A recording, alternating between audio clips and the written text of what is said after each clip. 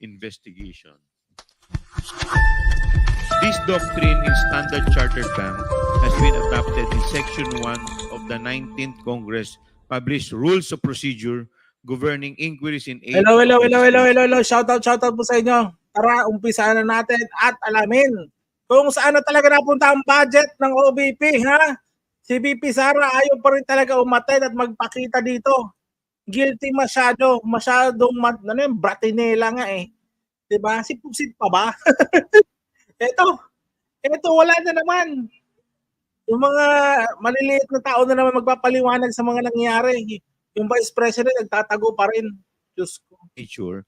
The late Father Joaquin G. Bernas noted that since these rights are already enshrined in the Bill of Rights, the requirement under Section 21, Article 6 of the Constitution does not really create any additional constitutional right. Ito ang totoong karapatan ng mamamayan na malaman saan at paano ginastos ang kaban ng bayan. Bilang public officials, hindi ba nararapat lamang na ating sagutin ang mga katarungang ito? Hindi ba at nasa konstitusyon na public officers and employees must at all times be accountable to the people? Totoo. Serve them with utmost responsibility, Yes. integrity, loyalty, and efficiency, act with patriotism and justice, and lead modest lives? Kaya aking hinihikayat ang iba pang kawani ng pamahalaan na may kinalaman at kaalaman tungkol sa mga transaksyong ating sinisiyasat na lumabas na at lumapit sa House Blue Ribbon Committee upang tulungan tayong ilabas ang katotohanan sa paggamit ng pondo ng bayan upang magamit ito sa mga mas may katuturang bagay. Hindi nararapat na ang sambayanang umaako ng buwis pa ang maghihirap malaman ang katotohanan. We owe it to the Filipino people to render accounts. I move on to the committee secretary to provide the committee an update on the invitations, requests, correspondence, submissions, and compliance. Ba't kaya hindi pa nila na, sa bagay, Vice President kasi hindi basta-basta mapapatawag kung ayaw eh. Assistant Secretary for Procurement of the Vice President ng Pilipinas yan eh. Takot and din eh. May El Del Campo from the Commission on Audit, State Auditor. Now, for the updates, the committee secretariat has sent invitations via electric mail to all the agencies. To OVP, we have received their reply to the show cause order that was duly issued and served previously. For the Commission on Audit, they have submitted and complied with the subpoena duces tecum issued by the committee on September 25, 2024. For the Bureau of Treasury and the DBM, DBM also submitted and complied with the previous requirement to submit documents relating to the confidential fund of the OVP, and no additional submissions from the other agencies, Your Honor.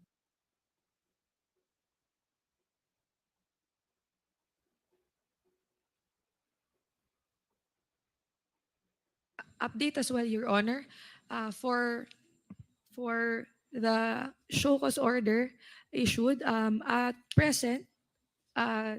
The Secretariat notes the absence of Mr. Edward Fajarda, as well as the new invitee, spouse of Mr. Edward Fajarda, Ms. Sunshine Fajarda. Some of the additional invitees as well for the Department of Education are not present, or the committee secretary has not been informed of their presence, particularly Attorney Brady De Castro, Attorney Resty Osayas, are not here today, Your Honor. Pardon, Your Honor, Mr. Resty Osayas is present. Attorney Resty Osayas, for all our guests, wala pa rin po ang Vice President. Diyos ko po, ano na nangyayari? Kindly approach the mic, introduce yourself and your agency and your designation. Thank you.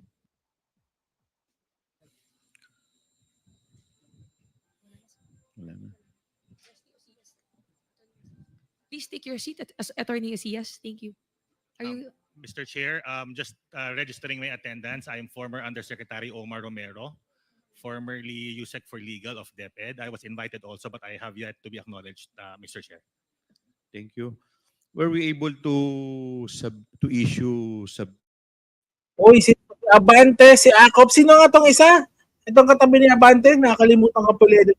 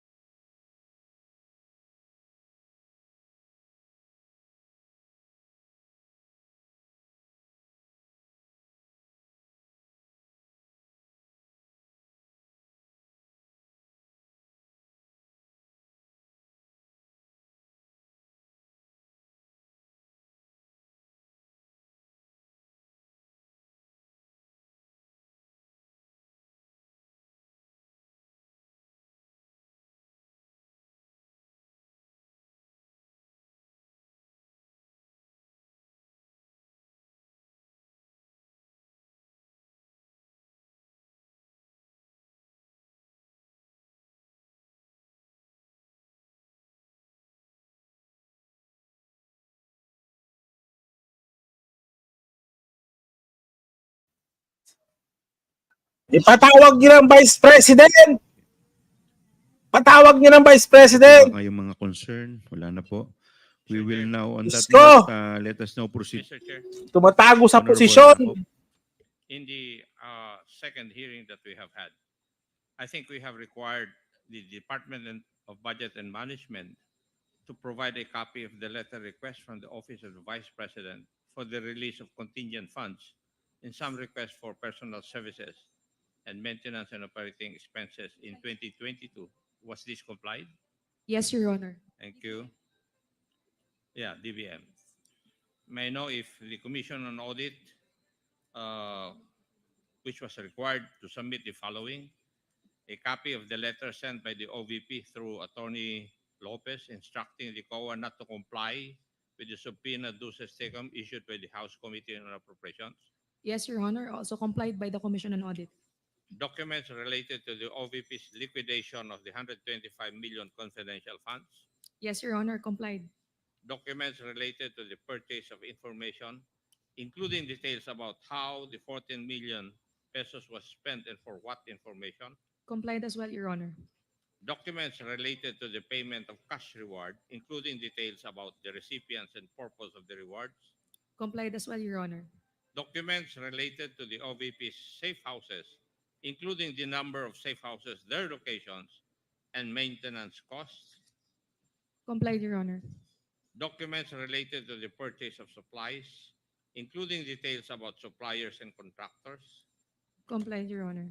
all attachments and documents related to the notice of disallowance issued by the Commission on Audit regarding the OVP's budget, Complied, Your Honor. and the audit action, in this case, the notice of disallowance and the liquidation report for the OVP's confidential funds, Complied, Your Honor.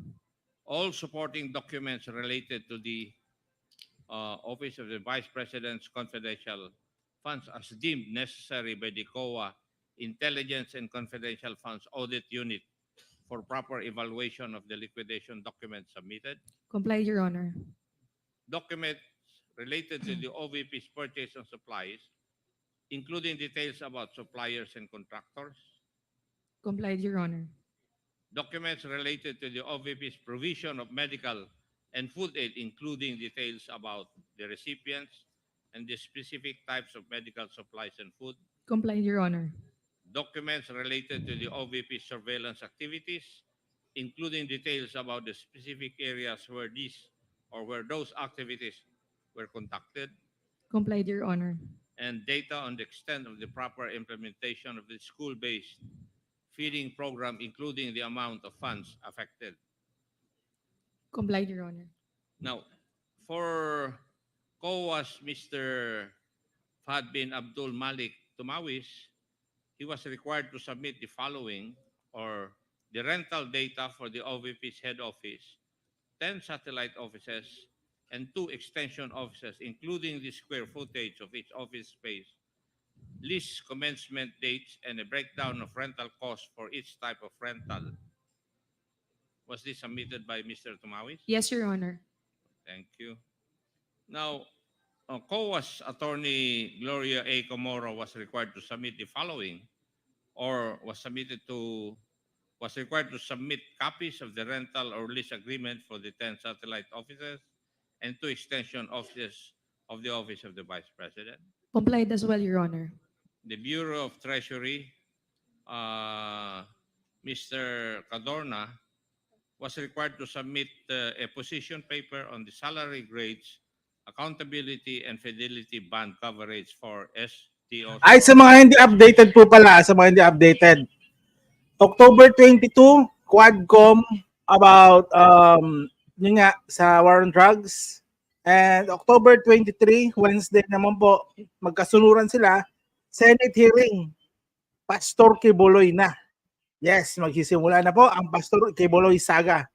Part 2 na ata o part 3? Kasi yung part 1 yung mga biktima nagpakita, di ba?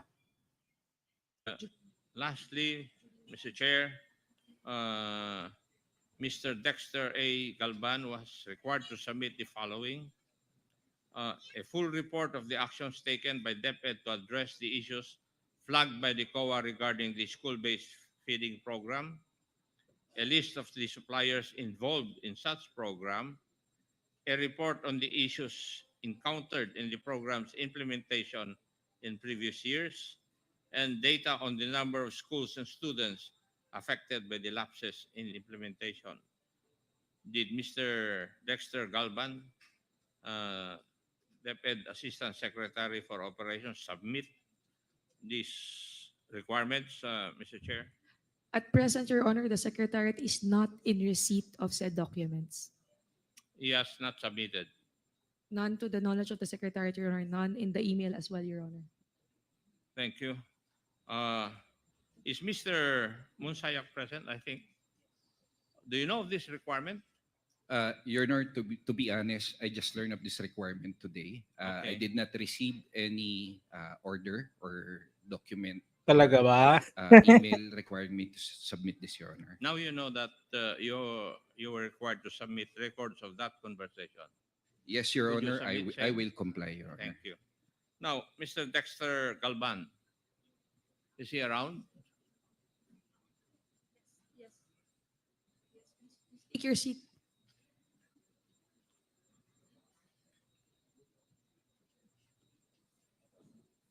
Mr. Galban, did you know of this requirement for you to submit certain documents? Yes, Mr. Chair. And may I know the reason why you haven't complied with this requirement? We are confirming, as we have already prepared the reports prior, we shall confirm with the team for the transmittal of the documents because we already prepared the answers for such, Mr. Chair.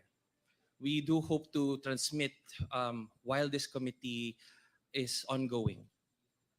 In other words, you're going to submit the required documents today. We will check, sir, if there was a My problem in the question is, transmission. are you trying to tell us that you will submit the documents required today? Yes, Mr. Chair. Thank you. Mr. Chair, marami pong salamat for the administrative requirements. Thank you. Ay, shoutout po sa inyo. Ang tagal ng notification, oh. Okay, meron pa po bang ibang gustong mag-manifest? Wala na po. We will now proceed to the continuation of the deliberation and interpellation. But before we proceed, the Chair would like to recognize the presence of the Honorable Senior Vice Chairperson, the Honorable Bienvenido M. Abante Jr.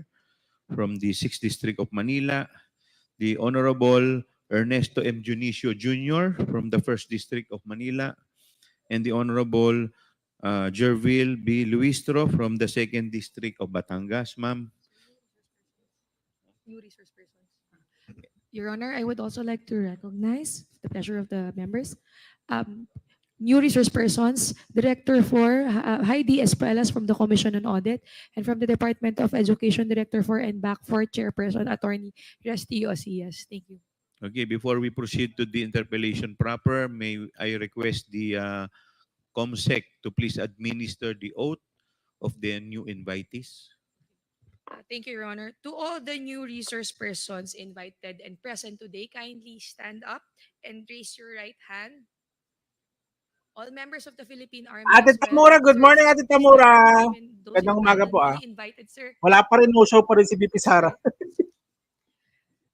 Please raise your right hand. Do you solemnly swear that the statements you will give before this committee shall be the truth, the whole truth, and nothing but the truth, so help you God?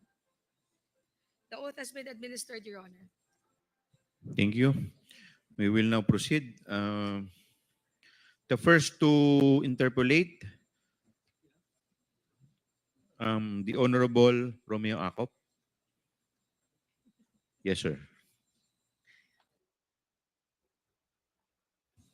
Thank you, Mr. Chair, and magandang umaga po sa atin lahat. Uh, Mr. Chair, I would just like to proceed or continue my interpellation in the second hearing for COA. Kasi in the last hearing, ang COA, Attorney Camora, are you? Yes. Kayo po ang sumagot nung tinanong ko kung yung confidential funds of the Office of the Vice President were liquidated in accordance with the protocol provided for by the Joint Circular. Kayo po ang sumagot doon, di po ba? At sinabi po ninyo na the liquidation was done in accordance with the protocol provided by the circular. Totoo po ba yan? Attorney Camora. That is true po. That is true. Mr. Chair. Okay. And kayo po ba ay sumasang-ayon sa akin na yung liquidation is merely a documentary checklist and does not actually show that the expenses are actually reasonable or even true? Would you agree with that?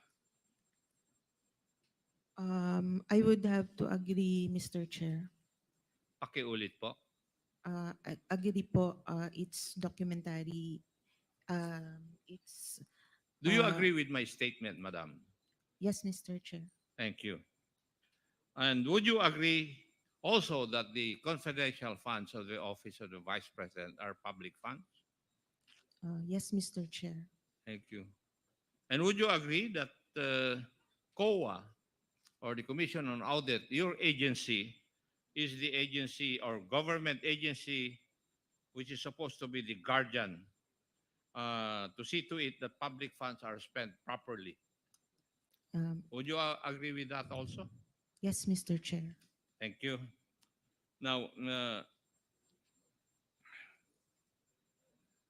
since you have stated that the Office of the Vice President liquidated its confidential funds required under Joint Circular,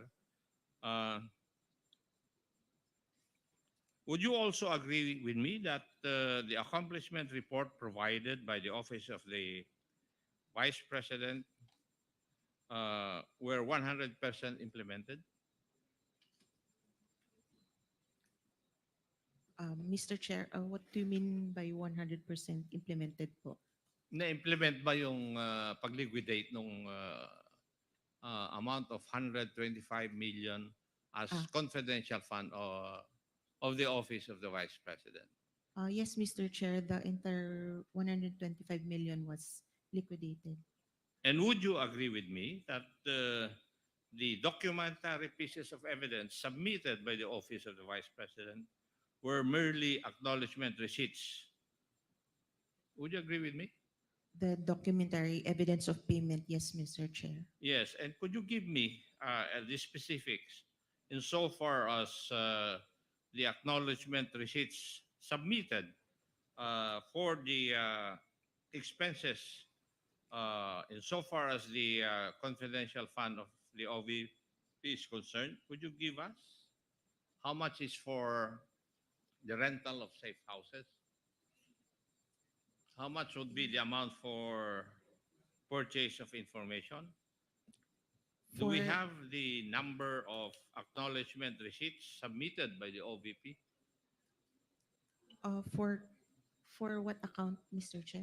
Rental of safe houses? For rental for the period fourth quarter 2022 po. Yes. It's 16 million po, Mr. Chair. Rental of safe houses. Yes, Mr. Chair. The rental is for 11 days? Would you agree with Uh, me?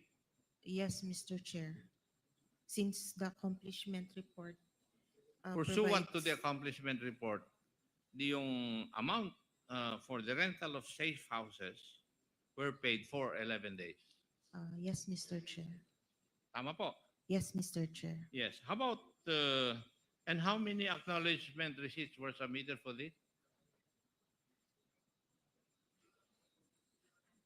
Mr. Chair, for rental of safe houses, we received 34 acknowledgement receipts. How about for transportation expense? What was the amount and the number of acknowledgement receipts submitted for its liquidation? For transportation, it's 10 million and the number of recipients is 72. 72 acknowledgement receipts. Yes, Mr. Chair. Now, for the purchase of information, the same requirement. Mr. Chair, Magkano po yung sa purchase of information? for the purchase of information based on the documentary evidence of payment, it's 14 million and the number of recipients is 142, Mr. Chair. Okay. And there are two items for rewards for medicine and various goods. Tama po. Mr. Chair, there are actually three. Three. It's payment of reward, medicines, and payment of reward various goods. What would be the amount allotted for each of the three? Based on the documentary evidence of payment, for payment of reward, it was 10,050,000. For medicines yun. For reward lang. For reward lang. 10 million. 50,000. Okay. For the payment of reward medicines, it's 24,930,000. And for the third? And for the payment of reward various goods, it's 34,857,000, Mr. Chair. Thank you. Comsec, pwede po bang pakita natin yung sample ng acknowledgement receipt for the payment of rental of safe houses?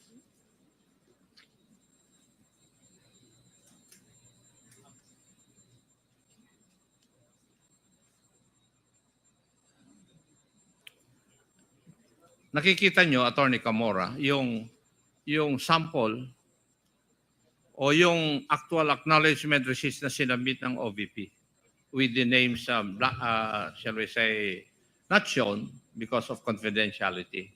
Tama po ba ito? Yes, Mr. Chair.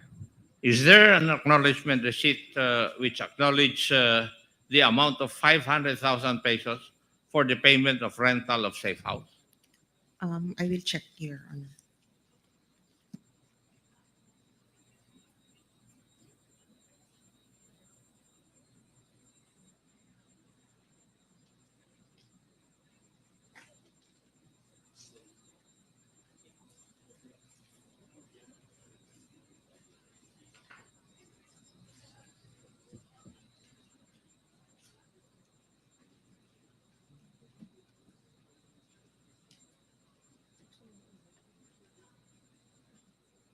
Mr. Chair, may I ask a question again? Meron po bang acknowledgement receipt amounting to 500,000 for the payment of rental of safe house? Meron po, Mr. Chair. Para sa isang safe house lang ito? We have no information, Mr. Chair. What we know is para sa isang recipient nung yung money paid po. If I asked you the question, yung 500,000 ba yun for 11 days or for 1 day?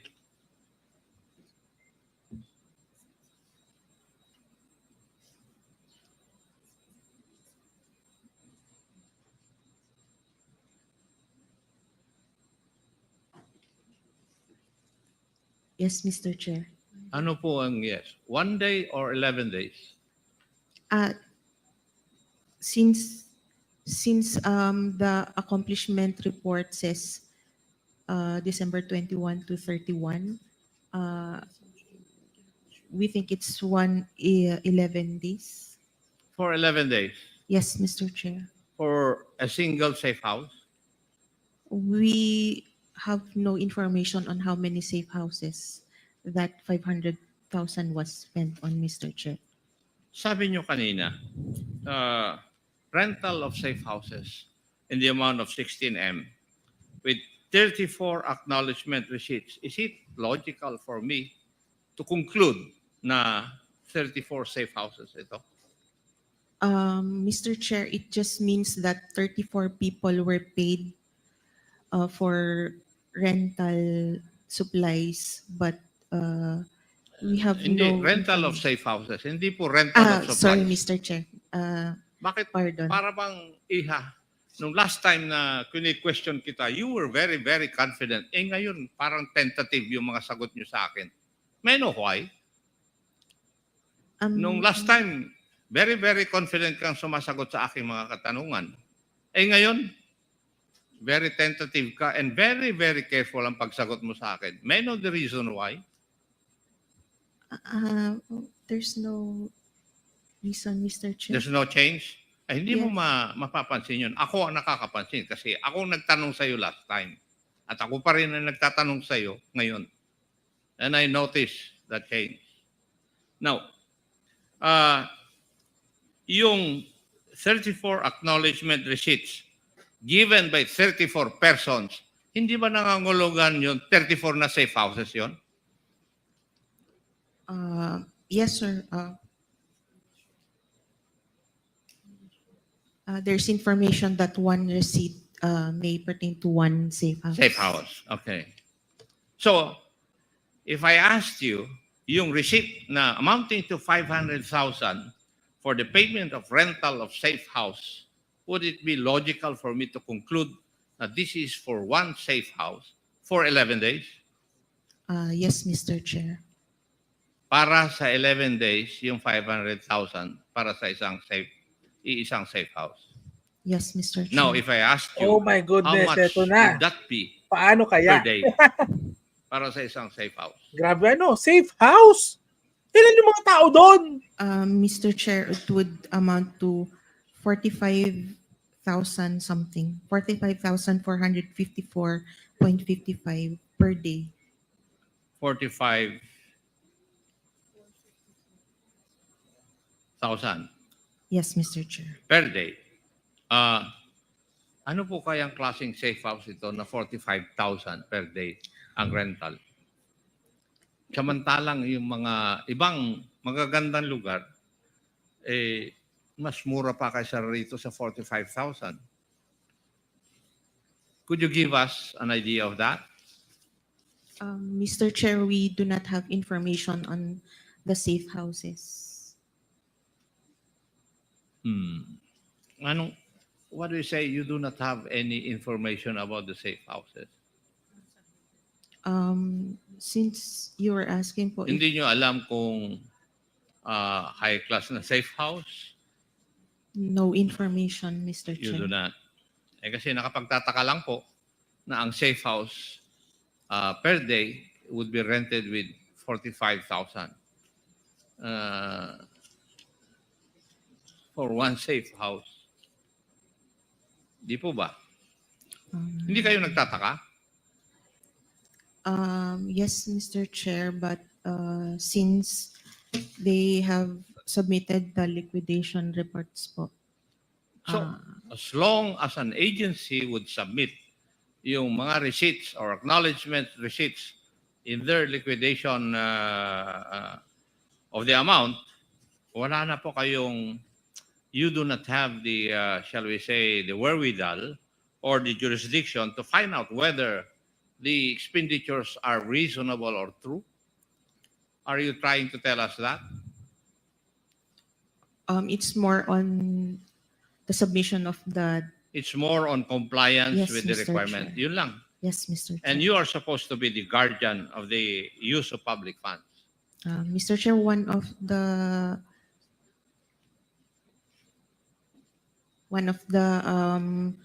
documents is their certification. So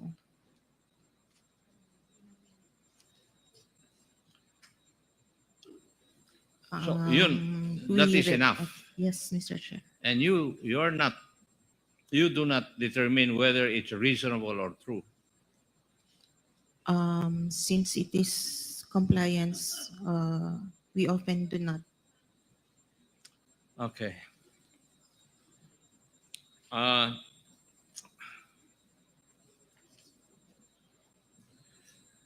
Yung pong pag-comply ng Office of the Vice President, as you have stated a while ago, in accordance doon sa joint circular, yung the amount of 125 million. So, ang ibig niyo pong sabihin, nag-submit yung Office of the Vice President ng liquidation report, physical and financial plan, documentary evidence of payment, at saka accomplishment report, okay na po sa inyo yun. We still review the documents reported, Mr. Chair. And what is your objective when you review the documents? Whether, Ano po ang tinitignan nyo sa dokumento? whether compliant po siya, Mr. Chair, sa requirements under Kaya the joint circular. nga, tinignan nyo lang kung yung documents would comply with the joint circular. Yes, Mr. Chair. And you do not determine whether kasinungalingan na, totoo o hindi, yung nakalagay doon po sa documents. Are you trying to tell this committee that? Mr. Chair, we have issued an ND on the Hindi, sagutin nyo muna po yung aking katanungan. Para bang ang sinasabi nyo dito sa amin, dito sa committee na ito na nag-iimbestiga, na basta't na kompleto po yung mga dokumento required by the joint circular, okay na sa inyo. Pero sinabi ninyo na nire-review ninyo yung documents. Ano po yung hinahanap ninyo dun sa dokumento? Na it is also in accordance with form and substance? Ganun po ba? yes, Mr. Chair, since And, prescribed din po sa joint circular ang Yes. forms. and you and- do not determine whether kasinungalingan, may katotohanan. Yun nakalagay po doon. We check the certification as long as the certification is there, Mr. Hindi Chair. naman po nyo sinasagot sa katanungan ko eh. Doon sa pagre-review ninyo, hindi kasali na i-review ninyo kung pwedeng totoo yung nilalagay doon o hindi. Mr. Chair, yung ano lang po, submission lang po talaga. Kaya nga, form and substance lang. Yes, Mr. Chair. Okay. Whether it's unreasonable, out of this world, you do not care. Unless it's really, really far-fetched. But, Mr. Chair, it's more on submission po talaga ng documents required. Yeah. Sige. I would just like to state na in the last hearing, you confirmed that the liquidation report, all the documents supposed to be submitted in accordance with the joint circular, for the amount of 125 million, nakalagay doon yung 14 million for the purchase of information, pero walang detalye. Ano yung mga informasyon na yon? Or it does not even show how important those informations were.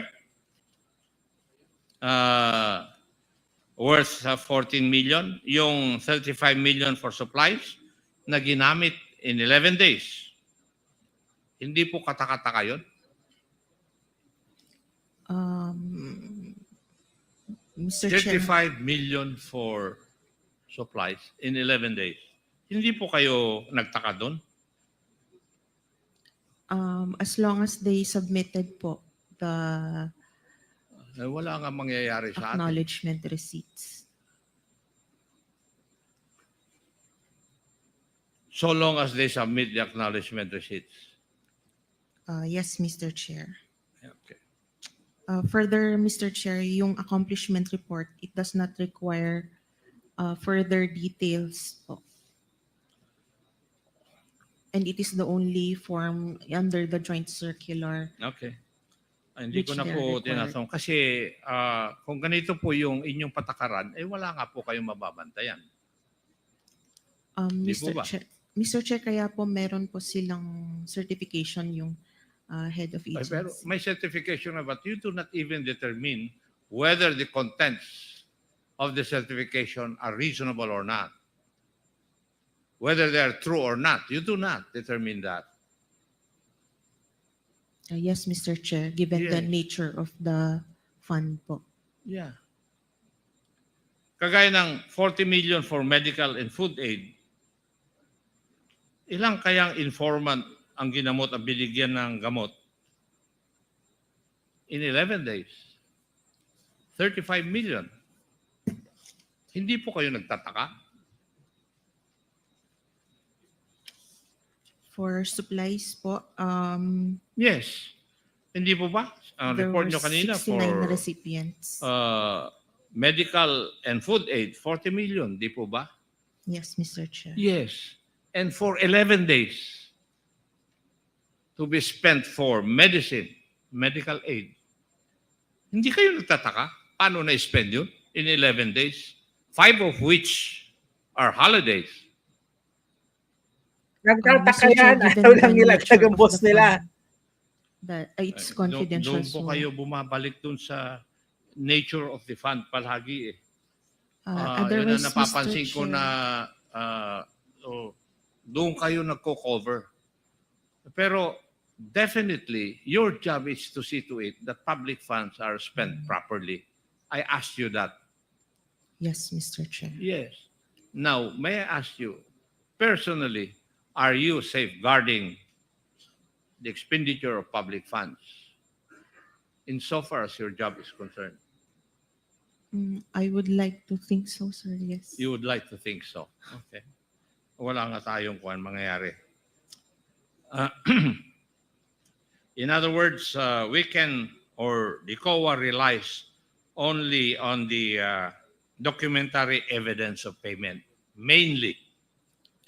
Tama po. Yes, Mr. Chair. Yun lang ang basehan ninyo. Yes, Mr. And Chair. yung documentary evidence of payment, whether it is a lie, a truth, reasonable or unreasonable, you do not care. That is what you're trying to tell us. It is since it's just compliance, sir. Kaya nga. In other words, para bang ang sinasabi nyo sa akin, I do not know how my other colleagues would take that, pero parang ministerial na lang yung trabaho nyo pala. If we read through the Yes. joint circular. That is what you're trying to tell me. Okay? Ministerial lang pala yung trabaho ninyo. Masarap na trabaho yan. Oh. Di po ba?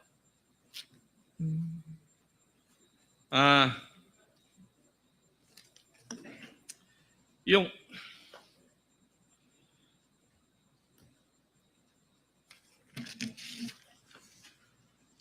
pag tignan natin ang liquidation report, ang nakalagay lang dito ay ginastos ng Office of the Vice President the amount of 125 million from December 21 to 31, 2022, or 11 days. And this was certified by the Vice President, by the Special Dispersing Officer, Madam Gina Acosta, and the Chief Accountant, Madam Julieta Villa del Rey. Would that be correct? Yes, Mr. Chair. Now, kung babase naman po tayo dun sa accomplishment report, ang makikita lang natin dito ay gumastos ang Office of the Vice President ng 125 million from December 21 to 31, 2022 for surveillance and monitoring activities in 132 areas. Dito rin, wala tayong magawa. Kagaya ng sagot po nyo sa akin, we have no choice but to check the documentary evidence of payments submitted by the office para malaman kung saan or paano ginastos ng OVP yung 125 million. Yun po yung pinarating nyo po sa amin. Yes, Mr. Chair.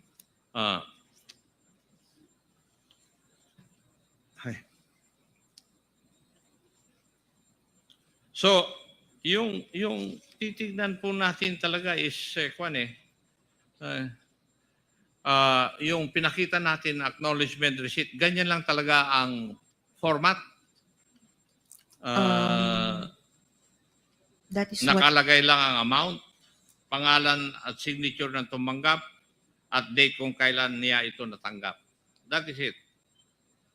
Yes, Mr. Chair. Yun yung sinubmit po nila sa amin. And COA does not try to determine kung sino man yung taong yun, existing ba siya o hindi. You do not. No, Mr. Chair. No, thank you. Para lang for my information. So you do not have any means or you do not exert any means para ma-determine kung totoo yung mga nakalagay sa acknowledgement receipt. You just take it hook, line, and sinker na totoo po yun. Mr. Chair, probably we could, but given the limited manpower po of the ICFAO, Itong speaker walang nila dito, ID. parang ang hina, yung sumasagot, ang hina, no? Parang hindi siya sure. Sikretong sikreto. what was submitted to us, that is what you audit, Mr. Chair. Okay. Pwede ko rin ba i-conclude na walang paraan ng COA para malaman kung gagawa lang acknowledgement receipts na ito? If we base it on the joint circular, it is no. Pakisagot niyo po yung aking katanungan. Hindi ko po tinatanong yung tungkol sa joint circular or whatever. Ang katanungan ko po wala pong paraan na magagawa ang COA para malaman kung gawa-gawa lang ang mga acknowledgement receipts na sinubmit. Would my statement be correct? Yes, Mr. Chair. I beg your pardon? Tama? Tama po. Okay. Sa madaling salita, kahit na sabihin natin hindi naman talaga natanggap ng isang tao yung amount of 500,000 for the payment of the safe houses, kagaya na nakalagay kanina, hindi talaga sinusuri ng COA ito. Talagang hindi kasama sa inyong job description na suriin ito. In spite of the fact na sinabi nyo kanina na nire-review nyo naman yung mga dokumentong ito. Tama? Yes, Mr. Chair. Yes.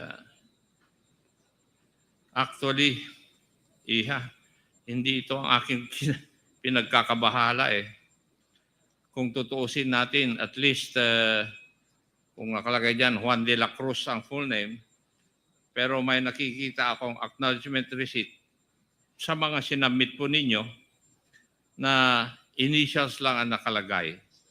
Instead na, for example, Juan de la Cruz, J. Cruz lang ang nakalagay na tumanggap ng amount of 500,000 for the payment of safe houses mula sa Office of the Vice President. kung ganitong proof lang ang papasa na sa COA, wala na talaga kayong paraan para matanong yung taong tumanggap ng pera. Di po ba? Yes, Mr. Chair.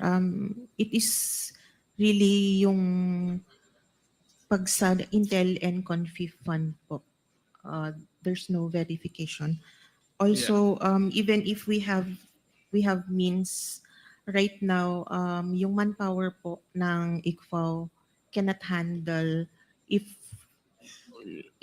alone itong si OVP, we cannot verify all those people, and we audit all confidential and intelligence funds for the whole country. So, hindi po kaya for now, Mr. Chair. You did not find it, shall we say, unusual for an amount or the amount of 125 million ay magamit po sa 11 days. Well, personally, malaki nga po siya, but Hindi. Personally, sinabi mo. yes po. Personally, you find it unusual It could be na medyo malaki nga po yung amount. and wala kang ginawa. Since You they've found it unusual and yet wala kang ginawa. submitted all the requirements under the joint circular, Tama na. okay na po, Mr. Chair. Thank you, Mr. Chair. Marami pong salamat, Madam Kawa. Thank you, Mr. Chair. Congressman Akop. Ako po yung susunod na Mr. Chair. magtatanong. Susundutin ko lang po yung line of questioning ni Congressman Akop. Attorney Camora, pasensya na po kayo. Kayo po uli ang matatanong ko po. Batay po dun sa Joint Circular number 2015-01, ang isa po sa mga requirement po para sa liquidation po ng Confi Fund ay yung tinatawag po nating accomplishment report. Tama po ba? Yes, Mr. Chair. Okay. Pwede po bang pakita po dito yung accomplishment report sa ating TV? Yan, ito po. Yan po yung yan, ito po yung accomplishment report. So ang laman po ng accomplishment report, makikita po natin dito, nakalagay po dyan yung period covered. Yan po. Ito po, ibig sabihin po nito, ito yung araw o buwan na covered kung saan ginastos itong mga itong surveillance and monitoring. Tama po ba? Tama po, Mr. Okay. Chair. So dito naman sa actual outcome o accomplishment, nakalagay po dito yung mga dahilan kung ano po, saan po ginamit yung pera. Tama po ba? Tama po, Mr. Chair. Okay. At doon naman sa amount utilized, ibig sabihin, ito po kung breakdown ng amount, kung paano po ginamit o kung saan ginamit. Tama po ba? Tama po, Mr. Chair. At syempre, nandito po sa baba niyan, yung Special Disbursing Officer at saka po yung nag-approve. Tama po ba? So yan bali yan ang laman ng accomplishment report. Tama po ba? Tama po, Mr. Chair. Okay. So base po dito, dito po makikita po natin yung sa letter C, rental of other incidental expenses relative to the maintenance of safe houses. Dito po sa rental ng safe houses ng OBP, hindi po ito nagre-refer sa long-term lease. Tama ba? Hindi po, sir. We have no way of knowing. Tama po Kawawa ba? tong ano? Okay. Kawawa tong babae Basta't nito. ang Imbis na si Sara ang itong list na nagsasagot to, naka-pertain lang doon sa period covered, which is yung December 21 to December 31. Tama po ba? Yes, Mr. Chair. So, ibig sabihin, ito nakalagay po dyan na 16 million, ito lang po yung covered niya. Yung December 21 up to December 31. Yes, Mr. Chair. Okay. Yun yung time po na... Yun yung time payment- na ginastos yung itong payment. 16 million. Yes, Mr. Okay po? Chair. Yes, Mr. Okay. Chair.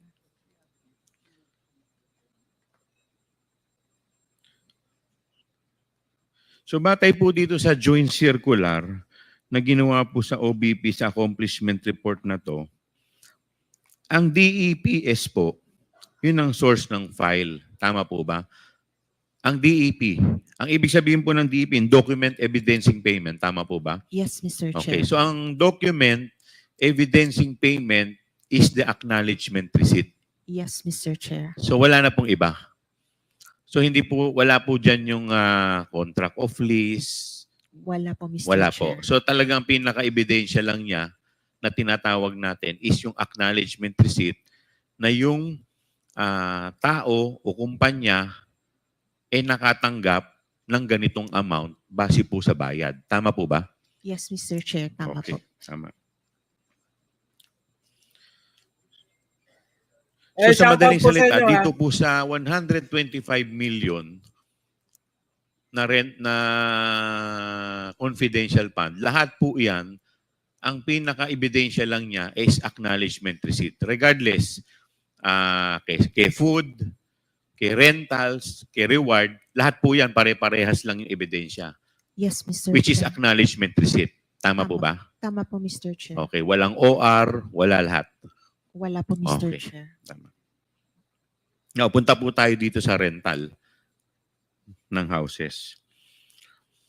Ano pong specific mandate o programa ng OBP kung saan kinakailangan po ng OBP ang mga safe houses? Mr. Chair, May alam po ba kayo? ang nakalagay lang po dito sa accomplishment nila is yung program nila which is safe implementation of OVP initiatives and confidence building. Okay. So, without giving names, meron po ba kayong idea o alam kung sino po ang mga nilagay nila dito sa safe houses na to? Sino yung mga pinatira nila? No, Mr. Chair, since it's a safe house, So, hindi talaga hindi po dinidivulge? pwede, yes, Okay. Mr. Chair. Okay. Pupunta po tayo dito sa isang acknowledgement receipt worth 1 million pesos. Napansin ko po dito, wala po dito sa acknowledgement receipt na kahit na anong detalye ng safe house. Hindi po nakalagay kung saan, wala pong lease contract, wala pong kahit na anong detalye except yung name lang po ng owner. Tama po ba? Tama po, Mr. Chair. Okay. At kung mapapansin din po ninyo, whether 1,500,000, 750,000, ang template po nila ay pare-parehas. Yes, Mr. Chair. Okay.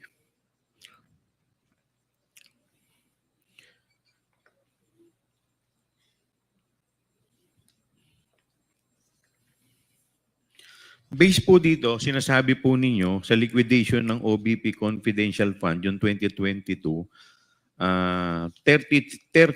ang acknowledgement receipt. At tama po ba? Yes, Mr. Chair. Okay. Tama At kanina, sinabi po ninyo, sa 34 na to, 34 po yung safe houses. So, ibig sabihin, isang resibo represents one safe house. Tama po? Yes, Mr. Chair. Okay. May idea po ba kayo dito sa safe house na to kung ito po ba ay bahay, kondo, o kung ilang palapag? Wala po, Mr. Chair. Wala pong information. Wala po kayong Kung idea. ano lang So, yung- ibig sabihin, wala kayong alam na detalye.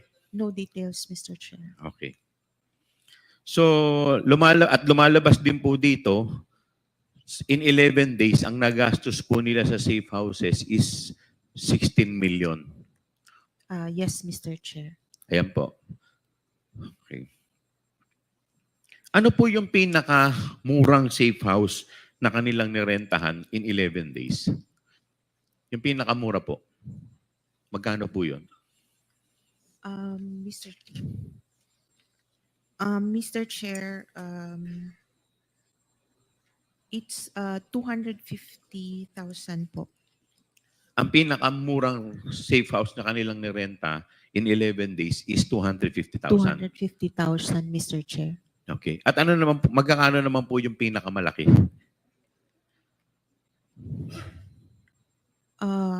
Mr. Chair, meron pong 1 million po, Mr. Chair.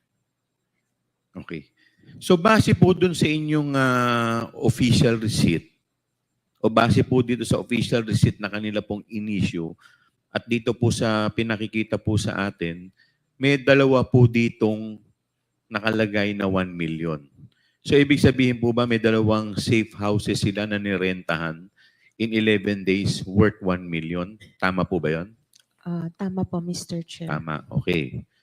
At dito po, nakalagay din po dito sa isang OR na worth 1 million, binayaran po nila to dated December 26 at yung isa naman dated ano ba itong isa? December 28. Tama po, Mr. Chair. Dalawa po kasi yung interpretation ko niyan. Ano po ba ang tama? Ito pong 1 million na to ay for 11 days, which is December 21 to December 31. O dahil po dung sa date of payment, December 26, doon po nagsisimula yung rentals. So 26, 27, 28, 29, 30, 31, which is 6 days. At doon naman po sa isa, December 28, which is 4 days. So yung bang 1 million na binayad nila na December 28, yung 1 million na yun in 4 days o in 11 days? Mr. Chair, it just means na yung date na yun po, nabayaran yung recipient po. Pwede But it does pong- not follow na yun yung period cover. Yes, Mr. Chair. Pwede pong Hindi ka ba nung 11 nagtaka pa na lang. minsan na wala na hindi ka naman, hindi po ba kayo nagtataka, di ba normally po sa mga rentals, magbabayad ka muna. Posibleng hindi yan nagtataka po. Tinatakapan lang po niya ng katotohanan. Yan po ang totoo dyan. Imposible hindi niya alam. Safe house, Mr. Chair. Hindi. Tama po, I understand na safe house. Pero di ba na normally po pagka ganyan po, may mag-uupa, pag-uupahan po ninyo ang isang lugar, hindi ka naman makakapag-occupy nang hindi ka muna nagbabayad. Minsan, meron nga pong down payment, meron pang advance payment. Karamihan, Hindi, di ba yun naman, meron ka bang instance na nauna muna yung pagpasok bago yung bayad? Meron po bang instance na ganun? Nangyayari po ba yun? wala po kong information. Wala pong kung may information. ganun Kasi po. ang normally po, Normally- magbabayad ka muna bago ka papayagan ng may-ari na pumasok. Tama po ba? Yes, Mr. Chair. So ito po, pwede rin naman na yung payment ng 1 million is just for 4 days. Possible din naman siya, Possible Mr. din. Chair. Tama po ba? Yes, Mr. Chair. Ayun. Hindi po ba kayo nagtaka na sobrang mahal nun, yung 1 million in just 4 days? Anong klase pong safe house to? May swimming pool po ba tong safe house? May wifi? Sa BGC? May pakikita po ako sa inyong isang resort sa Shangri-La. Shangri-La, Boracay. Ang per night po nito is 22,500. This is a high-end luxury resort. It is just 25,000 per day.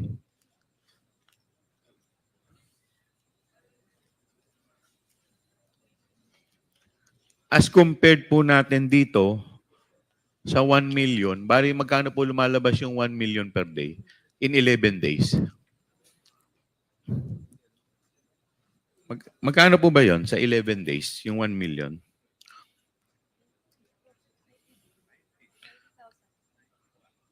Mr. Chair, 90,000. 90,000 a day. 909. Yes, Mr. Chair. as compared po dun sa luxury resort with complete amenities. Much worse kung 4 days. Yung 1 million.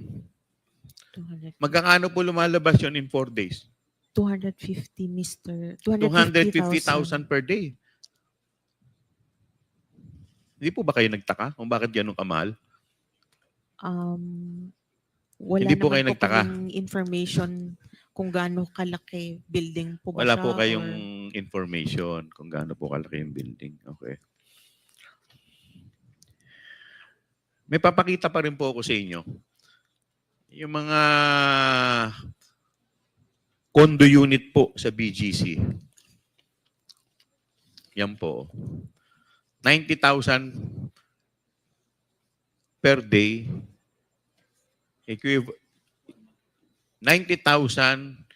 per month sa BGC Taguig po. Hindi po yan 90,000 per day. That is 90,000 per month ang rental po dyan sa BGC. Ganyan po ba ang itsura nung rest house na wala, narenta? wala Yun? pong information. Wala po kaming information on the anong wala. klase pong safe house.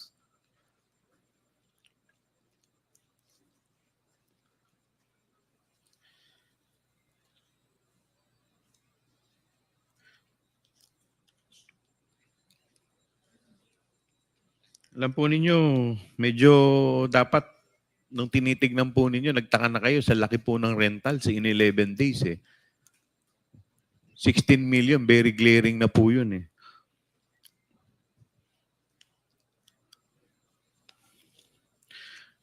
Noong December 28, 2022, ang binayaran po nila sa rentals is worth 2.850 million. Tama po ba?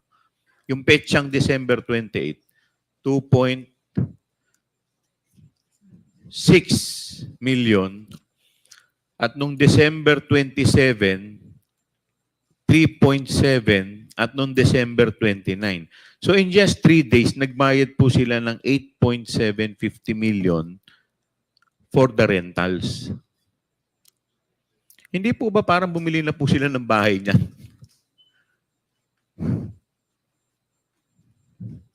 Pwede. Tama Mr. po Chair, ba? hindi po allowed ang purchase ng Ayun, safe house.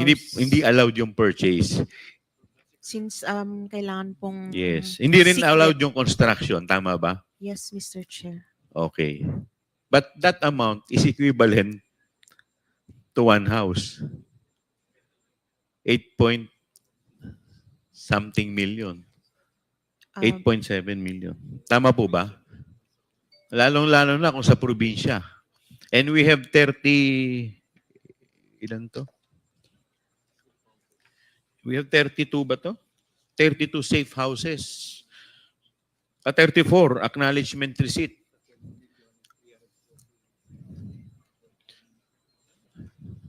Total amount of 16 million in 11 days. Yes, Mr. Chair. Hindi po ba kayo nagtaka doon? Sa amount? Since safe house naman po siya, Mr. Chair. And Kasi we do allowed. Hindi naman po rin namin alam kung ilan ang sine-safe house, ilang Kasi kanina tao. sinabi po ninyo, one receipt is equivalent to one safe One house. safe house. Tama po ba? Tama po. Pero kung ilan yung taong ilalagay doon or kung sino mga yon, wala po kami. Ayan, pupunta po tayo dyan sa taong binabanggit po ninyo. Balik po tayo dun sa accomplishment report. Doon po sa provision of medical and food aid.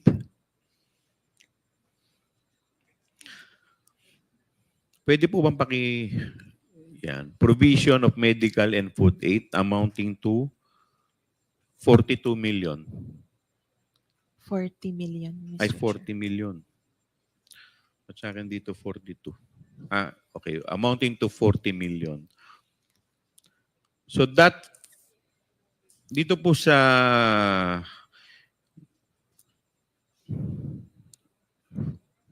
Ayan po. Yan. Dito po, sa February 6 to March 29, 2023. Provision of medical and food aid in the amount of 42 million. Ito pong 42 million, ilang araw po ang covered nito? Um, 53 days. Tama po ba? February 6 to March 29. From February 6 to March 29. Ilang days po to? 53? Yes po, Mr. Chair. Okay, 53. So lumalabas po, that is equivalent to 840,000 per day, more or less. Tama po ba? Tama po, Mr. Chair. Okay. Sa isang araw po, gumagastos sila ng 840,000 para po sa pagkain at sa medicine. Ang tanong ko po, ilang informant po ba yung kanilang binibigyan ng gamot at pagkain para makakonsume ka ng 840,000 sa isang araw?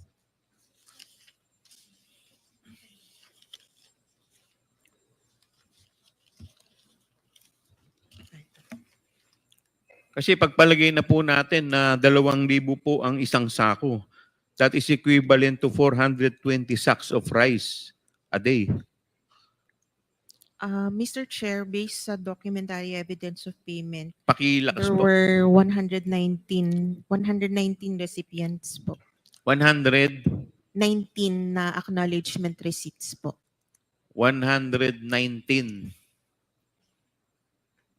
na acknowledgement receipt. So, ibig sabihin nito, 119 na informant?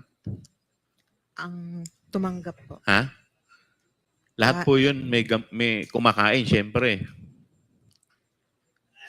119 po na acknowledgement receipts siya, pero wala pong details indicated kung ilang Informants ang kanilang... tao ang nabigyan po, Mr. Chair. Okay. Kasi nakakagulat lang. Kasi sa 840,000 po, parang grabe namang, sa dami naman pong pinakain nito in a day. At ang dami rin pong nagkasakit. Nagkaroon po ba ng peste dito sa lugar na to para ganun po gumastos ng medicine?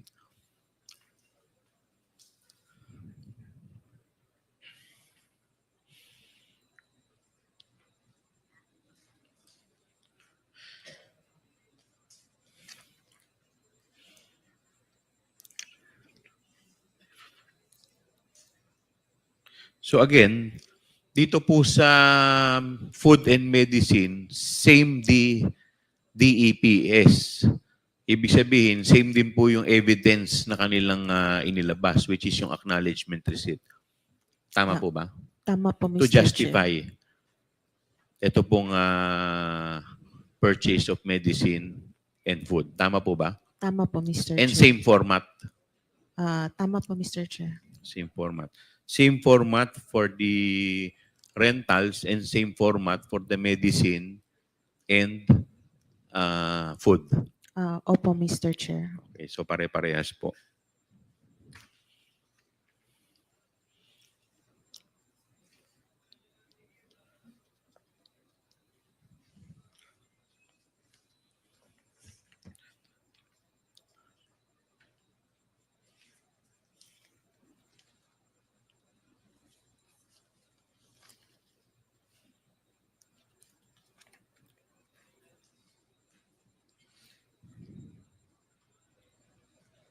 Now, I will show you the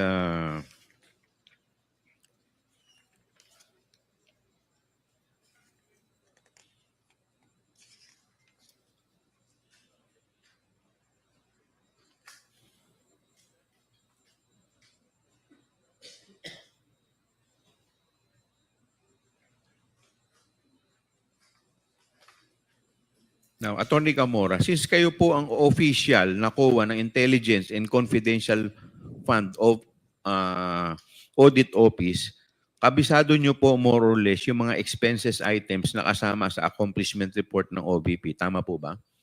Tama po, Mr. Chair. Okay. Now, to refresh your memory, I am showing the relevant portion of the accomplishment report indicating the expense items covered by the 125 million confidential fund. Pwede po ba paki-flash yung actual outcome ng accomplishment? Okay. Bilang parte po ng COA, ICFAU, familiar po ba kayo sa DILG Memorandum Circular number 99-65? Revised guidelines relative to the utilization of funds for intelligence or confidential purposes. Mr. Chair, isa po siya sa yung dating guideline. Yan po yung dating guidelines. Opo, Mr. Okay. Chair. So kung mapapansin po natin, maliban na lang sa mga purchase of ammunition, pareho po at nagmamasyang item sa DILG Memorandum Circular at sa accomplishment report na ginawa ng OVP. Tama po ba?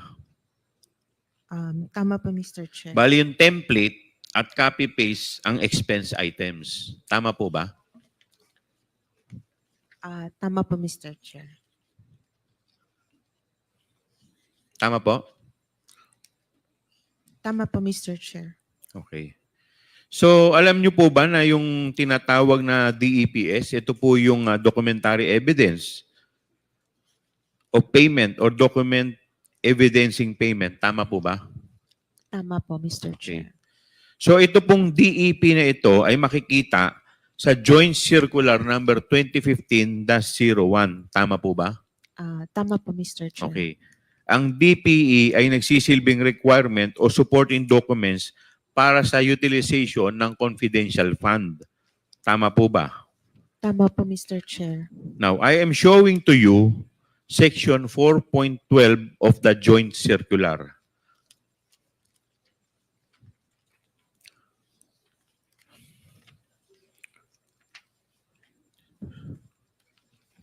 So nakalagay po dito, disbursement from confidential fund shall be supported with documentary evidence of payment, among others, which shall be submitted to the ICFAU in a sealed envelope signed by SDO. So ito pong DEP ay hindi kasama sa requirement na nakasaad sa DILG Memorandum Circular. Tama po ba? Tama po, Mr. Chair. Okay. Paki-confirm nga po, under sa DILG Memorandum Circular, documentary evidence of payment or DEPS are not required for liquidation of confidential fund? Under the DILG Yes, Memorandum MC po. Circular. Yes, Mr. Chair. So dun sa DILG, yung documentary evidence ng payment eh hindi nire-require sa liquidation. Nung time na to po na ito ang Yun ang sinusunod. sinusunod. And Okay. this is for LGUs po since DILG. LGUs, tama po ba? Since Okay. DILG po ang Now, please also confirm that DEPS only became a requirement under the Joint Circular number 2015-01. Yes, Mr. Chair. Okay. In fact, ito pong DEP ay kasama sa mga items na nakapaloob sa certifications na ini-issue ni Special Disbursement Officer Gina Acosta para sa liquidation reports per quarter. Tama po ba? Tama po, Mr. Chair. Okay. Pakikita ko po sa inyo yung certification dated January 10, 2022.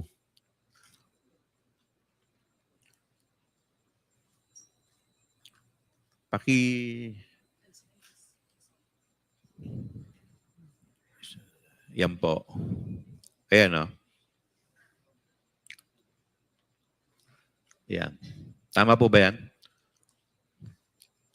Mr. Chair, hindi po ito yung template ng Yan po yung dating January 10, 2020. Ibig sabihin, hindi pa po siya yung OBP. Tama po ba? Opo. Yes, Mr. Chair. So parang mayor pa po siya nito. Tama po ba? Ito sa LGU. Tama po ba? Sa Vice President na pala siya, tama? Yes, Mr. Okay. Chair. Now, Office of the Vice President, First Quarter Confidential Fund Accomplishment Report dated March 30, 2023. Pakikita rin po namin sa inyo. Yung March 30, 2023. Template po itong certification na to, di ba? Yes, Ito po Mr. yung Chair. template. Yes, Okay. Mr. Chair. Na kinuha mismo sa joint circular. Yes, Mr. Chair. Okay. Now, dumako po tayo dun sa audit observation memo for the 2023 first, second, and third quarter confidential fund. Common deficiency po na tinatawag sa AOM na to ay lack of DEPS as proof that the confidential fund was disbursed. Tama po, Mr. Chair. Tama po?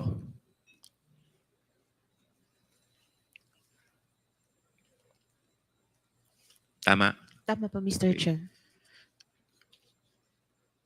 Ang rason po kaya kung bakit walang DEPS na inattach ang OBP ay ang ginagamit nilang batayan o standard sa pag-liquidate ng Confi Fund ay yung lumang DILG Memorandum Circular.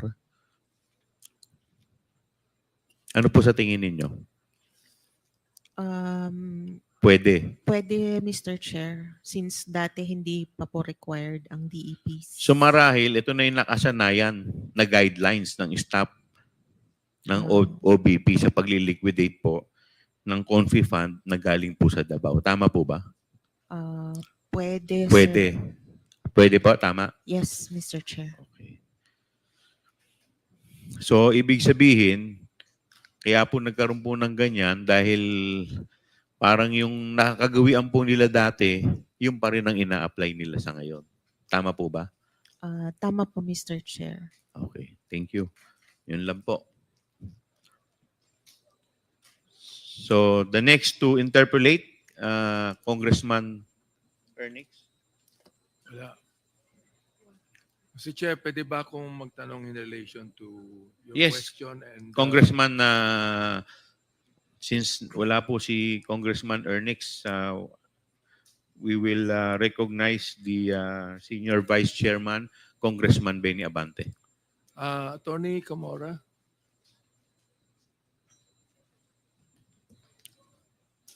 alam ko naman na hindi kayo ang gumastos niyan eh. Kailangan nag-audit niyan.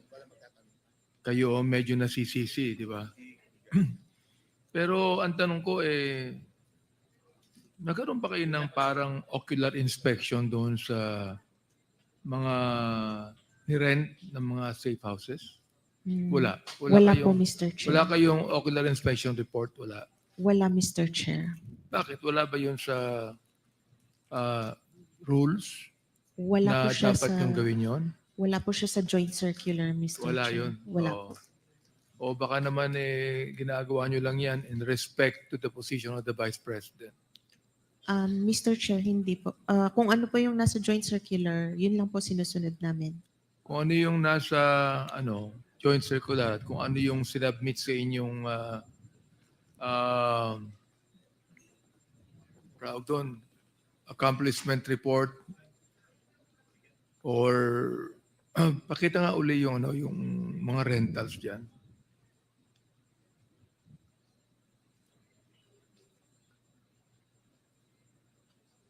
Yun lamang ang pinagbabasehan nyo na panggastos. At yan, acknowledgement receipt, nakalagay 500,000. Kung sinapit nyo sa inyo yan, wala na kayong ginagawang iba, kundi paniwalaan na lamang itong acknowledgement receipt na ito. Ganun po ba yun? Yes, Mr. Chair. Lahat naman po ng NGAs, ganun ang treatment po sa safe house. Considering yung nature nga po ng safe house, hindi rin po nila di-disclose sa amin, Mr. Chair. Ang pinagtatakahan lang namin dito sa committee, Tony Comora, is how 500,000, for example, can be used for 11 days. At anong klaseng safe house ang nirent, no? For 11 days na nagkakahalaga ng at least 45,000 pesos a day. Di ba parang ano yun, Atty. Kumor, sa'yo, sa yung palagay, di ba parang malaki? Parang napakalaki kung iisipin natin talaga. Malaki po siya, Mr. Chair, considering malaki po yung confidential fund nitong agency po na ito. Yung confidential fund ang tinitingnan nyo, pero hindi nyo tiningnan kung paano ginamit ang confidential fund na ito. Tinatanggap nyo lang kung ano nakalagay sa acknowledgement receipt. Ganun po ba yun? Basically, opo.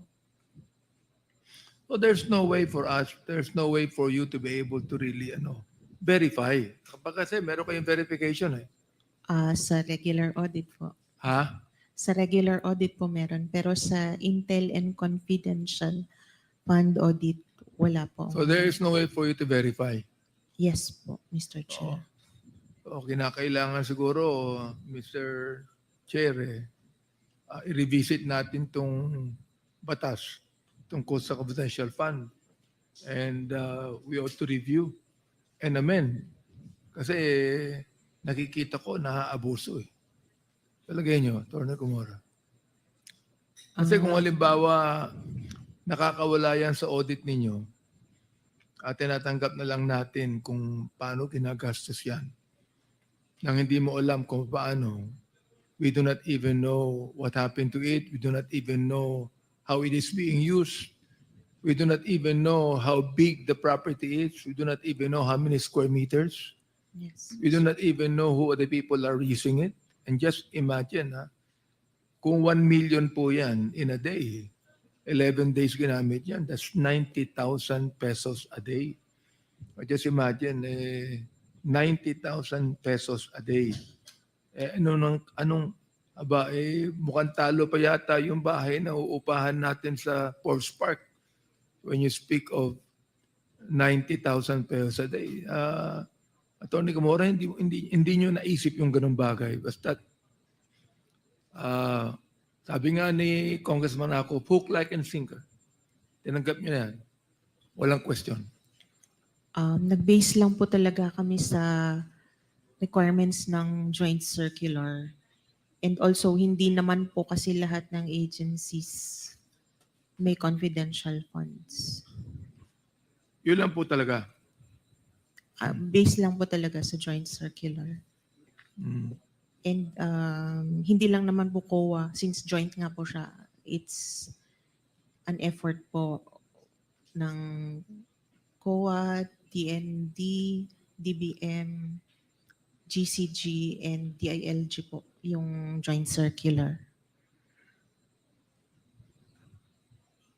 Wala talaga tayo masyadong makukuha pa ganyan, di ba? Dahil sa merong joint circular na yun lamang ang nakalagay. Am I right? Yes, Mr. Chair. Mr. Chair, I'd like to divert my interpellation to Major General Nolasco Mempin.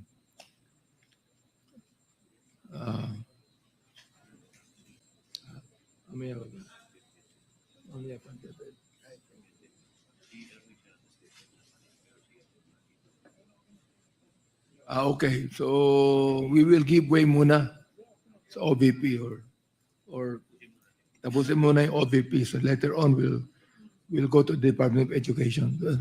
Major Pin, mamaya na. Mamaya tayo mag-usap. Thank you, Congressman Abante. Last to interpolate sa issue ng OVP is Congressman Ernix Junicio. And then we will now proceed to the DepEd. First to interpolate is Congressman Johnny Pimentel. The chair would like to recognize Congressman Ernix Junicio for your interpellation. Thank you, Mr. Chair. Good morning, everyone.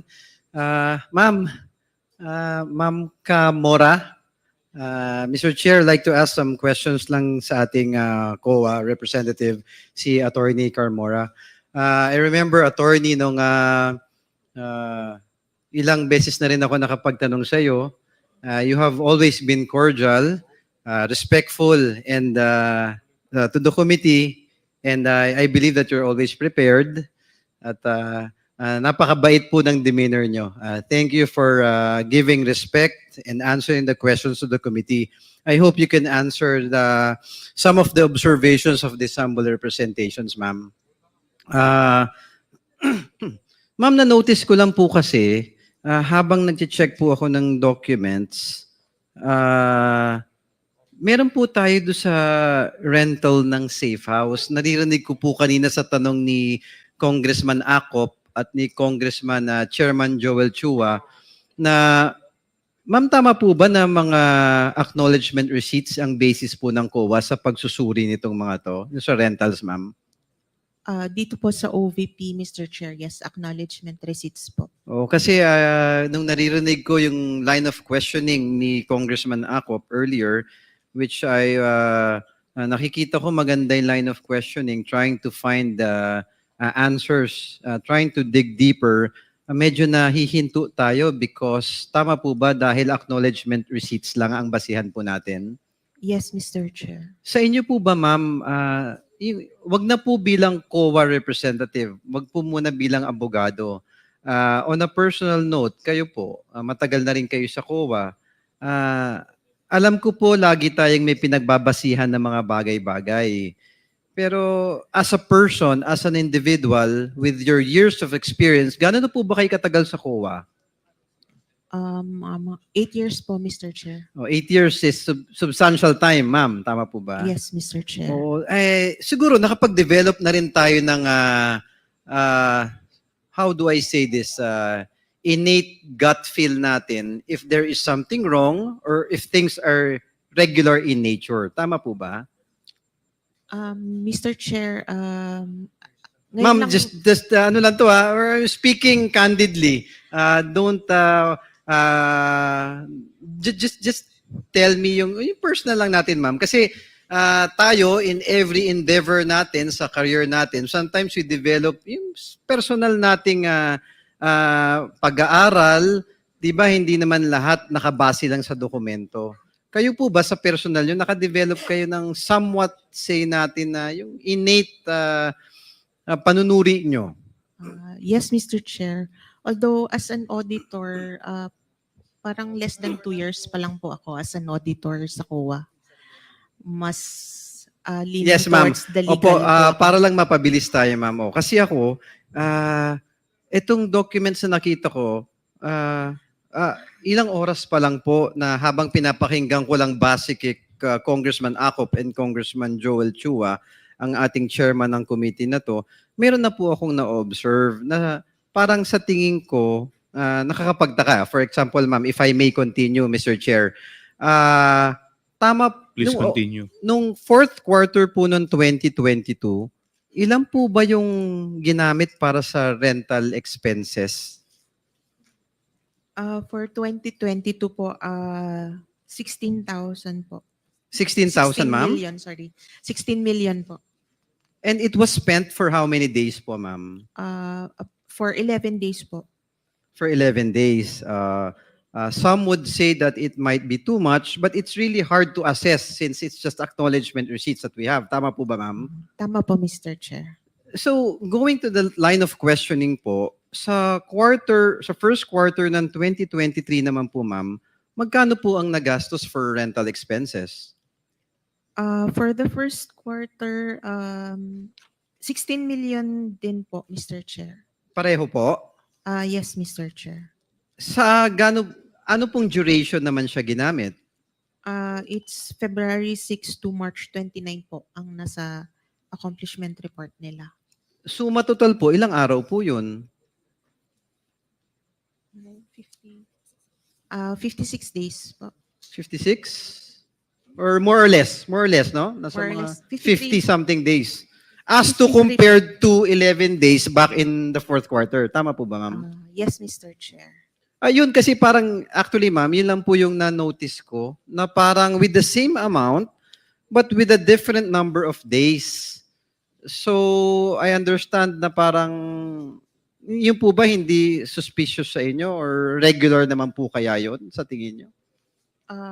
Well, personally, I find it medyo steep po siya considering na 11 days lang po. But Hindi, yes ma'am. Pero nung sumunod na quarter, parang mas humaba na. Napagkasya naman yung same amount na sinasabi niyo po, di ba? yes, Mr. Chair. So do we both agree na parang mas mura yata yung pagkakagastos nung sumunod na quarter? Yes, Mr. Chair, considering mas Mo- mahaba. Mathematics lang eh, no? 11 days versus 53 days. Eh nung kayo po kayang second quarter naman nung 2023, ma'am, magkakano po ang nagamit? 16 million din po, Mr. Chair. So it's the same amount every quarter. Tama po, ma'am? At least for the fourth quarter of 2022, for the first quarter of 2023, and for the quarter 2 of 2023, it's all the same amount po, ma'am? Yes, Mr. Chair. And may you repeat again the amount po? 16 million po, Mr. Chair. Dito naman po sa second quarter ng 2023, gaano po naman katagal ginamit? 66 days, Mr. Chair. 66, ma'am. Yes, Mr. So Chair. mas humaba. Yes, Mr. Ma'am, if you may repeat 67 nga, days. medyo nalilito ako, maraming numero. Yung yung quarter 4 ng 2022, for 16 million, ilang pong araw ginamit? For 2022, 11 days po. 11 days. So, nung quarter 1 naman ng 2023, makikita dito, ilang araw po ulit, ma'am? 53 days. 53 days. Opo. So, with the same amount, mas marami ng araw ang paggamit. Yes, Mr. Nung Chair. sa quarter 2 of 2023, with the same amount of 16 million, ilang araw naman po ginamit? 66 ang sabi niyo po? 67 po, based on computation ng... 67 days. Opo, Mr. So Chair. having said that, ma'am, sa personal po ninyong opinion, being an attorney and 2 years in the audit department of the Commission on Audit, hindi po, regular po ba yung ganon na same amount but different number of days? Well, personally po, medyo steep nga po yung lalo na po yung sa 2022 since 11 days lang po siya. Na 16 million for 11 Yes. days. Compared po dun sa 2023 na almost parang... Ma'am, ano po bang basihan nyo dito sa lahat ito? Bukod po sa acknowledgement receipt, meron po ba kayong breakdown na itong mga paggamit ng pondo na to? Yung nasa accomplishment report po, Mr. Chair. Yung accomplishment report, yung report nila. But did it say magkano. po, ma'am, kung saan ginamit? Anong klaseng facility ba ito? No information, Wala pong Mr. information. Chair. Opo. So, very bare po. Yes, Mr. Chair. Based on the observation of this humble representation, Mr. Chair, parang I agree with you and Congressman Acop that there has to be a new law that we have to make, to be able to check so that we can protect better the funds of the people. Your Honor, ito po, if I may, meron pa po akong konting oras. Thank you, Mr. Chair. Ang quarter 3 naman po, ma'am, ng 2023, magkakano po ang nagamit para sa rental? Mr. If Chair. I may repeat, Mr. Chair, it's quarter 3 of 2023.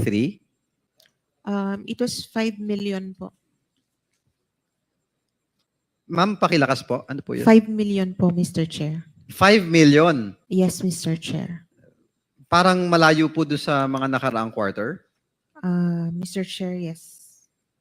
So, correct me if I'm wrong, Mama, 16 million fourth quarter of 2022, 16 million quarter 1 of 2023, another 16 million of quarter 2 of 2023, tapos ng quarter 3 of the same year, biglang nag-drop po ng 5 million. Tama po? Tama po, Mr. Chair. Para sa ilang araw naman po nagamit yung 5 million na yon? Yung durations po, 79 ma'am. days po. Sorry po? 79 days. 79? Yes po. So mahigit 2 buwan. Yes po. hindi po ba na parang nakakapagtaka na 5 million na pagkasya sa 79 days, tapos medyo extreme kumpara sa quarter 4 ng 2022 na 16 million for 11 days? Mm, Pwede pong ganun, sir, na extremely malaki yung gastos nung 2022. Parang malaki yung discrepancy. Yes, So, Mr. Chair. I think any person could simply or easily deduce a question na kung napagkasya yung 5 million for 79 days ng quarter 3 in the year 2023, bakit kailangan gumastos ng 16 million for 11 days sa quarter 4 ng 2022? Yun yung tinatanong ko kanina, ma'am, na bilang parte ng Commission on Audit at isang attorney, abogado, na 8 years na rin po kayo sa commission, yung para bang hindi tayo dapat maging ministerial lang. I do understand that we base everything based on documents. Being a lawyer, I'm sure that that's how you process everything. Pero gaya ng sinabi ni Congressman Acop na bilang tagapagbantay ng pondo ng taong bayan, siyempre naroon din naman yung pagkakataon na may gut feel tayo. Na siguro apart from each document na nakikita natin, if we see something out of the ordinary, like what we are mentioning now, maybe we can, I don't know if you can do something about it. Or siguro it is imperative nga, that's the reason why importante itong committee ng Blue Ribbon is to, in aid of legislation, so we can craft laws, Your Honor, so that things like this that won't happen again, that at least COA will be able to dig deeper apart from just acknowledgement receipts. No, kasi medyo your hands are tied, just you're basing it on documents. Tama po, ma'am, no? Yes, Mr. Chair. Pero pasensya na po, if I may ask, on a personal level, medyo meron ba kayong nafe-feel na irregularity? Siguro, sir, medyo steep, lalo na po yung 11 You do agree days na medyo sa meron parang 2022 po. Oh, Your Honor, just if I may have one last minute, na nagtataka lang po kasi ako based on documents. Meron kasi ditong quarter 4, 2022, quarter 1 to quarter 3 ng 2023. Parang wala po ako nakikitang quarter 4, fourth quarter ng 2024. Ilan po ba ang nagamit naman dun sa period na yun, ma'am? Mr. Chair, wala po silang liquidation for the fourth quarter ng 2023. Fourth quarter ng 2023, wala na Wala po. po, Mr. Chair. Bakit po kaya? Based sa sa ATL po, wala po yata silang cash advance nung fourth quarter. So in short, ma'am, would it be accurate to say na wala pong ginamit na rental nung fourth quarter of the year 2023? Yes, Mr. Chair. And lahat po nung remaining na confidential fund nila, hindi na nila nagamit. Hindi na nagamit. Yes, Mr. Chair. So another question can be raised na ano po kaya yung programa na pinaggamitan kung bakit bigla na lang ng fourth quarter hindi na kailangan ng funding doon. Yun yung parang pwedeng maisip ng simpleng tao na bakit biglang nawala na lang yung funding na hindi na lang biglang kinailangan. Tama po ba, ma'am? Tama naman po, Mr. Chair. Again, Mr. Chair, thank you po, ma'am, for always being cordial and putting a smile in this committee. Mr. Chair, yun lamang po, if I may reiterate, pasensya na po that I took a little bit of time of this committee. Yun lang po talagang na-notice ko na medyo malaki yung discrepancy na nung fourth quarter of 2022, 16 million for 11 days. Tapos nung third quarter, naging 5 million for 79 days. We cannot dig deeper. That's why in aid of legislation, we really have to craft laws for us to be able to dig deeper na hindi na po maulit. At least may kasagutan na po sa susunod ang COA sa atin. Yun lamang po, Mr. Chair, and marami pong salamat sa inyo. Thank you, Congressman Ernest Dionisio. Mr. Chair, Congressman Acop. before we leave the budget of the OVP, Can I ask a few clarificatory questions? Yes, with the indulgence of Congressman Johnny Pimentel, Congressman Akop is recognized by the chair. Thank you, Mr. Chair. Madam Camora, binasa ko po lahat yung 34 na acknowledgement receipts. There's no duration. Hindi po sinasabi na ito dito sa acknowledgement receipts na ito na yung, for example, December 21, 2022, 500,000. Walang duration. So, how do you interpret this? Is this for 1 day or for 11 days? It could be interpreted po na for Tinatanong ko po siya, how did you interpret this? since meron naman pong sinubmit, hindi na po namin, as long as it is within the period po of the cash advance. Paano po yung 500,000, ang date is 31 December 2022. At saka may undated acknowledgement receipt, 250,000. Paano nyo in-interpret itong mga ganito, Madam Kawa? Usually po, Mr. Chair, tinitignan lang namin as long as it is within the period nung cash advance. Yes, but Opo. how do you interpret, for example, last December 21, 2022, 3 acknowledgement receipts were given, right? In the amount, totaling the amount of 1.1 million. I can interpret it that it's payment for the safe house for 1 day, not for 11 days.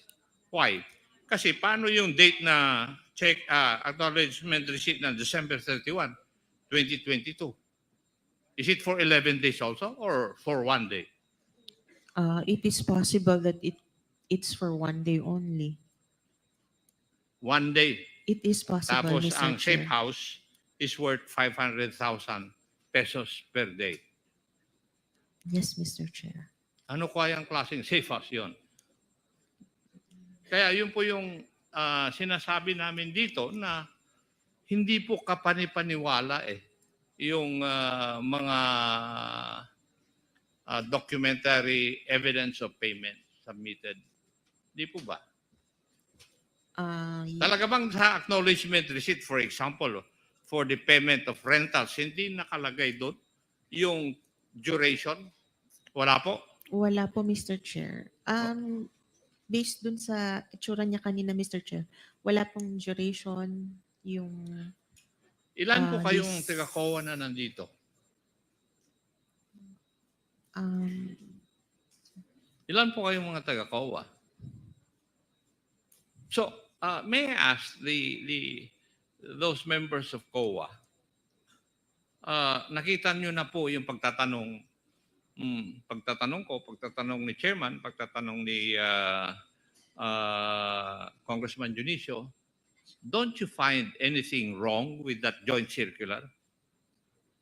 Pwede ko bang makuha yung kasagutan nyo? Wala po kayong nakikitang mali o hindi tama doon sa joint circular na yon? Sino po yung pinaka-head ng COA? Yung pinakamataas po na nandirito? May we...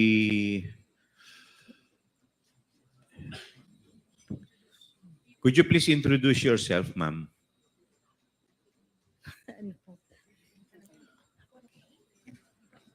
Your Honor, good afternoon, everyone. May I be recognized? I am Director Sofia Himora of Cluster 1, Director?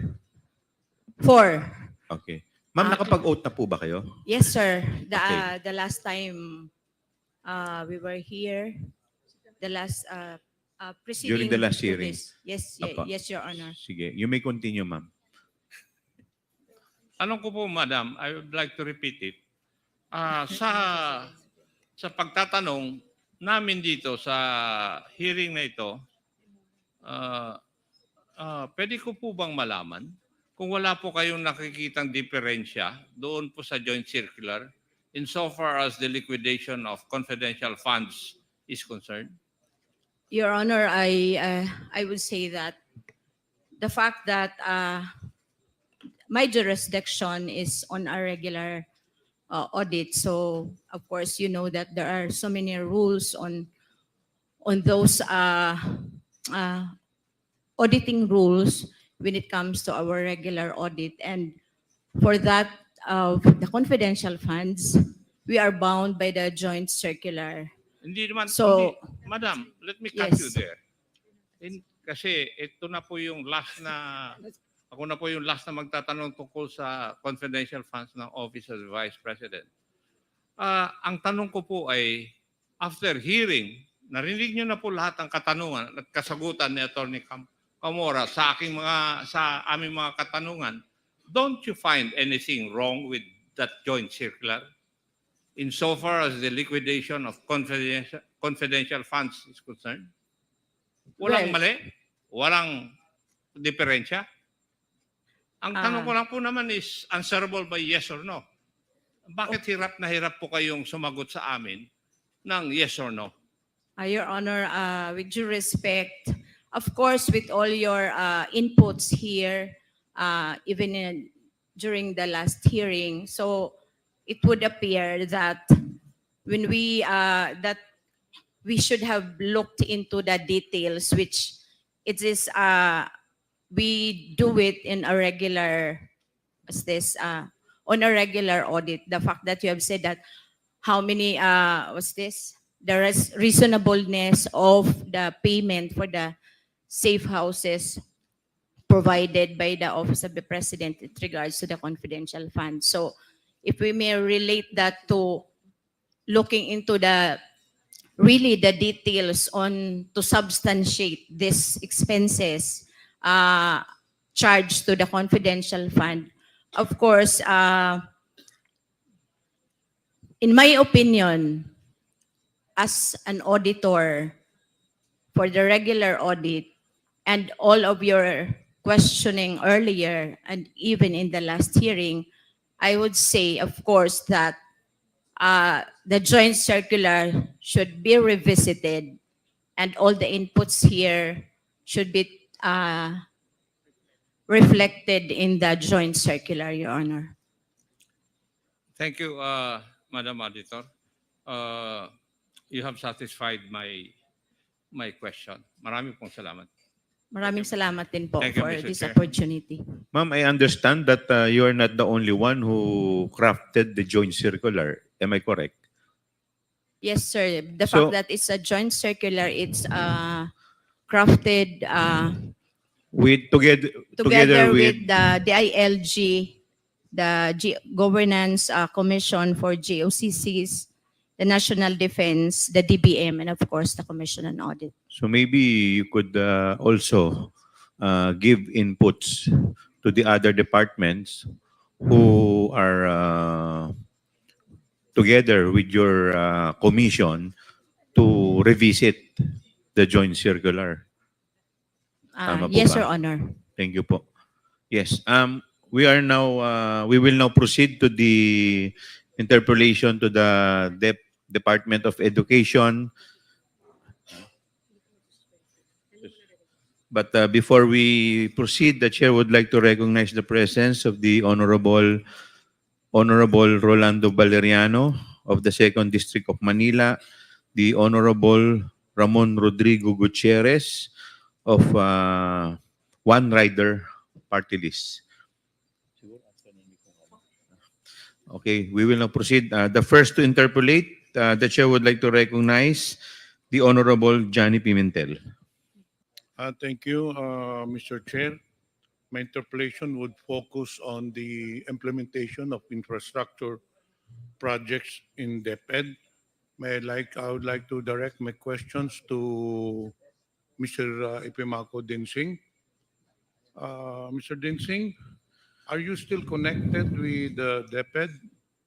Your Honor, may I, Mr. Chair? Yes, Mr. Epimako I left Dinsing, DepEd you are effective recognized. September 30, Your Honor, September 30, 2024. 2024. Bakit po kayo umalis sa DepEd, Mr. Dinsing? With the intention of running for public office, Your Honor. Hindi ba kayo tinanggal sa DepEd? Hindi po. Because from what I gathered, you were made to submit a courtesy resignation. Opo, Eh, ahead. Yes, Opo, you did. Opo. And your courtesy resignation was accepted. Tama po yan. It was short of saying, a courteous way of saying that you are out of DepEd. Actually, from the information that I got, nakiusap ka pa na ma-retain dun sa DepEd. No, But hindi the po. administration did not allow it. But anyway, Yusek The- Densing, may I remind you to please address the chair? I apologize, Mr. Chair. Okay, thank you. anyway, that is another matter. Kailan po kayo na appoint sa DepEd, Mr. Dinsing? Effective, yung document is July 18, 2022, and I acted as Chief of Staff until December 31, 2022. July 18, 2022 to September 30, 2024. Opo. So yung first appointment mo, pagpasok mo sa DepEd, anong binigay na position sa iyo? Until December 31, Chief of Staff muna po ako. Dahil ina-arrange Staff. pa yung mga, ina-arrange pa yung mga bagong appointees at the time. I was the first appointee at the time, Your Honor. No, when you entered July 18, were you appointed as Chief of Staff, Undersecretary? Undersecretary, Chief of Staff, yes. Undersecretary. Chief of Staff, yes. Undersecretary for what? Chief of Staff. So concurrent yun, Undersecretary and Chief of Staff. Tama po. That was the first position You at the served time. then as Chief of Staff of Vice President Sara. Tama po yan, as of December 31. So sabay kayong pumasok. Ahead lang ba siya? By July 1 po siya. Ako, July 18 officially. Aside from the DepEd portfolio, ano pang government service na napasukan mo na? Prior to DepEd, I was DILG Undersecretary. From what year? From 2018 to 2022, and I entered the ALG as Assistant Secretary for Plans and Programs from 2016 to 2018. Prior to the ILG appointment. I was from the private sector, Your Honor. So in short, as a government public servant, you only served as DILG under Assistant Secretary and DepEd Undersecretary. Tama po yan. 8 years in total, Your Honor. Aside from being a Chief of Staff, ano pa bang ang designation sa inyo? Nung first 6 months po in office, yun lang po. Then when the Matatag agenda was formulated, the form reform areas included infrastructure. So by January 31, during the basic education report, I was announced to take care of the infrastructure strand, newly created, Your Honor. So what does that cover? You were in charge of the school infrastructure and facilities. Tama po yun. Is this a division or the department? Or a program? Ano bang ibig sabihin nitong It's a strand, Your Honor, like the curriculum and teaching strand, like the administration strand. So it's a policy level position, Your Honor. So what covers, anong mandato mo dito sa school infrastructure and facilities? It's to create policy on how infrastructure should be made, creating the long-term strategic direction. Nagkaroon kami ng comprehensive school infrastructure development plan for 2030. Then coordination with DPWH, because the implementer of the new construction of DepEd is DPWH, not DepEd. Were you involved in the procurement of the school buildings? No, Your Honor. But you were in charge of the allocation of the budget of the school buildings. The identification, Your Honor. We have a committee to do that. And ikaw ang in charge doon sa identification. Ako po ang in charge, pero sabihin, I had a committee created for the identification. Okay, ano ba ang mga programs doon sa school infrastructure and facilities? So it includes, Your Honor, new construction implemented by the DPWH. Then we have the school furnitures implemented by the regional offices. And we have the last mile school, electrification, water systems, and implemented by the division offices. So if you started in 2022, in short, you handled the budget for 2023 and also for 2024, hindi po ba? For the school buildings. For the 2023 po, hindi po. The school buildings was under the administration strand. So I only took over 2023. What was the budget? What was the budget of the 2023 school building program? The original budget was 5.9 billion. Yun po ang nasa NEP. And it That was was for 2023. 23 po. That i-explain ko yung original po. 5.9 billion sa NEP. It was only limited to 5th and 6th class municipality. Then pagdating po ng, paglabas po ng JA, nadagdagan po ng 9.7 billion. So a total of 15.6 billion, 2023 JA. For 2024. 2024 sa NEP po is 19.7. By when the GAA came out, it became 24.7 billion for 2024. So i-cover din ng SIF yung Basic Education Facilities Fund programs, hindi po ba? Opo. Tama po yun. So under din sa iyo yon. Ang alin po yung? Yung BEFF, the Opo. Basic Education When you say Facilities BFF, and that's the Programs. total infrastructure program. But there is a discrepancy. And sabi mo kanina, 19.7 billion ang NEP. allocated. NEP. But it states here that in the 2023 GAA, the amount of 23,417,897 pesos was appropriated in the GAA for 2023. Your Honor, that's BFF. So that includes new construction, which is 15.6 billion, my electrification, my water system, my repairs around 4.9 billion, and I think last mile school. So a total of 23 billion, Your Honor. So you were the one in charge for the identification. Tama po yan. Aside from the identification, ano pa ba ang mandato mo as undersecretary? What exactly is your designation? Undersecretary for what? For operations, for administration? Starting 2023, Undersecretary for School Infrastructure and Facilities, starting 2023. So sakop mo nga lahat ng mga school buildings. Tama po. Okay. So you were the ones who decided sinong bibigyan ng school buildings kasi sabi mo kanina, ikaw ang nag-identify. So you were the ones, kasi ang proseso po niyan, nagpapadala yung mga school superintendent division or rather the schools division in each district or in each province. They have proposals for the repair, for the construction, and it goes to your office. And then ikaw ang nag-identify sinong popondohan. Dahil hindi naman pwedeng pondohan lahat, hindi po ba? Tama po. Correct. Pero for this purpose, Your Honor, I made sure that it is equitably allocated. That's why in August 4, 2023, we created a National Technical Working Group composed of 4 area managers, members of Education Facilities Division, merong operations strand na outsider sa SIF strand para ho fair ang allocation and based on needs. And there's a criteria. The criteria is 70% should be allocated to those which are in makeshifts, yung talagang walang classroom from the very beginning, and 30% allocated dun sa may shortage, kagaya ng 2 shifts, 3 shifts, yung po shortage po yun. So nakafocus Mr. Chair, po dun. merong committee na nagde-decide Tama po yun. kung sinong bibigyan ng allocation. Opo. Based on the proposed list of the divisions. Hindi Tama po. ba? We assume na validated na rin siya. So in short, ikaw talaga ang nagde-decide kung sinong binibigyan. Once na nagawa na listahan ng yung komite, I just accept it as is because I assume that they follow the criteria that we set.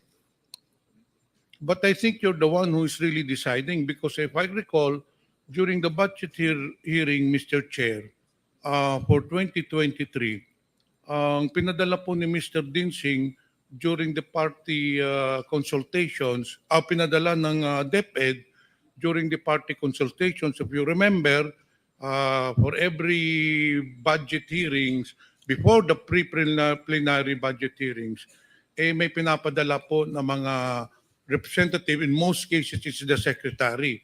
I recall in 2023, during the budget deliberations, kayo ang pinadala na regarding sa mga school buildings. Tama po yun. I remember that was, I think, 3rd week of August 21 or 22.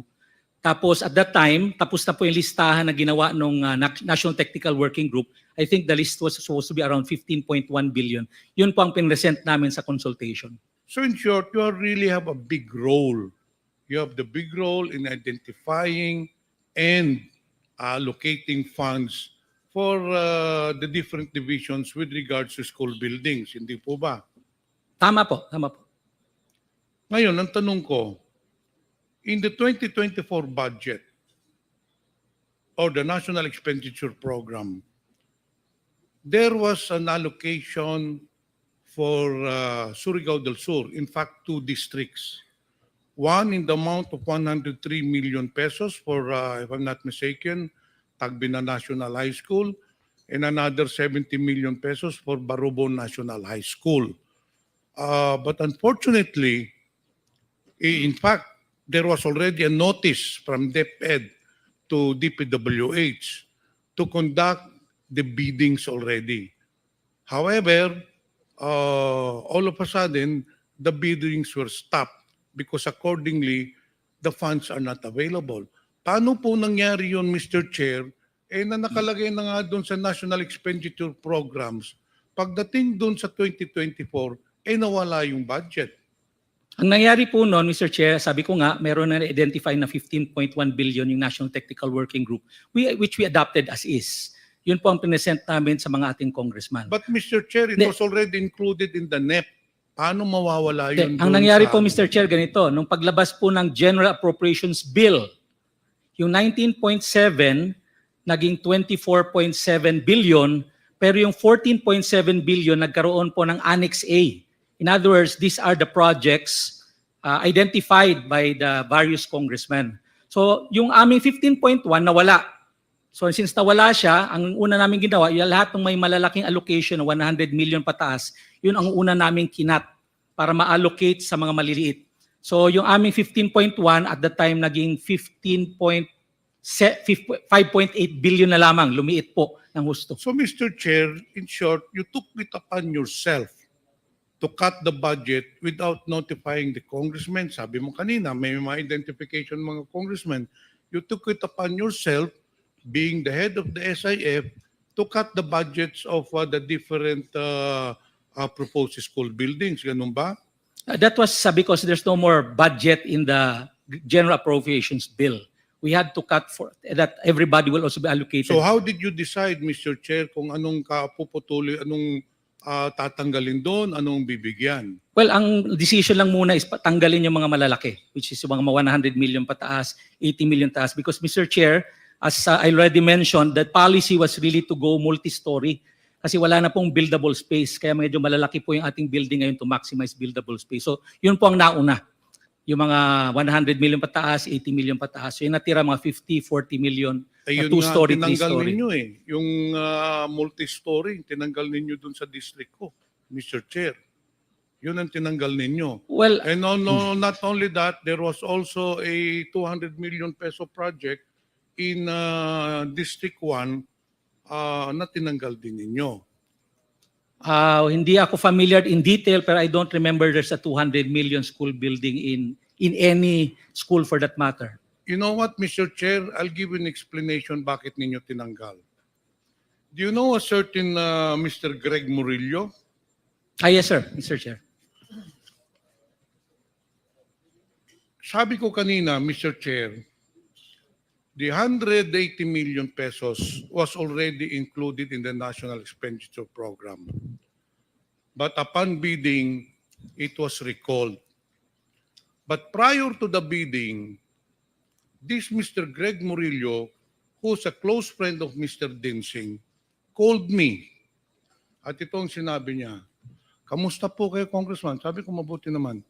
Congressman, meron po lang kayong budget na 170 million pesos para sa district mo. O sabi ko, yun nga, naka-schedule na for bidding. In fact, binibidding na yata. Sir, pwede daw muna, mag-usap daw muna kayo ni Mr. Dinsing. Those exactly the words of him, pwede tayo magharap-harap tayo, baka naman pwede makipagkita ka kay Mr. Dinsing. And sabi ko, para saan? Alam mo na, may pag-uusapan kayo. Right there and then, I already knew anong pag-uusapan. Si Mr. Dinsing hihingi ng komisyon. So I told Mr. Greg Murillo, whom you admitted is your good friend, sinabi ko doon kay Mr. Murillo, why will I give money to Mr. Dinsing when this has already been allocated in the National Expenditure Program? So I did not entertain that anymore. And Mr. Chair, lo and behold, the funds did not come through.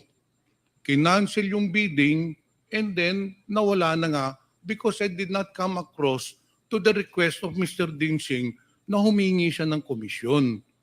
And not only that, Mr. Dinsing, hindi lang akong biktima niyan. Marami pong mga congressmen, and for the record, I want to put it in record, maraming mga congressmen na nagsabi din sa akin that you approach them.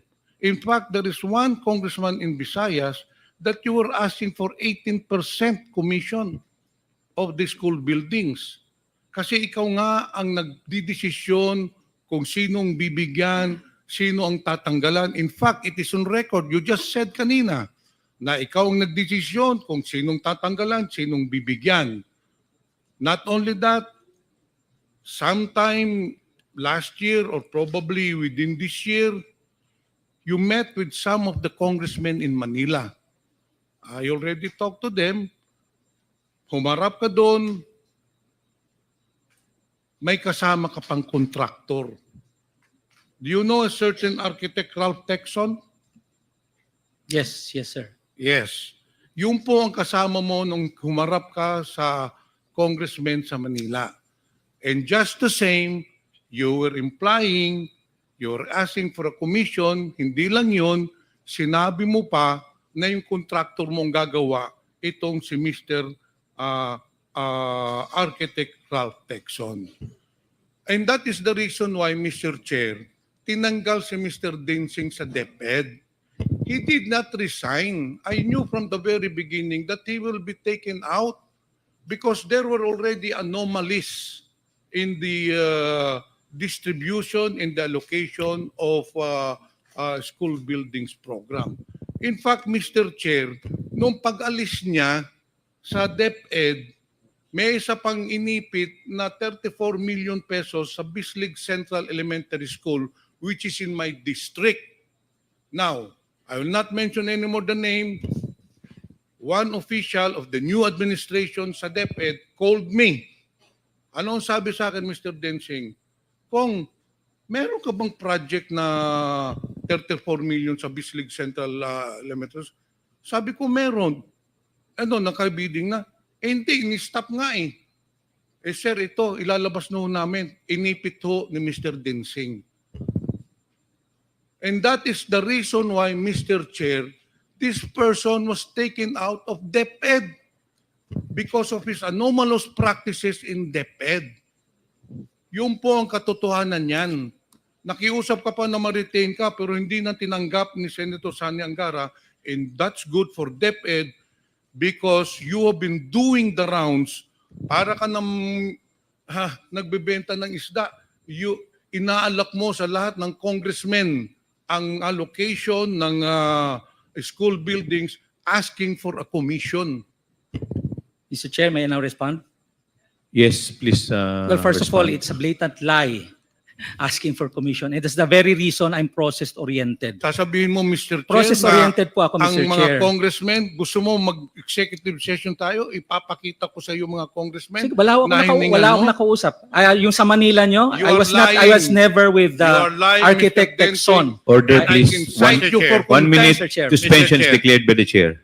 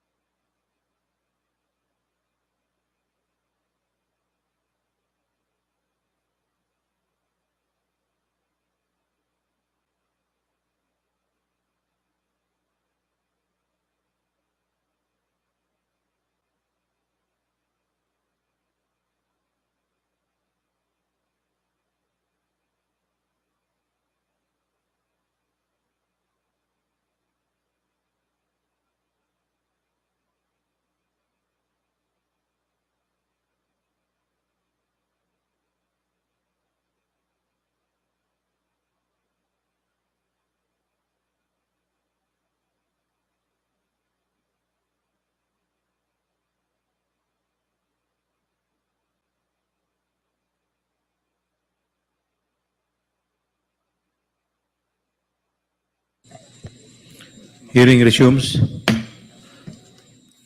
Mr. Chair, Congressman Johnny Pimentel. it would be useless for this representation to ask further questions to the resource person because he's a pathological liar. What I will do, Mr. Chair, is gather more evidences to prove that what I am saying is true, that Mr. Ipimako Densing is a very corrupt person. He is a kalawag in the public service. He has been asking commissions for the release of funds for the school buildings. Papatunayan ko po yan sa next hearing. I'll gather more informations. Ito pa lang sasabihin ko sa iyo, Mr. Dinsing. Dapat wag ka nang bumalik sa gobyerno. The government does not need your kind. You are a very corrupt person making your position to your advantage. Yun lang po, Mr. Chair. Thank you. We will now proceed to the next interpellator. The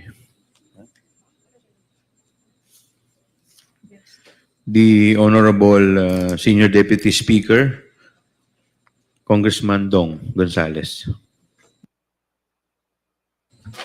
Inom muna tayong tubig, medyo...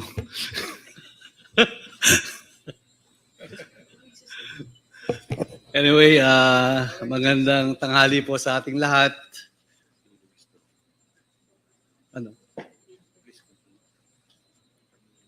Nakita ko lang po itong mga dokumento. Nandito ba si Yusek Sevilla? Hi, ma'am. Good morning po. Good afternoon po. So, pangilang secretary na po sa DepEd ito? At ilang taon na po kayo sa DepEd? Magandang hapon po, Mr. Chair. Your Honor, I have been with the Department of Education for more than 8 years, and I have served for 3 secretaries already. So, who are those 3 secretaries, ma'am? Your Honor, the first one is Secretary Liling Briones. The second one is BP Sara Duterte. And recent po ngayon si Secretary Sani Angara. So, are you the USEC for Finance, if I'm not mistaken, ma'am? Yes, that's true po, Your Honor. So, bilang Undersecretary for Finance, so sir, you're one of the crafting of the budget of the Department of Education at tumutulong po kayo sa fiscal year na dumarating.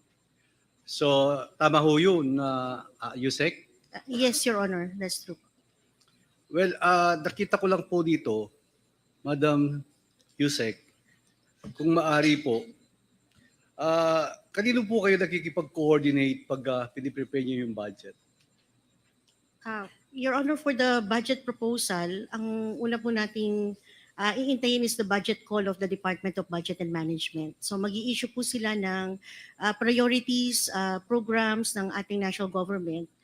Kasama na po doon yung mga templates, forms, conditions, criteria. And then yun po ay gagawin natin internally sa DepEd para ma-orient po lahat ng opisina natin na ito yung magiging trust or ito yung direction ng national government. So within DepEd, nakipag-coordinate po kami sa colleagues or undersecretaries, assistant secretaries, regional directors para po pag nagawa tayo ng budget proposal, ito po ay talagang galing doon sa pangangailangan ng opisina. And proposing amount per line item, of course, you have the basis, the expenditure of the preceding fiscal year.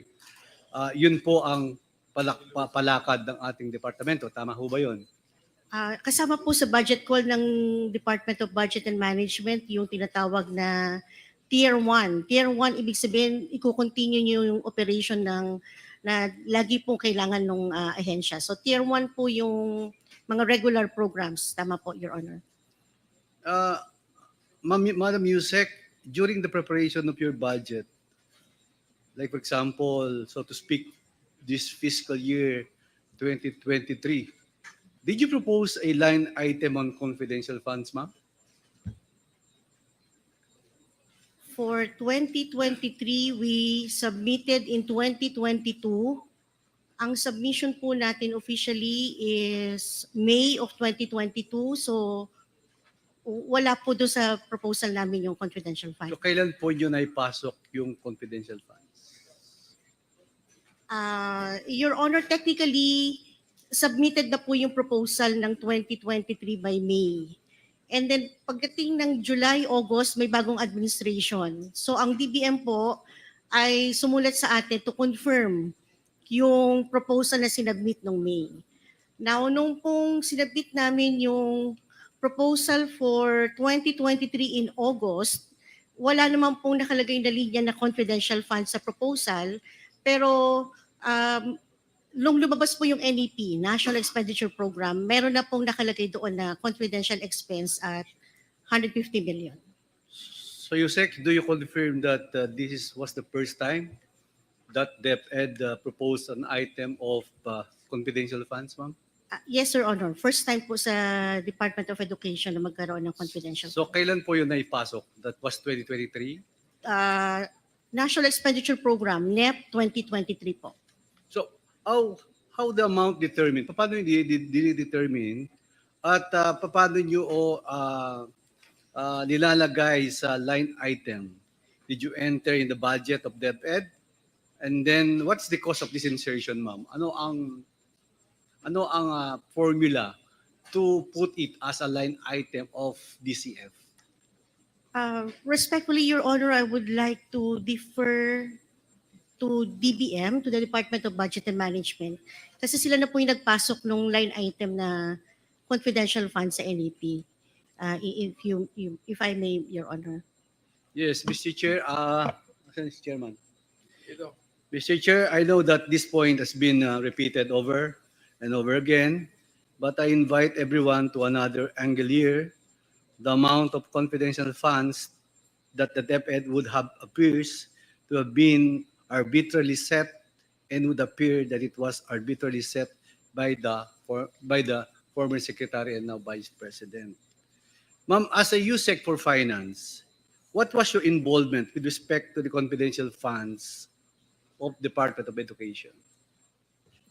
When it was already, Your Honor, when it was already included in the GAA of 2023, our role will be to process and release the fund in compliance with the joint circular on the confidential fund. So in your recollection, ma'am, in the year 2023, how many checks did you sign for the confidential fund?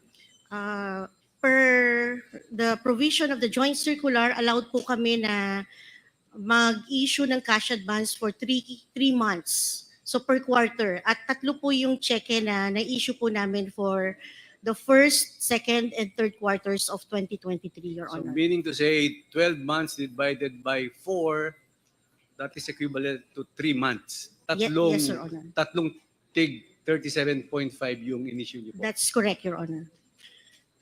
So ilang signatories po sa cheque ang pumipirma? Pag yung cheque for the CF, Madam Yusek. The same with regular funds po, ang template ng ating cheque ay 2 ang magsasign. Sa Department of Education, meron po tayong signing authority. Kapag po 10 million and below, ako po at saka yung aming accountant or the finance director. Pag 10 million and up po, ako po or any other undersecretary can sign the check po. Tama po ba na kasama si Yusek Mercado sa pagpirma ng cheque? Yes, Your Honor. Siya po yung co-signatory doon sa 3 cheque po for the confidential fund. Thank you po. Isa-isayin lang po natin itong mga cheque. Ito yung cheque na pinirmahan po ni Yusek Mercado para sa first quarter ng 2023. Tama ba ito yung unang 37.5 million ng confidential funds at ito ay na-issue sa pangalan ni Mr. Edward Paharda. Tama po ba? Nasa screen po yata. Tama po ba, Madam Yusek? Pakitingnan February po yung- 20, 2023, opo, sa pangalan po ng Special Disbursing Officer Edward Fajarda. So that was February 20, 2023. Opo. Ang cheque na ito ay may corresponding disbursement voucher, tama? Meron po, Your Honor. At ikaw rin ang signatory ng disbursement voucher na ito. Tama ho ba, ma'am? Sa disbursement voucher po, marami pong nakasign. Yung pong nagre-request, ang una. Susunod po yung accountant para sabihin na kumpleto yung supporting documents sa hinihingi na babayaran or i-disburse. At pangatlo po ako, yung approval po, dahil sa level ko po itong 37.5 million, Your Honor. So meaning talagang dadaan po yan sa accounting. Yes po. Ang check na ito ay corresponding disbursement voucher at ito rin ang mga signatory sa disbursement voucher at ito'y nagkakalaman ng presyo ng 37.5 million. Tama ho ba, Madam Chair? Tama po, Your Honor. Yusek, I am a little confused. I do not see where it is disbursement voucher. It states na para sa confidential fund, ang nakalagay po dito ay MOOE, which means maintenance and other operating expenses, na para po ba sa kaalaman ng ating mga kababayan ay category of expenditures relating to operations of government agencies such as expenses for supplies and materials, transportation and travel, utilities. Related po ito sa regular funds at hindi sa confidential funds. Tama ho ba? Your Honor, yung pong disbursement voucher ay ginagawa ng mga end user or ang ibig sabihin kung sino po yung magre-request ng magpa-issue ng cheque. So yung pong particulars dito would be supplied by the end user. But nakita naman po namin when it went to the accounting, kahit hindi po nakalagay na confidential fund, nakalagay naman po doon yung reference ng kung nasaan yung confidential fund. For example, Your Honor, makikita po dito sa third line, under page 376 of RA 11936, yun po yung JA 2023. Saka yung section 85 ng general provision, pag tinignan po yun, nakalagay po doon, confidential fund. Can you please define the Fund 101, Fund 102, and Fund 105, ma'am? Fund 101 are funds for the regular operation of the department po. So ibig sabihin ito po yung pondo na pwede nating gamitin para sa regular operation at programa ng agency. Yung Fund 102 po ay pang foreign assisted projects. So pag meron po mga loans or proceeds na nanggagaling sa mga bilateral or multilateral sources, yun po yung 102. Meron din pong trust receipts at ito po yung 151 or 152. Yun po yung classification ng mga pondo. So meaning to say yung ginawa nating voucher is under Fund 101. Yes, sir. Opo, this is Fund 101. Yusek, ito kung nakabase sa Fund 101 at this is a confidential fund, paano process ito? May magsasabi ba sa iyo, Yusek Sevilla, please prepare the voucher and lagay mo ang i-payable natin kay Mr. Paharda, Edward Paharda. Paano nyo ba nag-emanate itong voucher? How did it start? May nagbibigay ng instruction from other Yusek or sa secretary mismo? Opo po. For the confidential fund, talaga po ang sinusunod namin yung joint circular. Nakalagay din po sa joint circular yung steps kung paano ilalabas yung pera or i-disburse yung pera. So magsisimula po, Your Honor, on the identification of the SDO or the Special Disbursing Officer. So meron po dapat na pirmado, authorized by the head of the agency na siya yung ina-identify na Special Disbursing Officer. So we were informed of that through a memo. Second is, kailangan po naka-banded or mag-apply ng fidelity bond yung ating Special Disbursing Officer. So meron din pong application, yung SDO, at approved din po ito ng Bureau of Treasury. Yung po yung susunod na hahanapin namin. And then susunod po would be the obligation request. Ibig sabihin, magpapa-obligate siya, magpapa-release. And then ito pong disbursement voucher. So lahat po yun would be signed by the head of the agency as indicated po dito sa ating joint circular. So tama ho. I agree that pag gagawin nyo yan, si Mr. Edward Fajarda nakapangalan sa pay, pero kayo ang magpapa-approve and of course signed by the Secretary, and of course the Vice President of the Republic of the Philippines, Sara Duterte, Vice President Sara Duterte. So, pagkatapos po dito ma-approve, si Mr. Edward Paharda ho ba ang nagkiklaim sa cashier to get the check?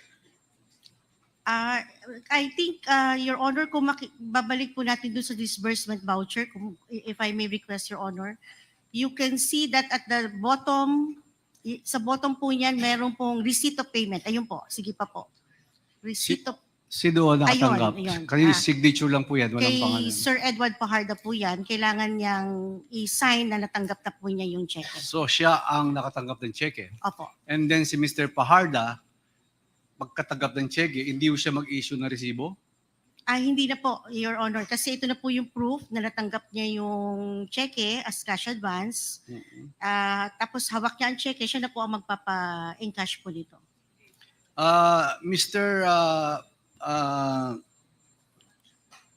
Paharda, siya ang SDO natin. Siya ang Special Disbursing Officer po natin. Tama po ba? Your Honor, siya po ang authorized SDO po natin. Okay. And then Mr. Paharda, pagkakuha ng cheque, dadali niya yung cheque sa Land Bank.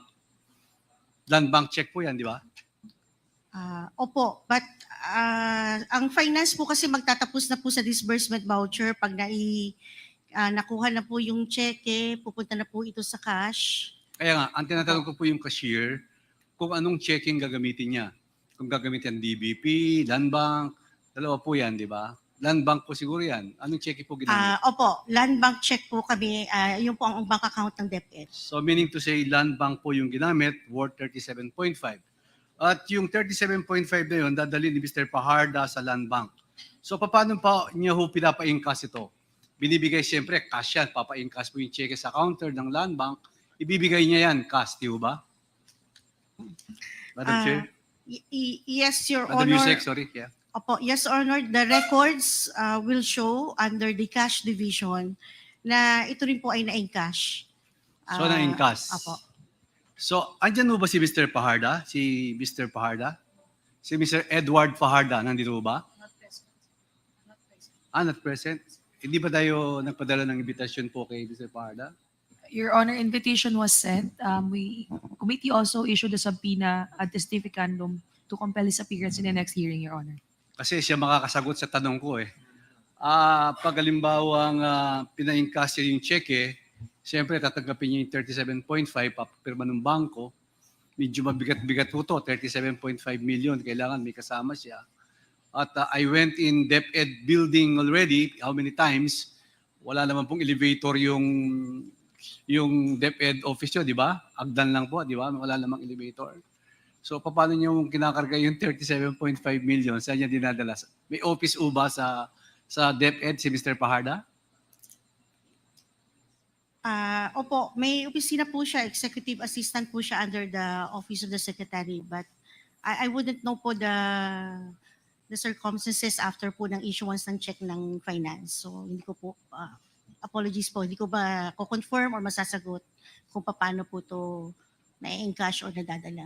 So medyo mabigat-bigat to kung 3 beses kayo nag-issue ng 37.5 sa 3 cheque, 3 beses niya kinargaan yung 37.5 million from Land Bank, from his office in DepEd, dumadaan siya ng hagdan. Tama po ba, Madam Yusek? Your Honor, hindi niyo ma-confirm kasi wala si... Your Honor po. Pasensya na po. Well, anyway, at least po, itong 3 cheque, 3 voucher, signed by the Secretary, signed by the 2 USECs, yung voucher at pinirmahan po itong cheque, ay katunayan po at natanggap po itong 37.5 times 3, that is equivalent to 112.5 million total ang natanggap na 3 cheque ni Mr. Paharda. So, Madam Sibilia, sa pagkaintindi ko, sa sort of programs being done in confidential funds scheme in, and the difference, before was that the military that was administering the program? Am I correct? Ang military po ang binibigay ni Mr. Paharda sa mga military para sa mga programa ng ating ibang programa ng DepEd? Unfortunately, Mr. Chair, I have no knowledge on the utilization of the fund kasi hindi po talaga kasama na ang finance sa pag-utilize. In fact, pati po yung liquidation at saka reporting, hindi po yan pupunta sa DepEd. Wala pong record na makikita sa accounting or budget on the utilization or liquidation.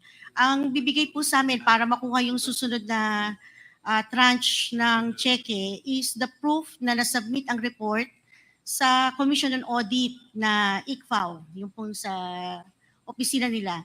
Ang ibibigay po sa amin would be the cover letter na na-receive ng ICFAO, yung utilization report and the liquidation. Pag po nabigyan kami ng kopya na yon, pwede nang i-process yung susunod na tranches po, Your Honor. So if there is a specific department under the Department of Education that is in charge with expenditure confidential funds, how about the operations department? May alam po ba kayo doon?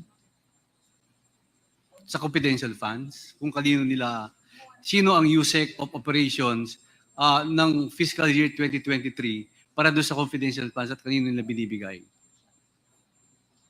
I honestly do not know how to answer that, Your Honor. Kung USEC for operation ng regular mandate ng DepEd, may USEC po for operation. Pero kung who is in charge of the operations for the confidential fund, hindi po yan, hindi kami aware or hindi yan dinidiscuss sa amin sa regular meetings ng mga undersecretaries. Ma'am, are you familiar with the National Task Force to End Local Communist Armed Conflict or the NTF-LCAC? Party po ba ng NTF-LCAC ang DepEd? Tama po ba, Madam Yusek? And this NTF-LCAC has been existing since 2018? Tama po ba, Madam Yusek? Yes, Your Honor. I'm aware of the NTF-LCAC because may kasama pong pondo yan sa GAA. Doon ko po siya na-encounter. I am also aware during the time of Secretary Liling Briones, I member po siya ng NTF-LCAC. And I remember, including our former VP Secretary, I am just confirming from our Chief of Staff before, yes po, kasama daw po ang DepEd sa NTF-LCAC din. Sa pagkakaalam nyo, Yusek, ano ang role ng NTF-LCAC? Hindi po ba ito ang related doon sa 4 na programa ng kung saan ginagamit ang confidential fund ng DepEd? Madam Chair? Madam Yusek, sorry. Your Honor, as far as yung pong budget ng DepEd na regular is concerned, wala po kaming ginagastos for NTF-LCAC. Yun po ang pwede kong masagot. Pero kung ano po yung role ng DepEd Secretary sa NTF-LCAC, hindi po kasi ako involved. I was never called or present in any meeting na dinidiscuss po ang NTF-LCAC matters. Kung alam niyo po yung programa sa DepEd, and it was organizing and coordinating the execution of the project, what department under Department Ed po itong nag-execute nito? Okay. This is how I understand the question, Your Honor.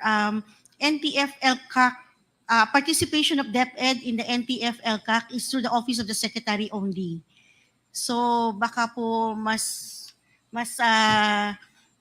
relevant po na magbigay ng inputs yung ating former Chief of Staff kasi sila po ang uma-attend ng NTF-LCAC, Your Honor. Madam Yusek, the matter of confidential funds has garnered a lot of attention these days, especially the unprecedented inclusion of confidential funds sa DepEd.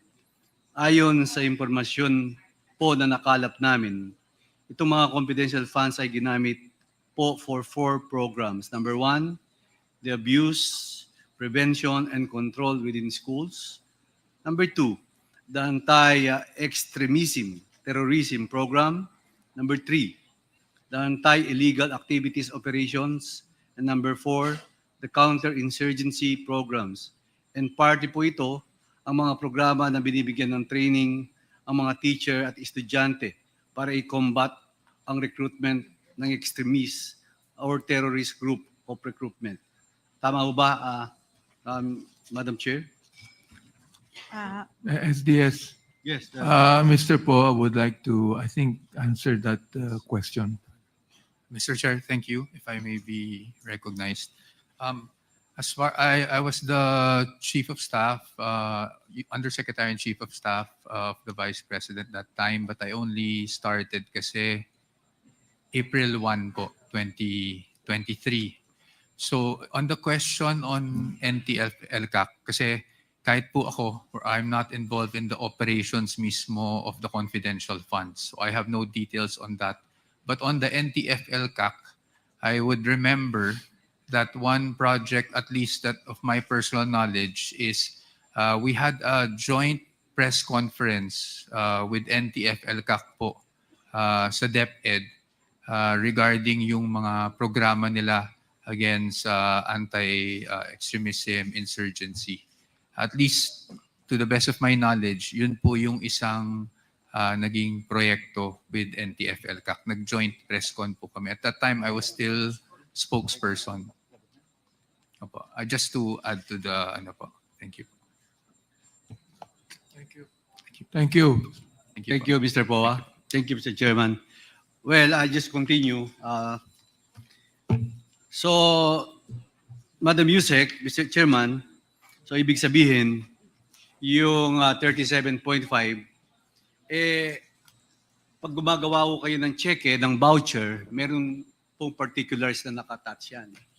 Yan ba, puro voucher lang po yan and you will type it na pay Mr. Paharda? Wala akong attachment ho yan? Yes, Your Honor. We are compliant with the joint circular. Sa amin po, ang naka-attach lang would be the authority, kung sino po yung special disbursing officer. Second is the obligation request. Third is the disbursement voucher. At yung pong certification na nasubmit na yung report sa COA, yun lang po. Ano po yung ang kailangan na. circular na sinasabi nyo? Hindi ko po masyadong alam. Yun po yung joint circular on the release, utilization, monitoring, liquidation, reporting, accountability of the Confidential and Intelligence Fund. The Civil Commission on Audit, DBM, DILG, GCC, GCG, Department of National Defense, Joint Circular Number 2015-01, Your Honor. So yun po. So ang mga payables po nyo, ginagamit nyo talaga cheque. Paano nyo ginagamit yung mga cheque nyo? Sa MOOE lang? Sa accounts payables? Paano nyo ginagamit yung mga check for paying other suppliers or paano mga payroll? Paano nyo ginagamit yung mga check? Yes.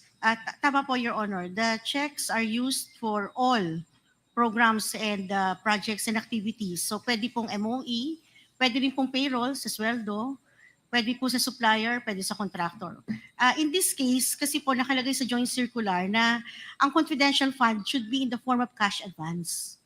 So pag cash advance, cheque po talaga ang dapat na ilabas under the name of the authorized special disbursing officer. So yun po yung procedure na sinusunod namin based on the COA policy. Sinabi nyo na po ba yung mga attachment ng 37.5 kung saan ginamit yun? Wala po kaming copy noon, Your Honor. Ang magre-report po kung saan siya ginamit would be the special disbursing officer and the head of agency. At ito po ay sinasubmit sa COA chairman through the ICPAO. Yun po yung opisina. So ang talagang makakasagot dito is Mr. Paharda. Yes, Your Kasi Honor. siya ang disbursement officer. Tama ho ba? Tama po, Your Honor. Well, di ba pag nagbabayad tayo sa gobyerno, meron tayong tinatawag na ADA, meron tayong tinatawag na LDAP, LDDAP, meaning to say, List of Due and Demandable Accounts Payable, or the Advice to Debt Account. Hindi mo pwedeng i-apply yan na i-deposit mo na lang as ADA yung 37.5 million, bakit cheque pa ginagamit natin? Your Honor, that will not be compliant with the joint circular because the joint circular specifically provided under Section 6 of Joint Circular 2015-01, the grant of the confidential fund is only through cash advance. So hindi po pwede ang ADA Hindi rin po pwede yung list of due and demandable accounts payable. Only through check po, Your So Honor. talagang cash po talaga yan kasi cash advance. Cash po talaga, Your Honor. So, Mr. Chairman, that's all. And the summary of my interpellation, USEC Sevilla prepare a check, prepare the voucher, and sign the check by USEC Sevilla and USEC Mercado, and received by a certain the SDO, Mr. Paharda. And Mr. Paharda is the one who encash the check from Land Bank and kinuha niya yung pera. At Mr. Chairman, yung 37.5, ewan ko, ikaw, kung kaya mong buhatin yun, from the Land Bank, alam ko may Land Bank office sa baba ng DepEd, bubuhatin mo yun sa opisina ni Mr. Paharda. So, I don't know, kaya gusto ko hong invite Mr. Chairman, si Mr. Paharda, kung paano niya binuhat itong 37.5 million na 3 beses na na-issue ni Miss Annalyn Sevilla, ang ating Undersecretary, at ang ating former Undersecretary na si Miss Mercado.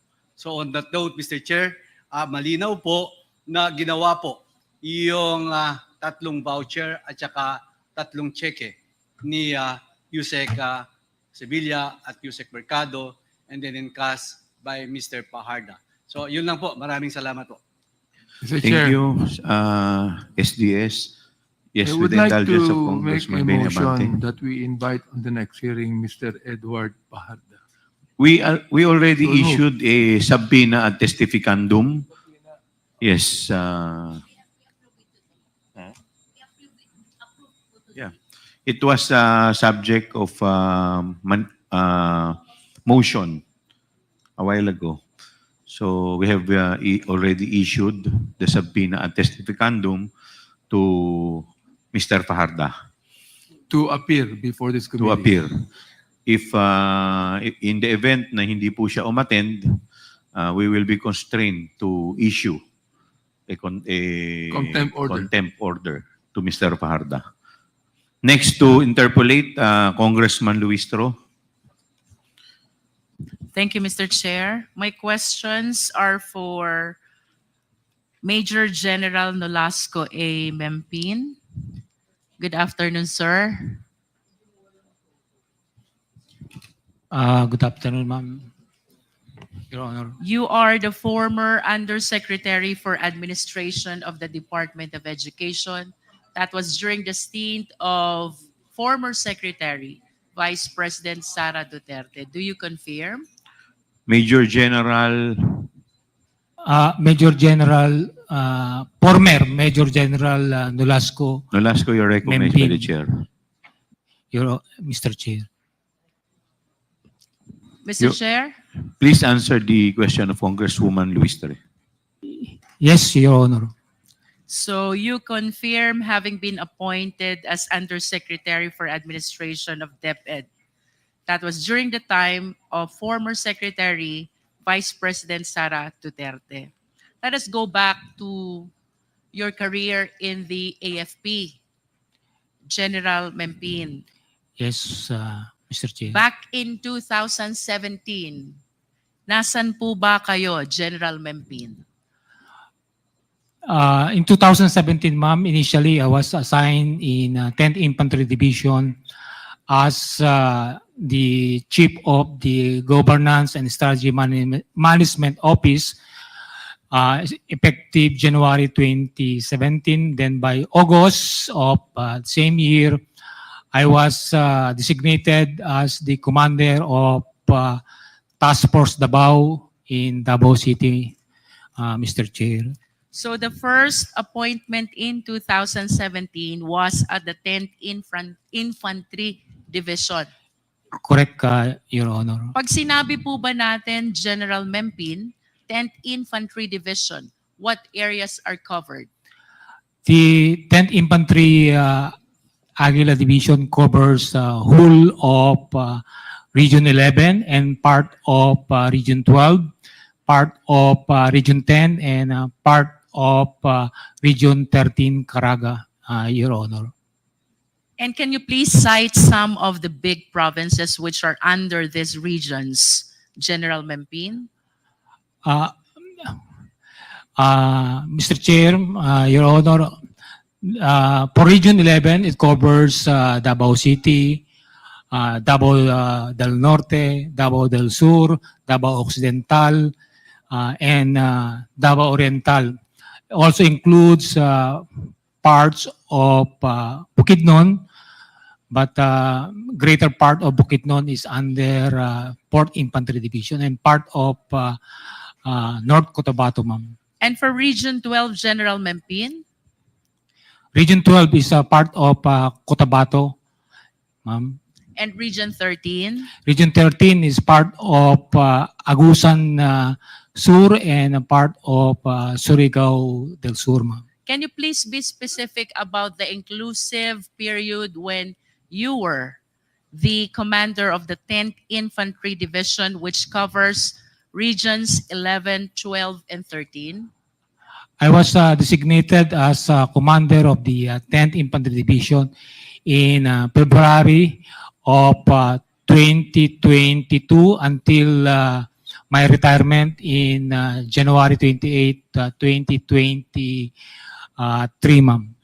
Your Honor and Earlier, Mr. Chair. you mentioned about 2017, and you were likewise at the 10th Infantry Division. What specific assignment do you have during that time? From 2017, ma'am, I was assigned as the commander of Task Force Davao, in charge of covering, actually it only covers the downtown Davao, in charge of the anti-terrorism unit of the armed forces because of the series of bombing. Because Task Force Davao was established in 2003. Then after that, in 2019, I was, after my stint at the Task Force Davao, I was designated as the commander of the 1003rd Infantry Brigade, covering parts of Davao region, specifically Davao del Norte, parts of Davao Oriental, parts of the northern or the mountainous area of Davao City, and then some parts of Bukidnon and some parts of North Cotabato, ma'am. So would it be correct to say 2017, General Mempin, you were heading the Task Force Davao, primarily in charge with Davao City and the major parts of the Davao region? Do you confirm that?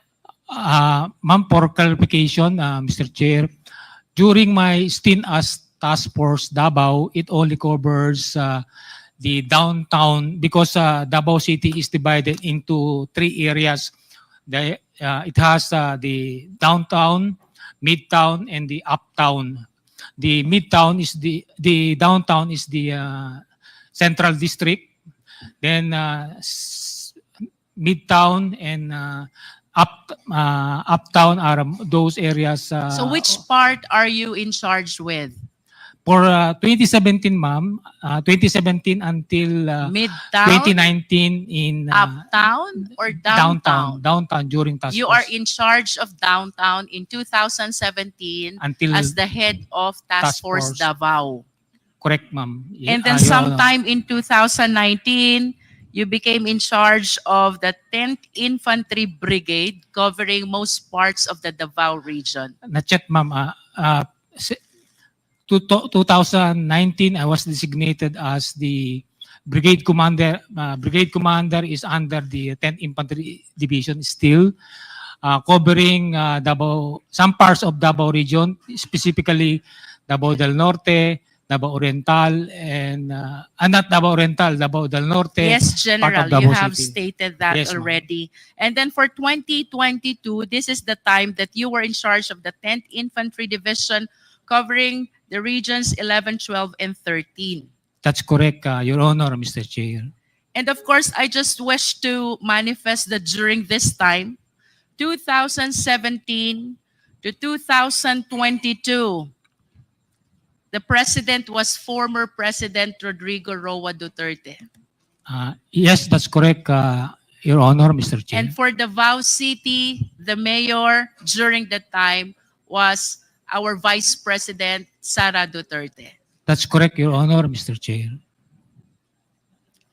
And considering that you are taking care of the regions, the provinces, and the city, which are considered the hometown of the president, may I know, was there any marching order coming from the president having assigned to those places?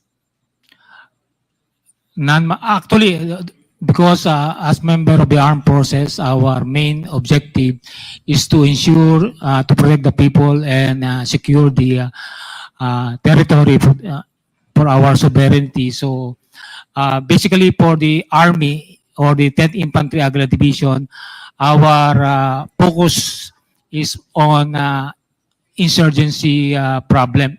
While in Davao City, during my stint as Task Force Davao Commander, is for the extreme terrorism, like bombing of the extreme With all due terrorism. respect, General Mempian, I hope you will be responsive to the question because Davao, of course, is the place of the former president. So this representation is interested whether in your assignment in 2017, 2019, and 2022, all pertaining to Davao region, mayroon po bang specific na marching order ang presidente, considering that these places are his home places? I have not received any specific instructions, but Thank you, General Mempin. I think you have answered the question already. Thank you, Your Honor, How Mr. about Chair. any marching order from the Vice President during your stint as Task Force Davao head?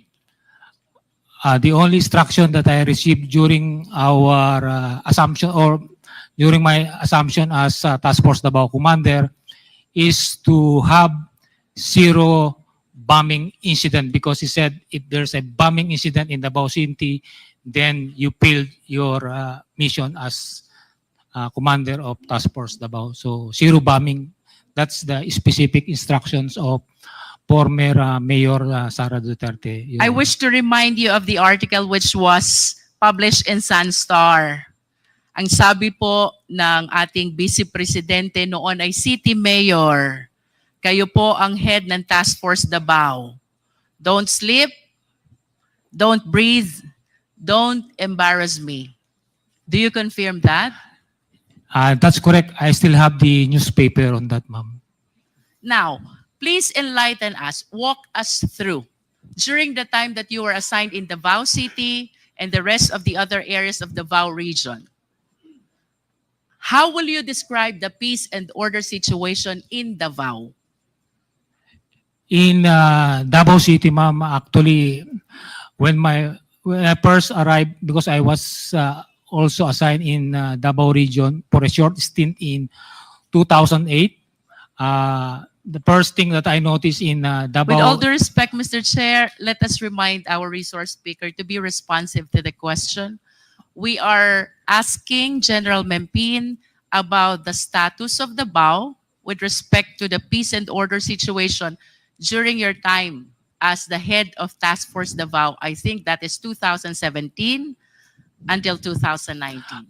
For the Davao, downtown Davao, ma'am, it is very peaceful, but still the threat of terrorism is there. So the existence of Task Force Davao is still... In the scale needed. of 1 to 10, 1 being the lowest and 10 being the highest, how peaceful is Davao? 10, ma'am, because up to now, no 10. incident of terrorism. So that confirms the description of Colonel Garma in one of our hearings that Davao is one of the most livable city in the Philippines. You agree with that? Yes, Your Honor, Mr. Chair. And of course, you're one of the reasons why you are able to maintain, or you were able to maintain, such level of peace and order in Davao City because you were the one in charge, the partner of the LGU. May we ask, General Mempin, ano po ba ang mga programang ginawa ninyo sa Davao City to be able to achieve the level 10, the highest score in terms of peace and order that you just gave to Davao City? To be candid about it, ma'am, actually, I just continue what my predecessors have done because when I assumed in 2017, General Mempin, kindly focus on the programs. Ano po yung programs na inyong in-implement? number one, ma'am, is continued collaboration with various stakeholders, particularly with the Muslim communities in Davao City to ensure that there will no slippage of probable or would-be bombing incident in Davao City, ma'am. Any other programs, General Mempin? Of course, continue information awareness to all the residents, or not only residents but people visiting Davao, because right now the term right now is culture of security, where security is everybody's concern, and not only of the security units like the AFP and the Philippine National Police, ma'am. I assume, General Mempin, that you were able to implement a lot of programs for you to be able to achieve that level 10 peace and order situation. So aside from the collaboration with Muslim communities and the information awareness dissemination, can you please cite more programs which you recall were very significant in your achievement of the level 10 peace and order in Davao City? Yes, ma'am. Number one is collaboration, information awareness, then continued meetings with or exchange of information with intelligence units or security units in Davao. Continued collaboration with the business sector because they are the one who needs to be convinced that Davao is safe for the investment to stay in Davao or increase of it. Then, of course, you continued presence because actually the word do not sleep. We continue patrols in Davao City, mobile, fixed checkpoint in Davao Airport, and even business establishment when there are major engagement. Task Force Davao is always present. And of course, we continue to make our personnel professional because whatever programs you have, if the people, meaning our soldiers, is not professional in handling, like for example, we always conduct checkpoint operations, and we always ask indulgence of the inconvenience that we have caused to the passenger and into the drivers entering Davao City. So that's all part of our programs to ensure that everybody is cooperating to ensure that no bombing incident will occur in Davao City. I wish to make a recap of what you said, General Mempin. You mentioned collaboration with Muslim communities, information awareness and dissemination to all residents, meetings with other intelligence units, collaboration with business and other sectors, presence of patrols, and presence with all other professionals to make sure that no bombing incident will happen in Davao City. You confirm that? That's correct, Your Honor. And these Mr. are Chair. the reasons why you were able to achieve the level 10, the highest score for the peace and order situation in Davao City. You confirm? Yes, Your Honor, Mr. Chair. And I must say, Mr. Chair, General Mempin, na ito rin ang dahilan why I wish to conclude pinagtiwalaan ka ng noon ay City Mayor and now our Vice President, Sara Duterte. Yes, Your Honor. Level 10 score is something that I am sure you will be able to gain the trust and confidence of whoever is the local chief executive of the area to which you are assigned. You agree with me? Yes, Your Honor, Mr. Let's Chair. move forward, General Mempin.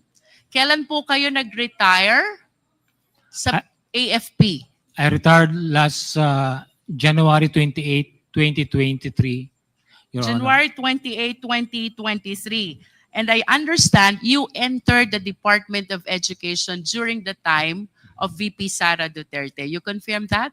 That's correct, Your Honor, Mr. Can you Chair. please enlighten us? Ano pong appointment ang nabigay sa inyo during your time in DepEd? First, ma'am, I was appointed as or recruited as consultant of Department of Education from April. Can you please expound? Consultant on what matter?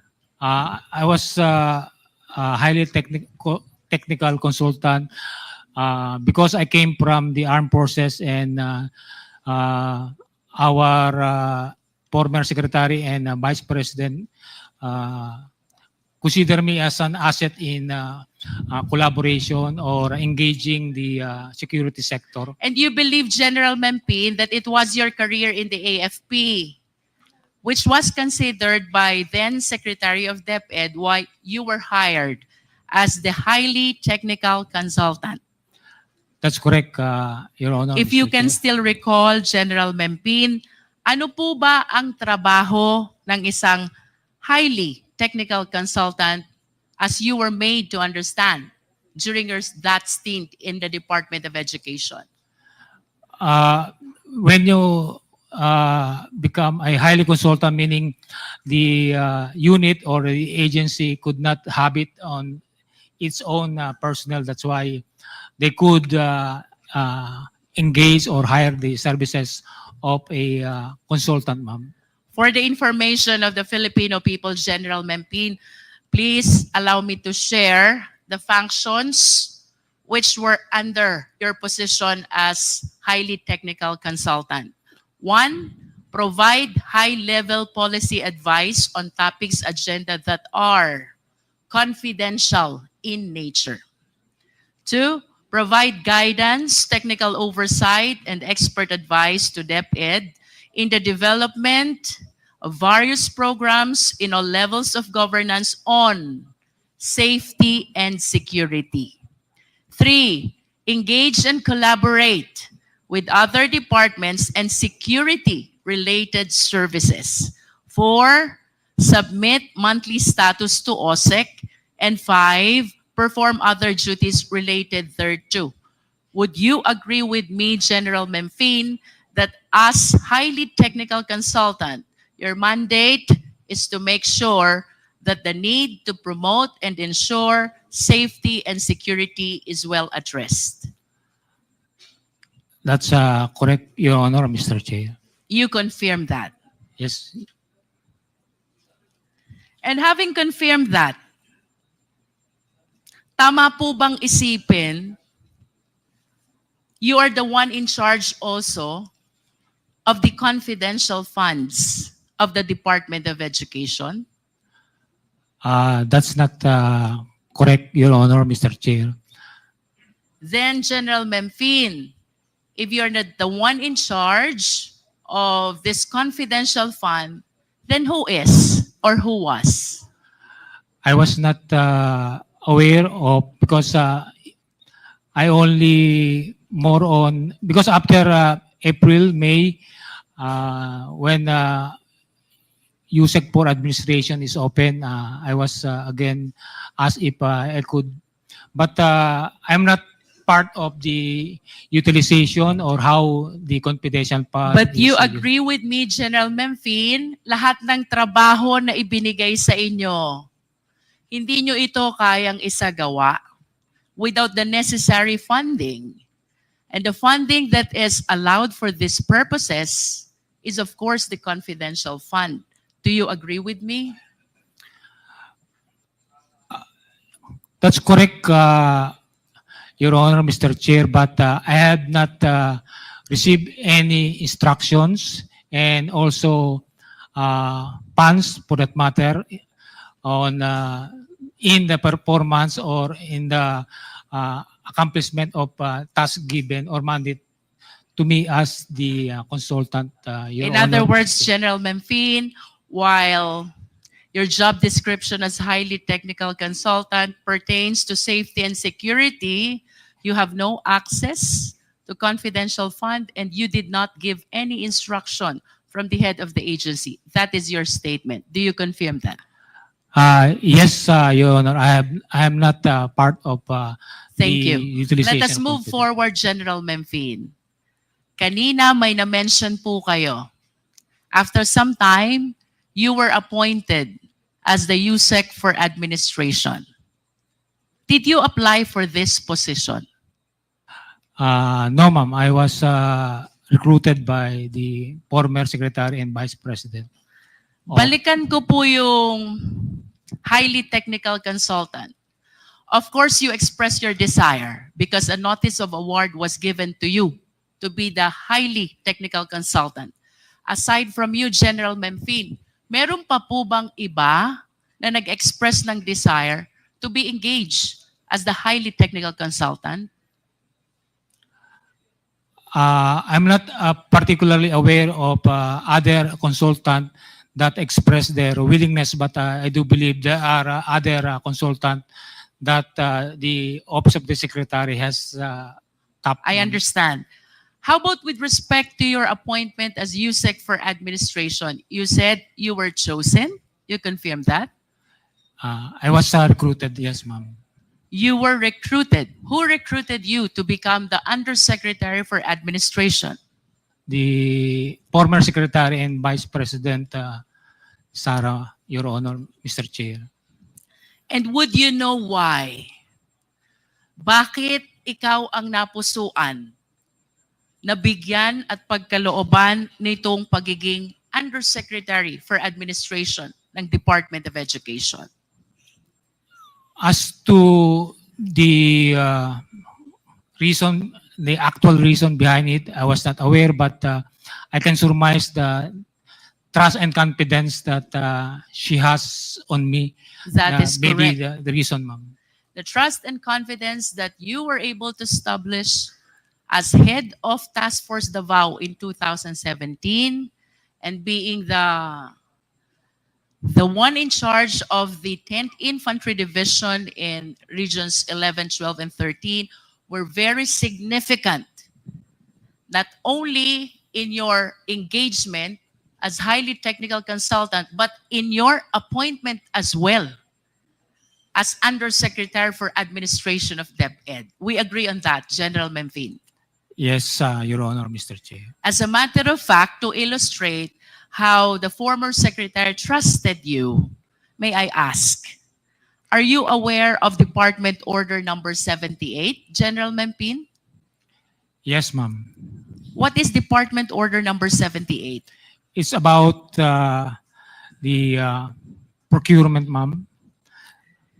With all due respect, dito po sa Department number 78, ibinibigay po ang mandato na pamunuan ang Department Computerization Program sa Program Director. You confirm this? Yes, I stand corrected, ma'am. It's about, In other TOS. words, since 2010, General Memphine, ang Department Computerization Program ay pinamumunuan ng Program Director. Ito po ang nakasaad sa Department Order number 78. But because the former secretary trusted you so much on this position of being the Undersecretary for Administration, the DepEd issued DO number 16, series of 2023. Would you like to enlighten us kung ano po itong DO 16, series of 2023? Actually, it's the revision of the Department Order 78, ma'am, Series 2010. It's actually revising the compositions of those for the To procurement be of specific, General Memphine, with all due respect, ano ho ang pinaka-significant na naging pagbabago in terms of the DepEd computerization program? from DO78 to DO16? It's not only the director who decides for the computer procurement of department computerization program. Ma'am. For the information of the committee, General Memphine, it is clear that from DO number 16, the management of the department's computerization program was transferred from the program director to the undersecretary for administration, and that is you, General Memphine. That is how the former secretary trusted you. A policy which has long been existing for 13 long years, 2010, was suddenly changed, transferring the management of DepEd computerization program from the program director to the office of the undersecretary for administration. Do you agree with me? Yes, ma'am. Ma'am, can I elaborate, Mr. Chair? Yes, please. Please continue. Actually, before the computerization program is, because actually we notice some issues in the DCP procurement, particularly in terms of the members. So, because there's a huge amount of money involved in the DepEd computerization program, so it was agreed through the executive committee as a collegial body to elevate the authority of deciding the DepEd computerization program from program director to but basically the program director is actively involved in the decision I making. understand, General Memphine. Now let us go to the DepEd computerization program. Per fiscal year 2023, mayroon po kayong report. Ang sabi nyo, the delay and underperformance in procuring the ICT packages for 2023 were mainly due to the reconfiguration of the original specification and modifications of the package contents. You agree with this? Yes. Because this is in your report. But I wish to ask General Memphine, how come in your physical target versus accomplishment? Kindly show on the screen. Ito pong fiscal year 2023, this is your time as the one heading the DepEd computerization program, simultaneous with you being the Undersecretary for Administration. 0% po ang accomplishment ng DepEd computerization program. Can you please enlighten us on this?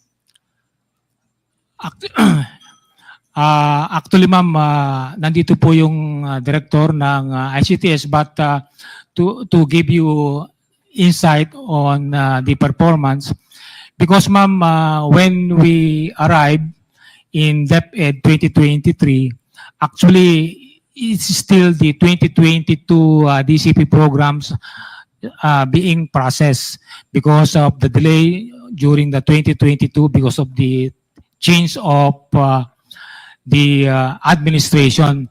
So actually, ma'am, late 2023 na po na process completely yung May we know why, DCP. General Memphine? Of course, we understand from the records na yung 2023 budget, hindi nyo po na-utilize, and that is the reason kung bakit naka 0% ang accomplishment rate. May we know the reason why? Because of the partly of the procurement process, because it has to go to the Bids and Awards Committee, and the members of the Bids and Awards Committee is still hands in full in terms of the DCP 2020. But of course, you realize, General Memphine, the value of this DepEd computerization program with respect to the learning of the students who are supposedly relying on this. Tama po ba? That's correct, Your Honor, Mr. And to Chair. complete the picture, General Memphine, I wish to share to the committee, mayroon po kayong na-procure 44,638 ICT packages and DepEd packages sa taong 2022 and 2023. Ngunit ayon sa annual audit report ng COA, ang na-deliver nyo lang is 16,580. This is not even one half of what is supposed to be delivered.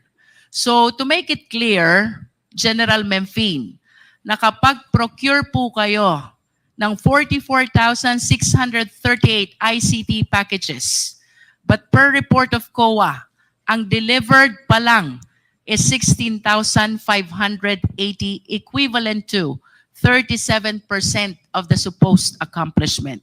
Can you please explain this? Ma'am, Your Honor, Mr. Chair, if I may request the Director of ICTS, because I was not already out of DepEd since July, so I'm not aware of the updates in terms of deliveries with regards, so that maybe General we could Memphine, have with a all due good picture. respect, the procurement happened in 2023. Yes, ma'am. Ibig sabihin, nabili na po ito.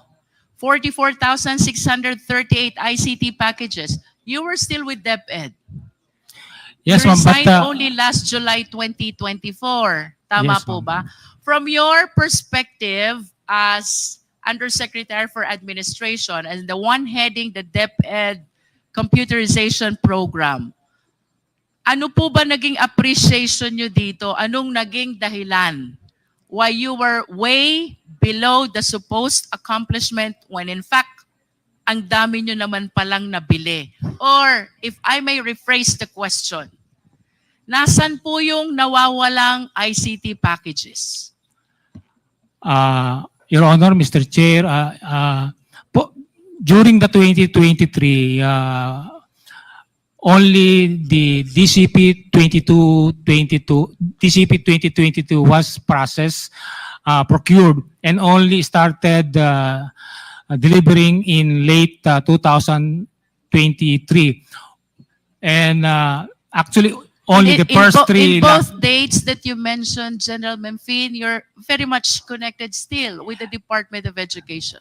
Yes, ma'am. So I'm explaining that during the 2023, ma'am, the DCP 2022 is prioritized, so it's only being deliberated or processed in the procurement. And late of October, there were only 3 lots of DCP which were successfully bidded out, and 13 General was Memphine, processed in 20. If I may interrupt, let's simplify the question. The 44,638 ICT packages were procured during that time. Only 16,000 were delivered. Nasan po yung iba? Ma'am, because the 3 lots supposedly delivered during December and early January of 2024 were subject to request for extension of some of the supplier, which we were not Mr. Chair, convinced. I lament that General Memphine could not give a clear and complete account of this 44,638. And I still have a lot of questions to raise. So may I just request General Memphine to please submit a written accounting of this 44,638 ICT packages with respect to their current whereabouts. Simple lang po ang question, General Memphine. Nasaan yung 44,000 minus 16,000 na ICT packages? Moving forward, Mr. Chair.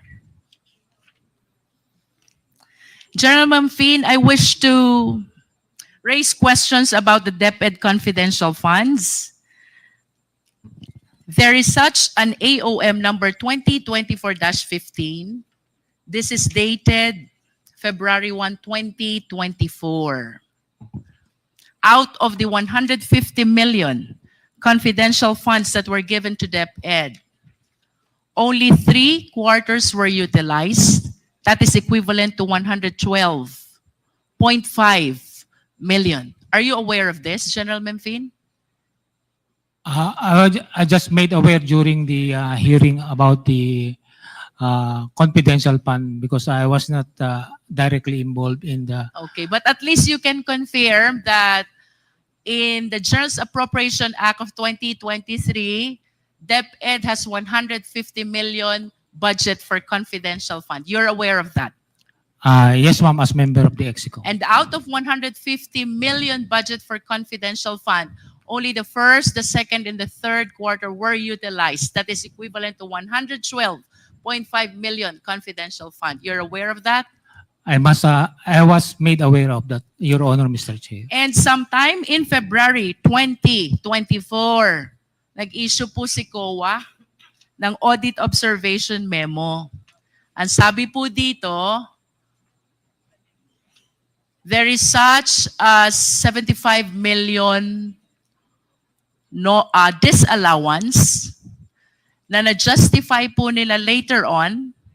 And out of this 75 million, however, mayroong 15.54 million pertaining to rewards to informers na hindi pa rin po na-clear because of lack of the necessary supporting documents. Can you please enlighten us on this? Your Honor, Mr. Chair, I was not part Gisahin na yan! of Gisahin! how the confidential fund is being utilized. So I was not aware of the discrepancy, Your Honor, Mr. Chair. I understand. Nevertheless, General Memphine, having spent a long years of career in the military, of course, you are aware about what confidential fund is. Yes, Your Honor, Mr. Chair. Can you please enlighten us? What do you understand about confidential fund? Confidential funds are funds allocated for the certain units or organizations for its security, maybe and other in the furtherance of its mandate, particularly those who cannot be gathered through the regular means of acquiring, for example, information. And how will you differentiate confidential fund from intelligence fund? Your Honor, Mr. Chair, in my opinion, intelligence fund are specifically have program being, although it's not being elaborated, but it has go to the programs of organization, for example, the law enforcement unit, the armed forces, and even the LGUs, while confidential fund has more on flexibility. But as we discussed, there is certain protocol SOPs being followed under the JMC 2015-01. To recap what you said, General Memphine, and please agree with me if I am correct, no? Both have a purpose of addressing the safety and security of the nation. Tama po ba? Yes, Your Honor. However, confidential fund is given to civilian offices. Tama? Yes, Your Honor. While intelligence fund is given to military offices. Tama po ba? Military and other law enforcement Yes. units, ma'am. In other words, they have the same purpose, confidential and intelligence fund. That is to take care of the national safety and security. However, magkaibang opisina ang gumagamit. Kapag confidential fund, it is given to civilian offices, at kapag intelligence fund, military, and like what you said, law enforcement offices. Tama, General Memphine? Yes, Your Honor, Mr. Chair. But we have to share also that under Republic Act 7160, the Local Government Code, the LGUs are given confidential fund as well. They're authorized to have and utilize confidential fund. You must be aware of this because for the longest period of time, nandun po kayo sa Davao, and I understand like any other LGUs, nag-utilize din sila ng kanilang confidential fund. You agree with me? I don't have the exact information, but I do believe they have they are using confidential funds in furtherance of their mandate in respective LGUs, ma'am. Remind lang po natin, Mr. Chair, because this was flashed already in the previous hearings. Ito po yung, should I say, escalation of confidential fund of the City of Davao starting from 2016, 144 million. 2017, you were already the head of the Task Force Davao, 294 million. And then 2010, nandun na po kayo sa 10th Infantry Division. They have 420 million confidential fund in Davao City. And then that's 2018. And then 2019 to 2022, consistent na 460 million confidential fund. Napakalaki po nito, General Memphine. Puntahan ko po yung 2017, 294 million. You were the head of Task Force Davao. Pwede po bang malaman how you appreciate the utilization of the 294 million confidential fund? Again, ma'am, in my to be candid about it, Your Honor, Mr. Chair, I was not aware of how the confidential fund is being utilized or implemented, but I just wanted to report to the body that the LGU of Davao, even before and after my term, is being supported in terms of logistics, meaning our vehicles, the maintenance of vehicles are coming from the LGU. And if there are major activities like gathering, like Kadayawan, Araw ng Davao, all the security elements involved in the securing Davao City and its major events,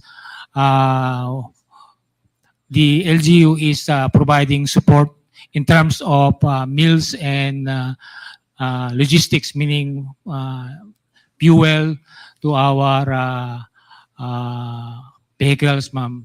In other words, General Memphine, all the activities that you raised earlier, collaboration with the Muslim communities, information dissemination, meetings with other intelligence units, collaboration with different sectors, presence of patrols, and coordination with other professionals. These are the activities which were supported by that 294 million in 2017. I have no idea, but because aside from Task Force Davao, there are also members of the Joint Task But Force Haribon. at least those activities were part of the expenditures of the 294 million in 2017. Do you agree? I believe so, ma'am, but I'm not 100% sure. Thank you. Now let us go to AOM 2024-15. Ito po yung na-mention ko kanina, General Memphine, na mayroong disallowance na 75 million. Out of 75 million, the basis of the disallowance of 15.54 million is the lack of supporting documents for payment of rewards. Reward to informers. And in response to the AOM, nakatanggap po ang COA ng certification galing sa 4 na AFP officers.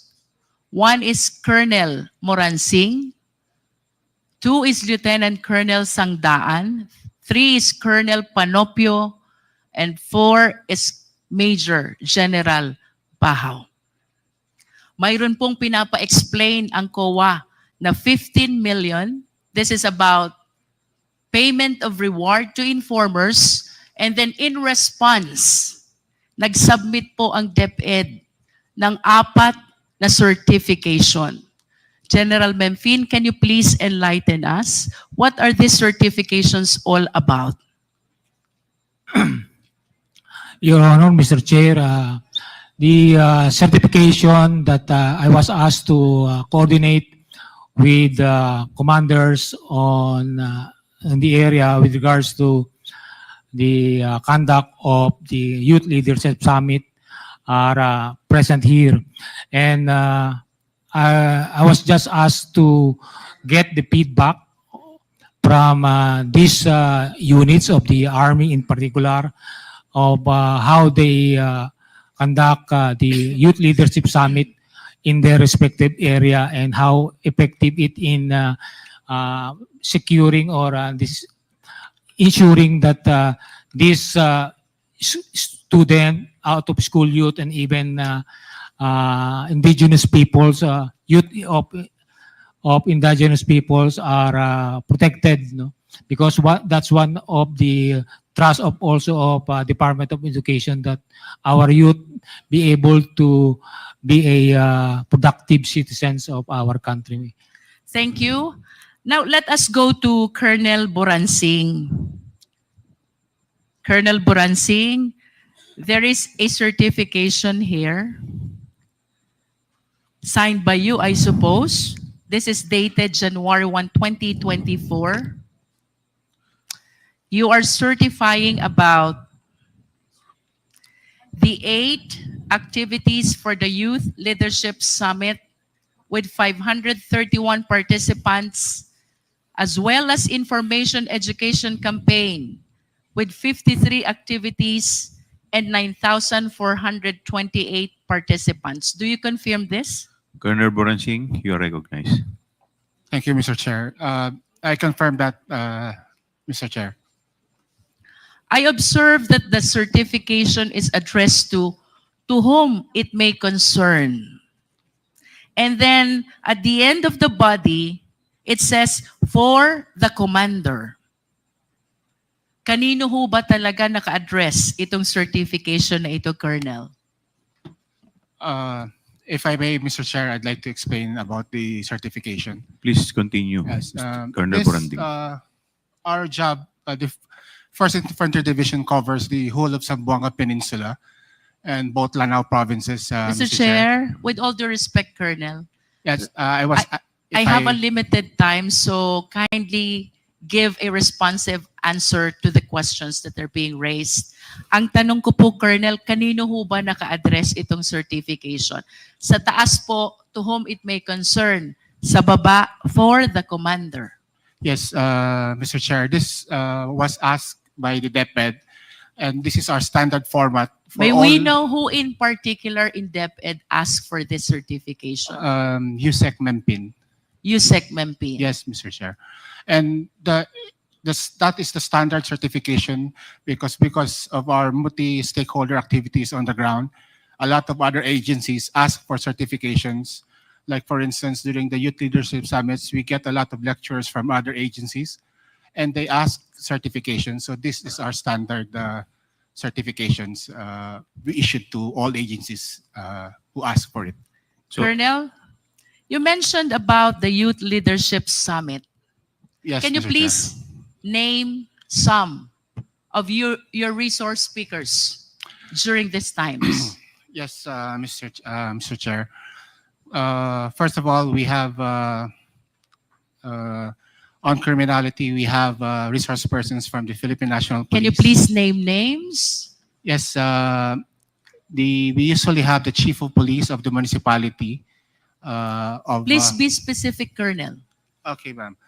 So the ones that conducted the Youth Leadership Summit, ma'am, are line units, infantry battalions under us. So we Kindly have, give names, please. yes, the chief of police.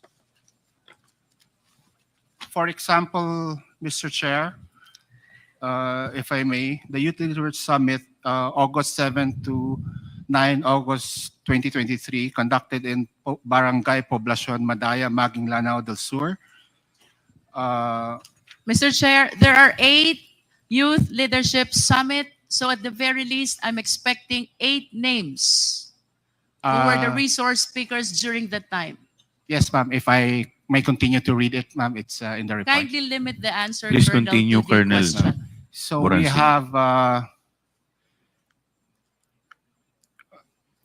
we have the municipal mayor of Masio, Lanao del Sur.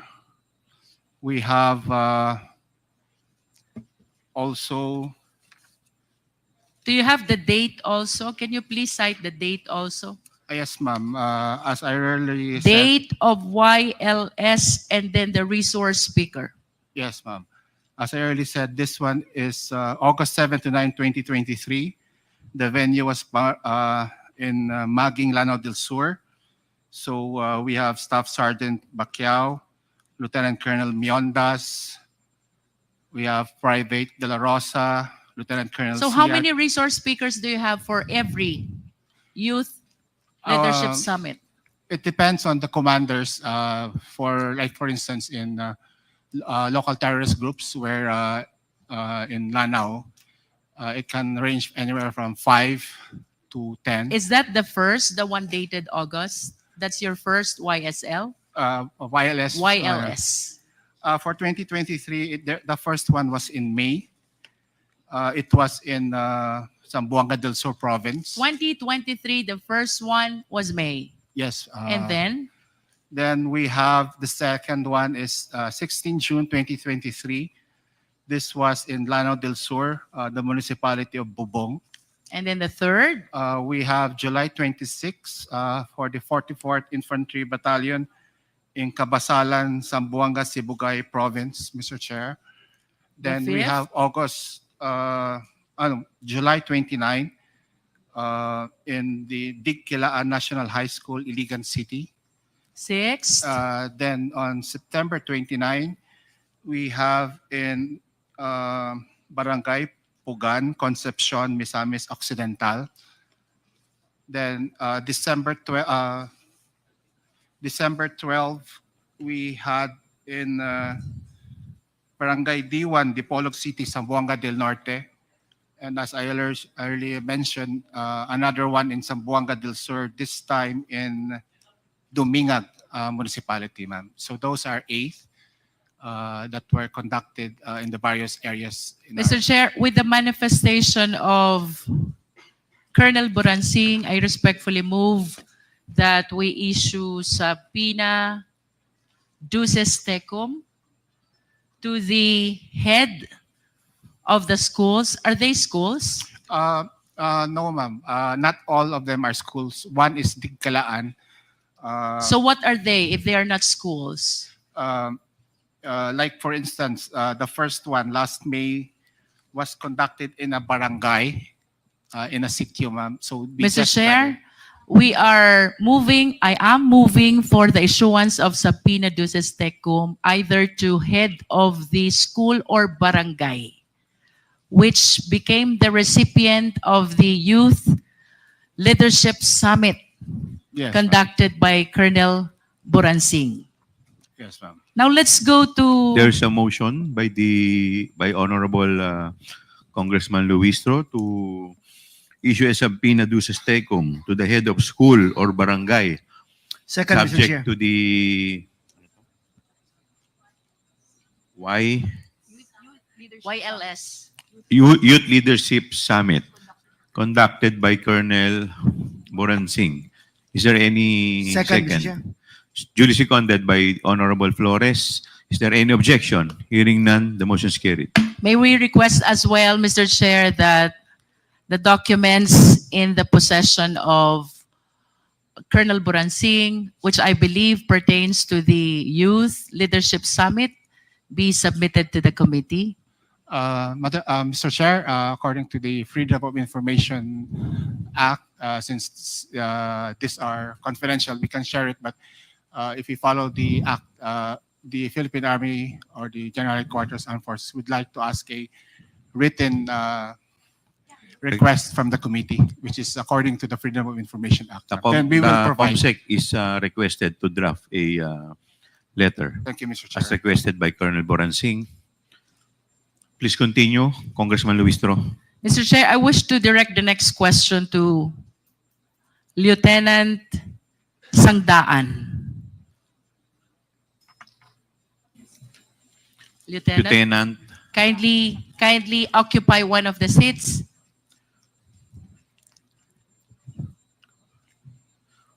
Have you taken your oath, Lieutenant? Yes, Mr. Chair. Thank you.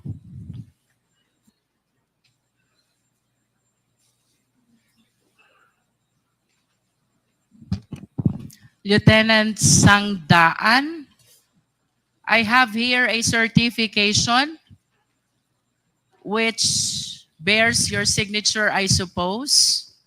This is about the 22 activities for the Youth Leadership Summit and 49 activities for the Information Education Campaign. This was held in the provinces of Ilocos Norte and Ilocos Sur, as well as La Union. Do you confirm this certification? Yes, Mr. Chair, Your Honor. And the certification, similar to the one issued by Colonel Boransing, is addressed to whom it may concern on the upper part and then on the lower part for the commander.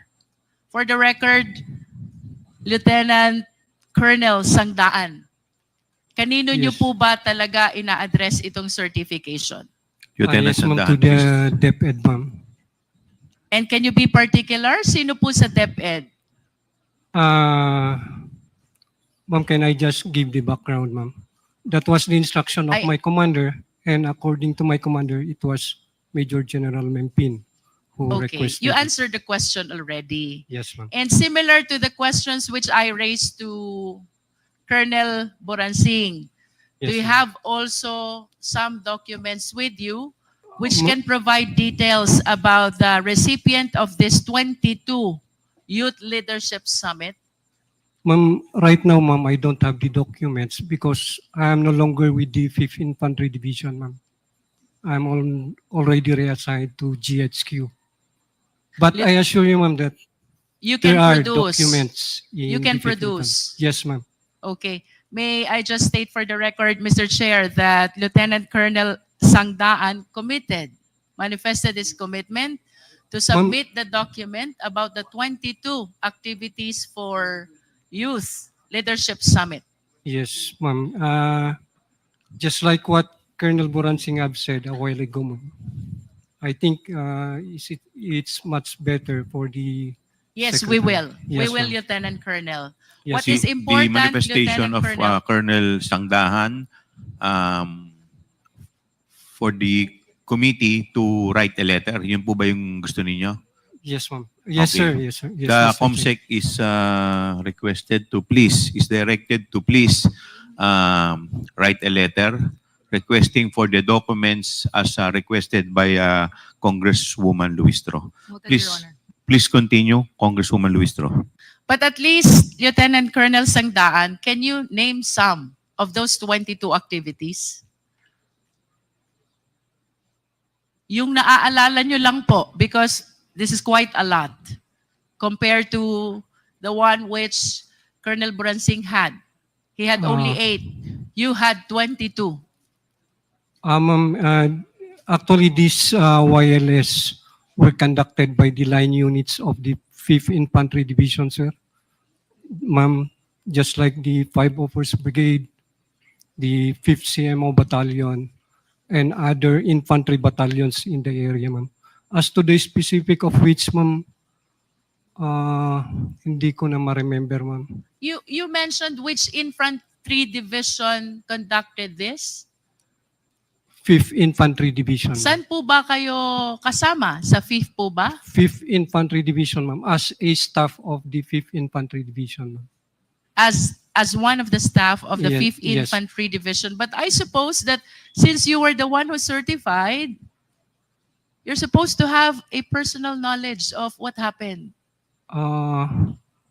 We base it on our records, ma'am, on our tabulated records. Do you intend to tell us, Lieutenant Colonel, that you were not the one who actually conducted this Youth Leadership Summit?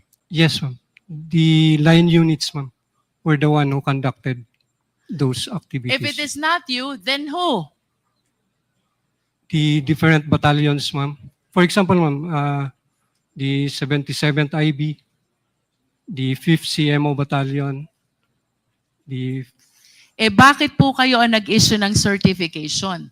we have the tabulated data, ma'am. Yes, I understand. But for one to be able to issue a certification, dapat alam nyo. Dapat may knowledge kayo. Yes, ma'am. As a matter of fact, this is an inquiry in aid of legislation. You were sworn in before we started the hearing, and this will elevate the status of being a sworn certification already. Yes, ma'am. Bakit po kayo nag-issue ng certification kung wala kayong personal knowledge?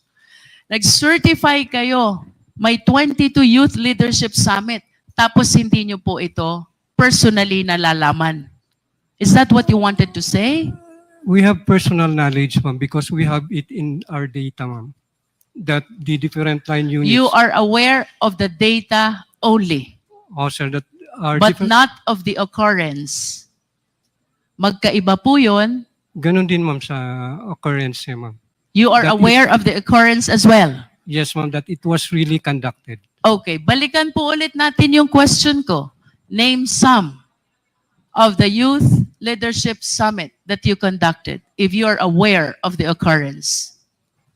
Just like in San Mariano, Isabela, ma'am, we have conducted the YLS there.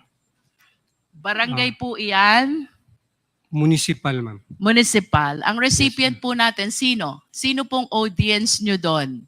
Sino pong participants? The youth from the municipality of San Mariano. There were participants from the students in San Mariano and even out of school youth. Okay. Any Yes, ma'am. other? Any other YLS that you can recall? As reported by line units, ma'am, also in Baguio City. You are basing your testimony, Lieutenant Colonel, on the report. Tama po ba? Yes, That's what ma'am. you said. Yes, ma'am. And this will only mean that you are not aware of the occurrence. If the statement that you're giving to us is based on the report and not on the personal knowledge of the occurrence, then you have no personal knowledge of how it happened.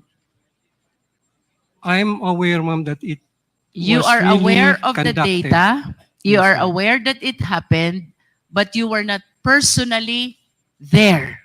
Yes, yes. You did not participate. Yes, ma'am. We only provided some speakers as requested by the concerned unit. How about this 22 that you mentioned in your certification? Ito ba na-attendan mo lahat? No, ma'am. Honestly, ma'am, no. Ilan out of 22 ang na-attendan mo, Lieutenant Colonel? I think only in San Mariano, ma'am. Only in San Mariano? Ma'am, can I give a background on... Kawa, may I just make a manifestation? How can you validate an accomplishment report with a certification? The signatory has no personal knowledge of what happened. Lieutenant Colonel was able to attend only 1 out of 22 Youth Leadership Summit. And this is okay with COA? I'm sorry, but I do not understand. Colonel Buransing, if I may call you again, yun pong 8, ilan ang na-attendan nyo doon? Colonel Boransing.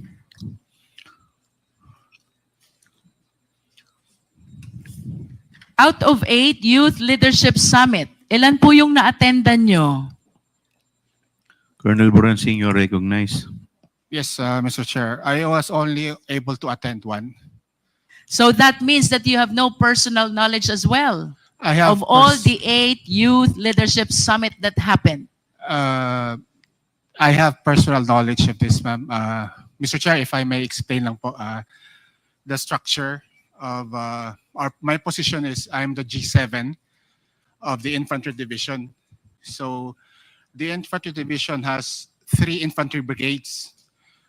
They control 3, one has 4 provinces, the other has 1 province, and the other brigade has 1 province. So I am in charge of supervising. I am the Civil Military Operations Officer, Mr. Chair. So I closely monitor, we all closely monitor the program of the Youth Leadership Summit to ensure that it is multi-stakeholder and it fits the objectives of the program. So we have personal knowledge. We can't go around in each barangay, but they have, since we used budget from the Philippine Army, we have after activity reports, fund utilization reports, pictures and documentations. And we have to ensure this because we have a yearly inspection from higher headquarters. So we may not have been there, but we have personal knowledge. We are the program managers of this. You mentioned a while ago, Colonel Buransing, Yes. you were using the fund of the Philippine Army. You confirm that? Yes, Mr. Are you Chair. sure? Yes, Mr. Chair. For the 8 YLS Yes, that Mr. were Chair. conducted, you used the fund of the Philippine Army. For our participants, we used the Philippine Army.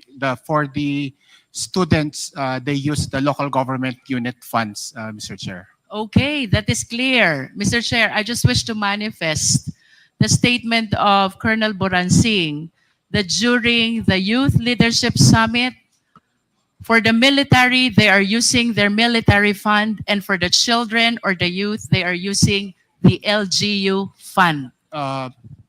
Mr. Chair, if I may. Please continue. Yes. They use some use the provincial local government funds, and the municipalities. Some delegates also are using the municipal LGU funds. And for the participants from the other stakeholders, from DepEd, from BIDEA, from the police, of course, they use their own funds. So it's really a multi-stakeholder. In other youth words, fund. Mr. Chair, a lot of offices and agencies are using their respective funds for intelligence in conducting the Youth Leadership Summit. This is your statement, Colonel Buransing. I didn't say intelligence funds, ma'am. What I said was, like for instance, for their billeting for the hotel, they have to pay from their own agency funds. For their food, they have to pay. What is clear, there are different offices Involved. who in this. shoulder their respective expenses Yes, Mr. for the Chair. purpose of Youth Leadership Summit.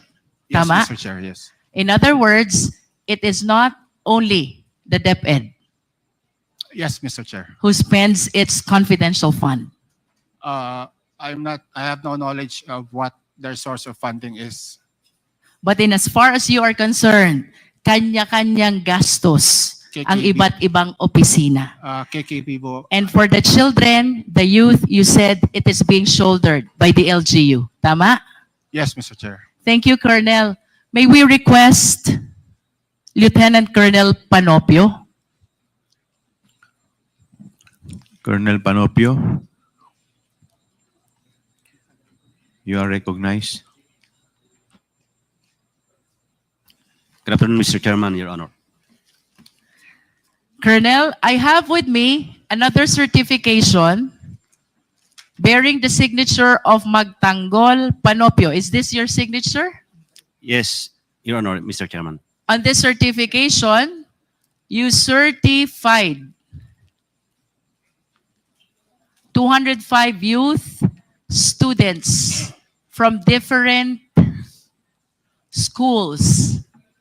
3 youth leadership summits held in the provinces of Bulacan, Nueva Ecija, and Zambales. You confirm this? Yes, Mr. Chairman, Your Honor. And similar to my question to Colonel Buransing and the other Lieutenant Colonel, nakalagay po sa certification nyo, to whom it may concern, to sa taas, sa baba, for the commander. Kanino po ba talaga naka-address itong certification nyo? This is addressed to DepEd, ma'am. May I explain for the commander, ma'am? And can you please kindly be particular? Who in DepEd? Ang dami po nila sa DepEd. Sino po sa DepEd ang kausap nyo when you submitted this certification? Yusek Nolasco Bempin, ma'am. That's Yusek Mempin. Okay. And can you please substantiate as well the 3 youth leadership summit that you conducted in your province? Ikaw ba nakaparticipate dito? Your Honor, Mr. Chairman, hindi po kami nag-participate specifically because as a staff, we are just supervising and monitoring the activities of the Youth Leadership Summit. So because- similar to Colonel Buransing, you are just aware of the occurrence, but you were not part of the event. Yes, Your Honor, Mr. Chairman. And with respect to the expenditures for similar programs, would you confirm the statement of Colonel Buransing na Yes, ang Your Honor. mga opisinang participants ay kanya-kanya ng gastos? Yes, Your Honor, Mr. Chairman. And with respect to the participating children and students thereat, tama po ba yung sinabi ni Colonel Buransing, LGU ang sumusuporta sa expenses nila? Yes, Your Honor, Mr. Chairman. Are you sure? Yes, Your Honor, Mr. Chairman.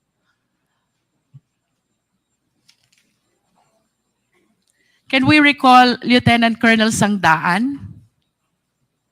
Yes, ma'am. Lieutenant Colonel, tanungin ko lang po yung pagdating sa expenditure. Do you confirm the statement of Colonel Buransing? Kanya-kanya ng gastos lahat ng opisina. Yes, ma'am. Yes, ma'am. And with respect to the children and the youth, it is the LGU The who LG, support the expenses. yes, ma'am, through their POPs plan, ma'am. Thank you. Mr. Chair, I am done with Lieutenant Colonel Panopio. I wish to proceed to Major Dombrigue. Major Dombrigue. Major Dombriding, you are recognized. Have you taken your oath, Major? Nakapag-take na po kayo ng oath. Okay po. Major, meron po kayo ditong submission prepared by you, certified by Lieutenant Colonel Panopio. This is about the Joint 7th Infantry Division DepEd Anti-Insurgency Campaign from January 1, 2023 to December 31, 2023. Do you confirm, Major, na ang sinertify niyo po dito ay 313 insurgency awareness and 166 posted social media products? Good afternoon po. Yes, ma'am, Mr. Chair. Through that data was based on the reports of our line units. Ang kasama po dito, Brigada Eskwela, insurgency awareness, environmental protection, shared and posted social media products. And then you also have number of health-related activities. Ang dami po nito, Major. Tanong, saan po nanggagaling yung pondong ginagamit nyo for all of this? Ma'am, most of that funds was under the POPs on the APB of our line units. Ano po yung POPs? Please enlighten us. Projects, activities, and programs po. And can you please tell us which agency is this? In particular, ma'am, is the Philippine Army in collaborations with our partner stakeholders on the ground. In other words, similar to the statement of the 3 prior officers, yung mga activities nyo, ang gumagastos is the Armed Forces of the Philippines. Tama po ba? Yes, ma'am, Your Honor. And as far as your counterpart is concerned, tama po? Opo, ma'am. At paano nyo po ba ginagawa itong anti-insurgency awareness? Ma'am, Your Honor, in partnership with the different schools and local government units, our line units is conducting intensified information awareness drives on security awareness, ma'am. How about the social media posts? Paano nyo po ba ginagawa to? Utilizing the social media platforms of our infantry divisions and our line units, ma'am, we cross-post social media products of the AFP units and to include, ma'am, the other agency social media products. Rough estimate lang po, Major. Sa tingin nyo po itong mga reported activities nyo na to, total of 9,712, the activities I mentioned earlier. If you're aware, mga magkano po ang nagastos na pondo ng AFP dito? Ma'am, with that figure, the number of anti-insurgency flyers distributed, a very minimal expenses lang po dahil printed flyers lang po ito dun with the bond paper po. You're saying our awareness minimal. drive. You're saying minimal. Minimal expense. You said that? Yes, ma'am. And it will no way reach 15 million. Tama? Hindi po, ma'am. Hindi. No way. No way. Thank you. Mr. Chair, gusto ko pong balikan si General Mempin. General Mempin, you are I'm about to recognized. wrap up, Mr. Chair. Yes, Your Honor, Mr. Chair. General, kanina po sabi nyo, hindi nyo alam yung confidential fund. Yeah, You that's still correct. confirm that? That's correct, Your Honor, Mr. But Chair. I hope you understand that the certifications which I confirm from the AFP officers, the 4 of them, pertains to the expenditure of 15 million taken from the confidential fund. And according to them, those certifications were required by you. Your Honor, Mr. Chair, actually I was asked by the officer of the Secretary to ask for certification coming from these units. But it is clear to them or even to me that no funds are involved, meaning no funds released to these units. What the Office of the Secretary is wanted to know is the product or the result of the collaboration of various stakeholders, including DepEd, with regards to our youth. So it is clear, ma'am, that DepEd has not released any single centavo to the conduct of wireless to the units mentioned, ma'am, Your Honor and Mr. Chair. If you are saying, General Mempin, na walang nirelease na pondo ang DepEd dito po sa Youth Leadership Summits, saan po ginastos yung 15 million?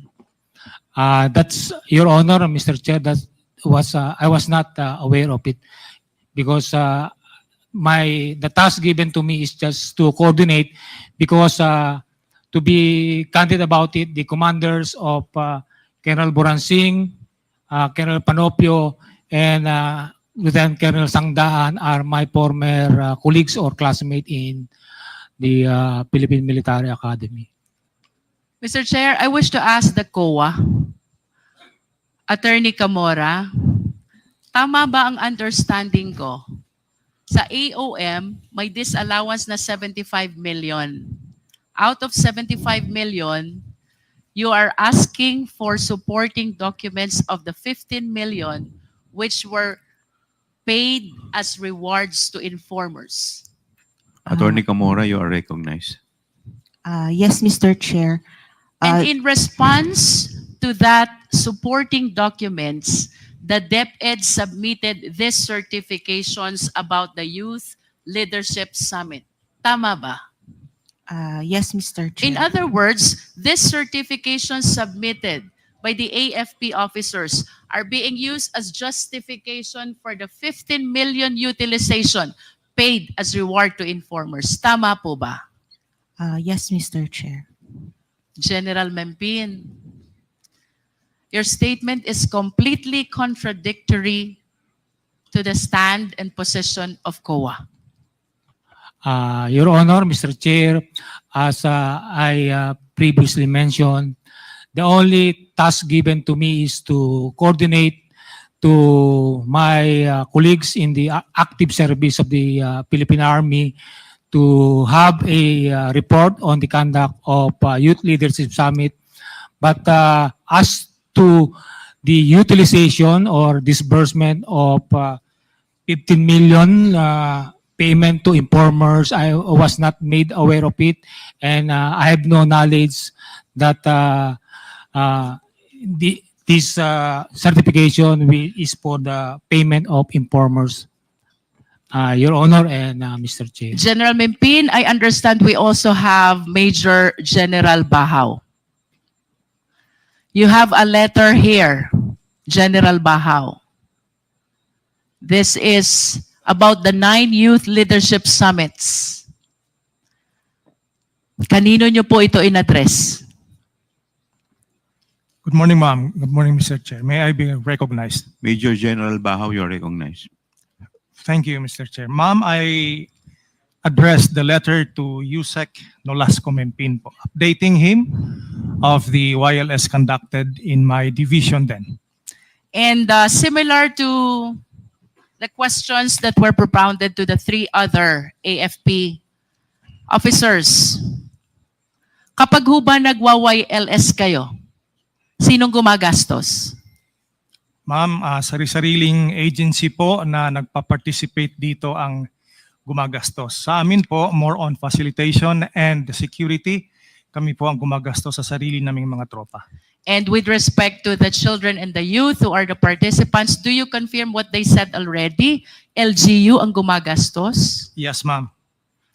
At kanina po sinabi din ni General Mempin, balikan ko si General Mempin, sabi niyo po, General, wala talagang gastos ang DepEd dito?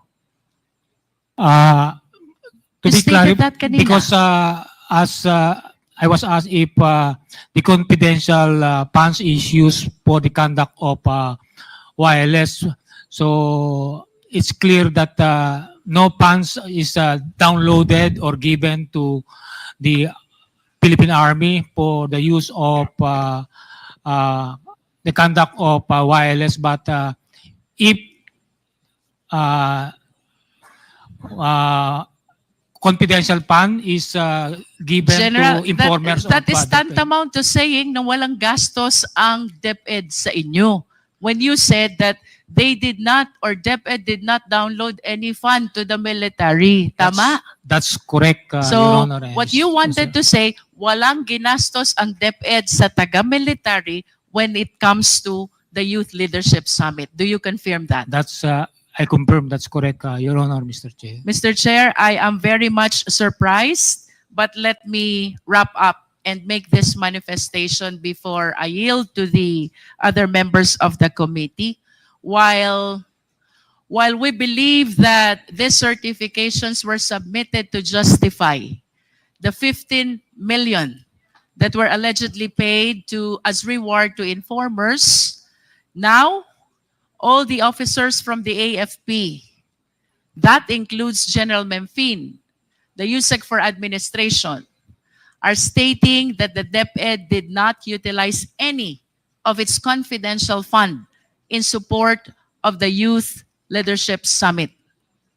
These statements, Mr. Chair, are completely contradictory to what DepEd has made the COA believe in the submission of all these certifications. Mr. Chair, to proceed, let us all be reminded, ito pong confidential fund na ito, pera ng taong bayan. We all of us are accountable to the Filipino citizens.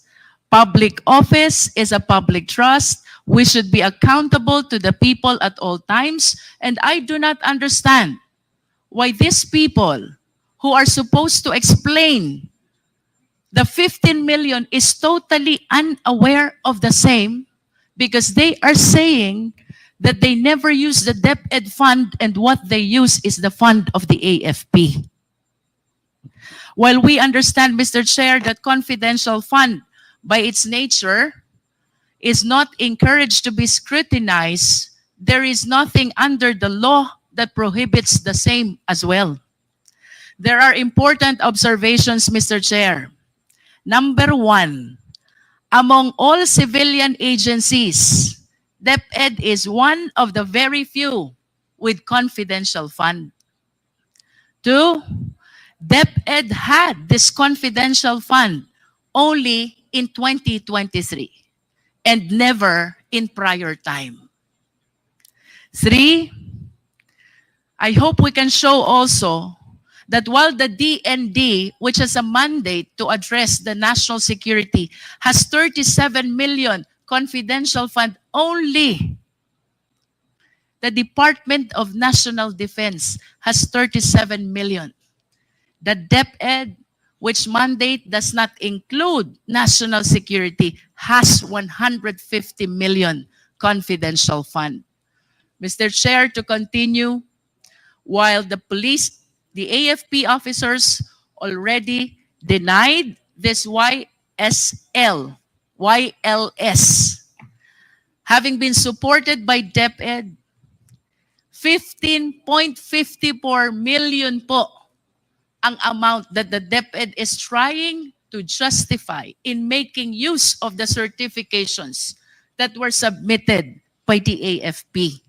Number 5, Mr. Chair, prior to 2016, pag ang pinag-usapan po natin ay Youth Leadership Summit, it is the AFP who leads and they just coordinate with DepEd. But on the report that was given by COA, it seems to appear that the one leading the Youth Leadership Summit is the DepEd in coordination with AFP. Paligtad po ito. Number 6, Mr. Chair, I do not want to preempt any conclusion. However, Mr. Chair, General Memphine spent 2017 to 2023 of his AFP career in Davao City and Davao region. During this time, the former president is the president and our vice president is the mayor. During those time, Mr. Chair, Davao City, while it is authorized to have and to utilize confidential fund, I believe has one of the highest confidential fund among the LGUs in the entire country. I hope the Secretariat can produce the data. I wish to ask, Mr. Chair, ito bang lahat ng ito ay coincidences? Given this observation, let us all be reminded that the leeway that is being given to confidential fund is to be able to address a very important concern, and that is national security of the country. No more, no less. The procurement and the liquidation were made liberal in recognition of the significance of the purpose of the confidential fund. However, Mr. Chair, if there are glaring indications of irregularity already, as those that we have mentioned, plus the admission of the AFP, is it not that COA should address its mandate of making sure that all receipts and all expenditures are duly accounted for the Filipino people? Question number 1, since when has irregularity in confidential fund been happening? 2, what has COA done so far with respect to its accounting rules in order to address the irregularity?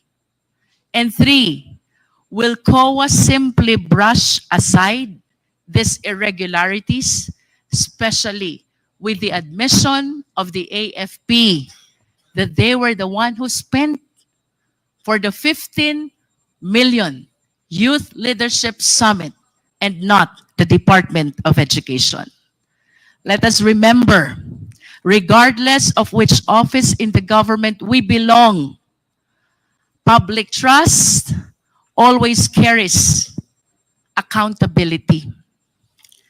To tone down the mood of our investigation at para mas maintindihan po ako ng mga tao, mayroon hong prominent na line sa pelikulang Star Wars.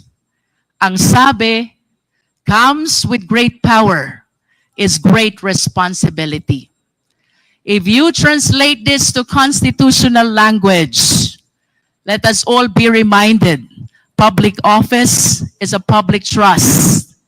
The trust that is given to us by the people carries with it due accountability. Thank you, Mr. Chair. Thank you, Congresswoman Luistro. The chair, Yeah, Mr. Chair.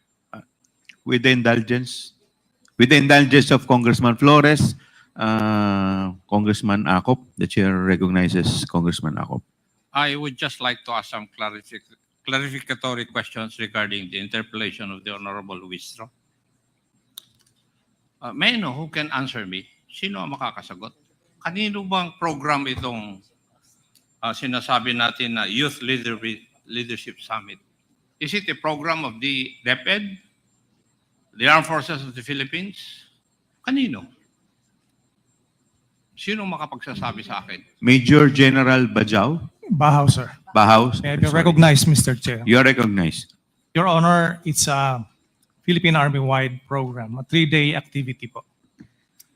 It's an activity included in the budget of the Armed Forces of the Philippines. Tama? Yes, Your Honor. It's one of the PPAs insofar as your budget is concerned. Yes, sir.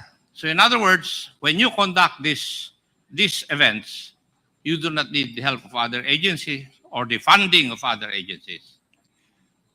I would disagree Sabi ko to that, Your Honor, because we can only spend for our own troops, but the need of other participants and the subject matter experts have to be carried by participating agencies po.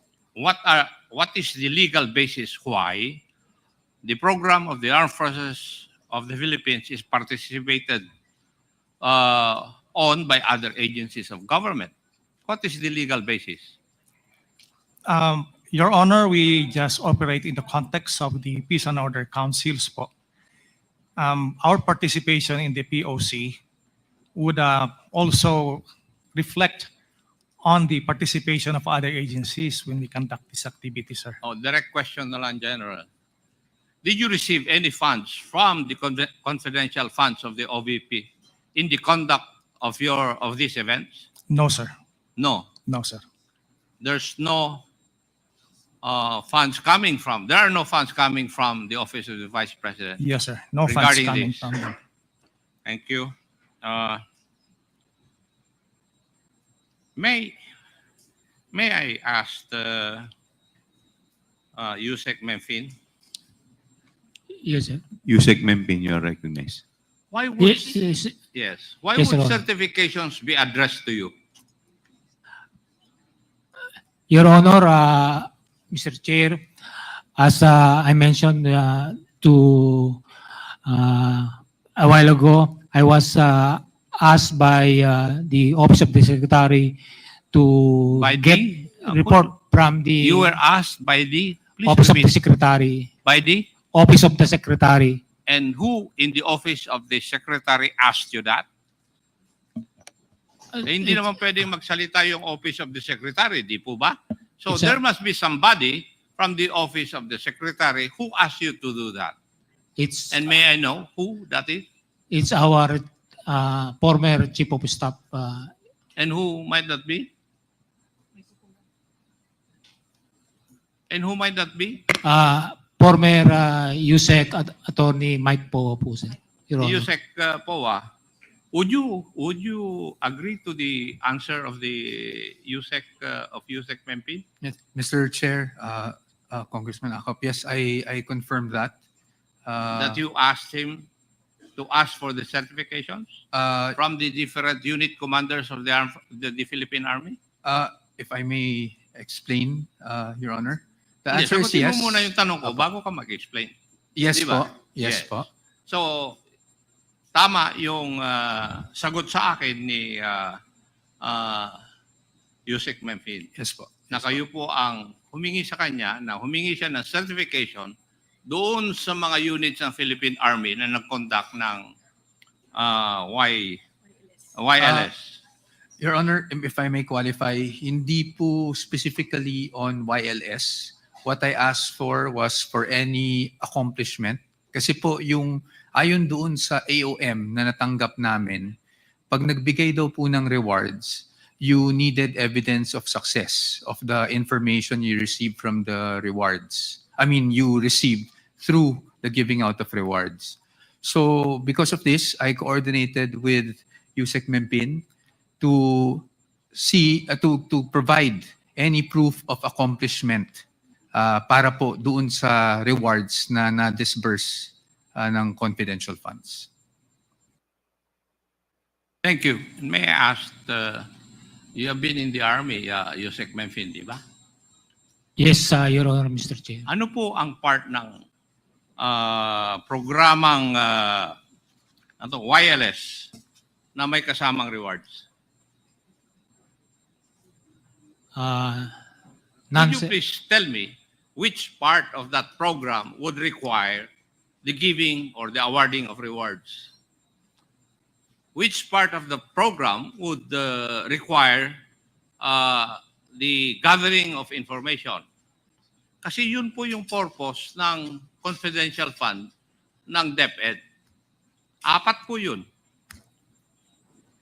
Now, which part of this? Your Honor, Mr. Chair, for the conduct of YLF per se, there's no in that particular any areas of that for the Yes. rewards, giving of rewards, Your Honor, Mr. Chair. Basahin ko man ng ilang beses yung programa na yon, walang nagsasabi doon na pwedeng gamitin yung confidential fund ng isang agency. Would you agree with me? Yes, Your Honor, Mr. Chair. Yes. So, Yusek Pua, mali po yun. Kasi kitang-kita naman na natin that you ask for these documents to support your liquidation insofar as the confidential fund of the Department of Education is concerned. Kasi hindi naman kaya basically primordial na kasama doon po sa mga events na yun. And yet, you are submitting or you submitted to COA documents to support your liquidation of the confidential fund of the Department of Education. Wala Kahit na anong basa ko. Kasi, for your information, Yusek COA, naging controller ako ng pulis kaya alam ko kung ano ang sinasabi nitong mga membro ng Philippine Army ngayon Alam ko rin na ginagamit nyo lang yun para i-justify yung expenditure nyo ng confidential fund ng Department of Education. Di ba? You just use that to justify your liquidation of the fund. Di po ba? Yes, Your Honor. Yes. If I may also just, if Your Honor would allow me, Mr. Mr. Chair. Michael Powa, you're recognized. Basically, just to expound and just so I can inform the committee factually what happened. We received an AOM back in February asking for certain documents. One of which are the DEPs, which are the document evidence of payment. Another one would be for pag may rewards daw, kailangan daw po merong evidence of success.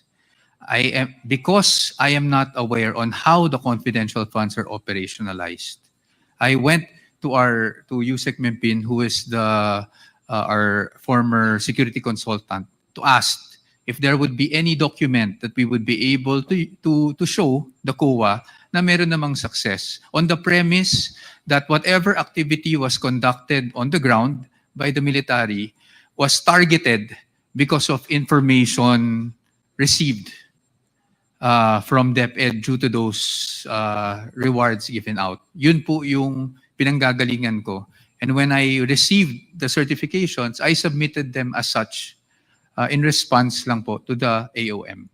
Mr. Chair, just a clarification. No? I think Yes, Congressman Abante, you're I recognized. heard him mention that he is not aware of the nature of the confidential fund. Is that right?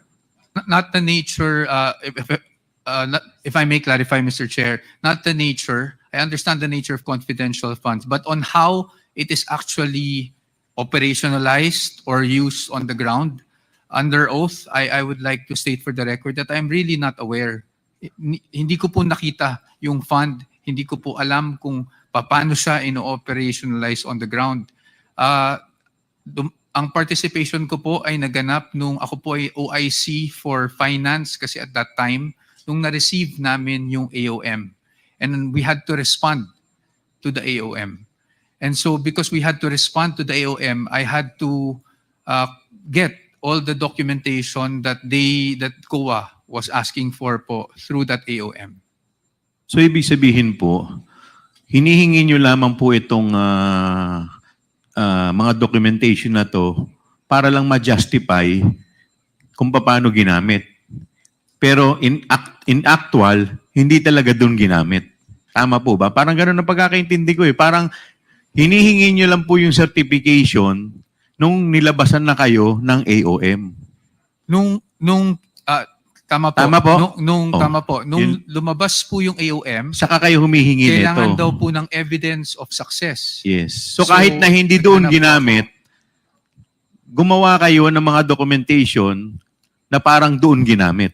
Parang ganun. Kung tama po yung pagkakaintindi ko. Hindi naman po, Mr. Kasi Chair, lumalabas po, hindi naman po doon ginamit yung confidential fund. Pero itong documentation na in-issue po nila Yusek Mimpin, yun ang sinabit natin sa COA just to justify yung AOM. Mr. Chair, again, this is just under my impression nung nakuha ko yung certification. Po. The certification po kasi, when I read it, stated that they conducted yung mga YLS based on the information received from LGUs, DepEd, etc. So ang impression ko po, and again, this is just my impression, is that because of the information they received from DepEd, sinagawa nila, targeted kung saang areas yung YLS. Again, that is just my interpretation of the certification, Your Honor. And now, whether or not that is indeed the case, I really do not have personal knowledge to Yes, but confirm. you have no idea if the fund coming from confidential fund was utilized from LYS. Wala po kayo idea. I cannot confirm or deny that, Your tama Honor. po. Yes, the chair would like to recognize. Yes, please continue, Congressman Akop. Thank you. So, Yusek Memphis, wala pong ibinaba na pondo sa Armed Forces of the Philippines or sa Philippine Army units. Wala. As far as I know, sir, wala ba daw po, sir? Yung mga units ng Philippine Army which conducted the summits, wala rin po kayong pondong natanggap galing sa DepEd. Would that be correct? Yes, sir. Correct, sir. That's correct. Now, may I ask, bakit kayo nag-issue ng certification? Hindi. That's not you kasi hindi naman ikaw nag-certify eh. Why did you issue certification? Sino pong sasagot? Mr. Chair, Colonel Colonel Buransing, Buransing. Yes. you are recognized. Mr. Chair, sir, as I earlier mentioned, sir, because almost all of our activities on the ground are multi-stakeholder. When we appear in activities of one or many agencies ask for certifications of attendance, as I have asked the Secretariat to issue us with a certificate of attendance that we attended this activity. We assume that that certification was also for for that purpose. So a lot of other national government agencies and local government units ask for certifications in that manner also. So you're trying to tell us that it was USEC Memphis which required the submission of those certification. Siya po ba ang nag-require sa inyo? Yes, he asked, Mr. Chair. Yes, sir. Was it through a written document or what? He called our commander, sir. Ganun na po ba ngayon sa Armed Forces of the Philippines? Well, sir, the other agencies also, like for instance, the regional offices of the Department of Agriculture, TESDA, they also text me during our activities. So I think it's an accepted mode of unofficial communication, sir. For your information, yun pong purpose ng confidential fund ng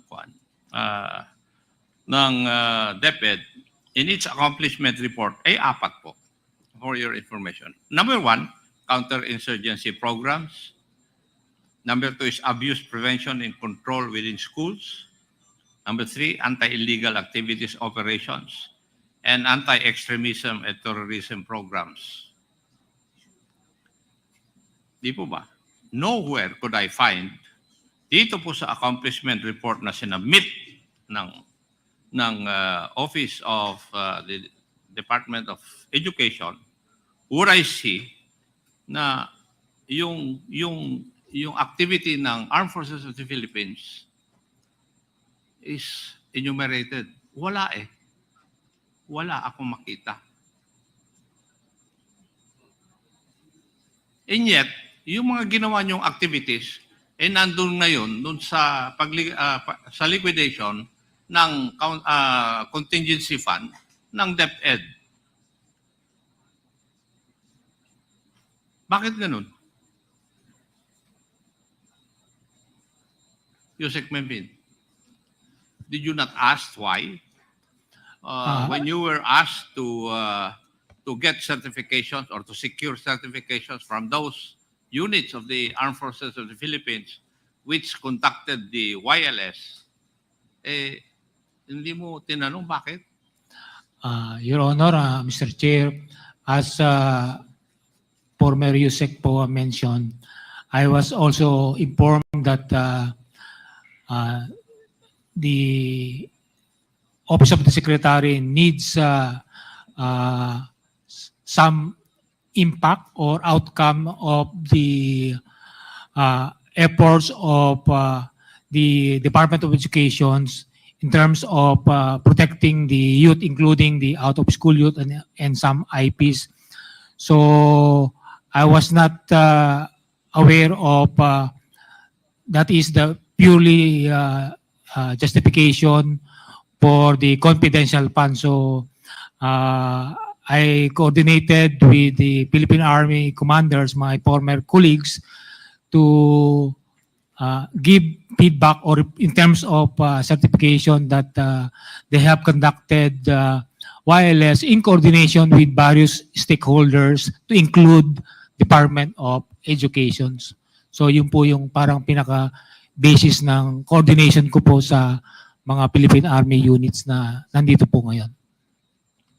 Kasi maski sa certification, USEC, wala rin akong nakitang na amount na nakalagay doon sa mga certifications ng mga unit commanders ng Philippine Army. Wala. So, may ibang purpose lang yung pagkuha nyo ng certification na yun. And as I've said, it is used to justify yung expenditure ng or pag-spend ng confidential fund ng Department of Education. Now, COA, would it be true na nagbigay po kayo ng CN o credit notice doon sa first 2 quarters ng use ng confidential fund ng DepEd? Attorney Camora, you're recognized. Yes po, Mr. Chair. May I know the basis why nagbigay po kayo ng credit notice? Kasi what I know is if you give credit notice, everything is proper. Yes, Mr. Chair. Now, bakit po kayo nagbigay ng credit notice doon sa first 2 quarters? Since submit po sila ng documents that we required in the AOM, we deem them okay na po for the compliance. Parang sa joint circular din, Yes, Mr. Chair. di ba? Yes, Mr. Chair. Actually, yun nga po, yung certifications is And- one of the requirements po.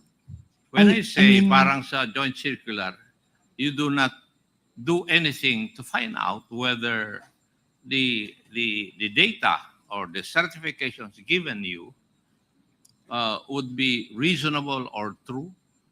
Hindi nyo tinitignan, di po ba? Mr. Chair, since dun sa certifications, nilagay po nila na due to the collaboration between the DepEd and the Philippine Army, wala pong mga batang recruited. Okay na po yun sa amin.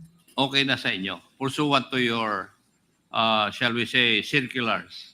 Yes, Mr. Chair. Ganon. Yes, Ganon po Mr. yun. Chair. Paano nga natin mababantayan yung kung pag ganyan ang inyong pag-iisip? Di po ba? Now, Mr. Chair, please allow me to come up with my parochial concern. Because I heard a while ago that Yusek Densing was in charge of the allocation of the BEFF or Basic Educational Facilities. Tama po ba? Mr. Chair, if I may. Yusek Densing, you're That's correct, sir. recognized. Correct. Pwede ko bang malaman bakit walang napunta sa Antipolo na school building Sir, during your term or the term of VP Sara? ang nahawakan ko po actually is 24. Hindi, tinatanong ko. Opo. Sagutin mo muna ako. Pero sir, ang sa Antipolo kasi, Antipolo, Taytay, tinanong ko rin kasi yan dun sa technical working group, wala na pong buildable space. Yung pang binanggit sa akin. Walang buildable space. Opo. There's a fund with the DepEd na pambili ng spaces. Di po ba? Wala po. Yun po ang nilabi namin nung nakaraang budget. That is for GA 2022? 24 po, 24. Hindi, tinatanong ko nga eh. Sa 22 po, wala. Congressman ako noong 2022. Opo. My wife was a congresswoman I wasn't there yet, but there since was no fund, sir. 2019. I was not there Pero yet. wala kaming natatanggap. Opo. Your records will bear me out. Opo. I As a matter of recognize. fact, the first time, 2022, nag-usap po tayo. Kasi kinausap po ninyo yung mga yung mga members ng parties. Di po ba? And we talk. Sinabi ko yung concern ko na yun. Opo. We did. In fact, nung ginawa nga nila, may mga districts nga, legislative districts na wala. Now, may I ask you, Yusek Densing, is that following the mandate of the Constitution that you are supposed to equitably distribute government resources? That's the part of the criteria that I mentioned to the National Technical Working Group. Tinatanong nga kita eh. Opo. When you do not allocate school buildings doon sa isang lugar, is that equitable distribution? Again, sir, the problem was there are no buildable spaces in the area. Sino po ang nagsabi? Yung National Technical Working Group po. Noong 2024, humingi ako. Opo. 2024, humingi ako. There are buildable spaces. Pero wala pa rin.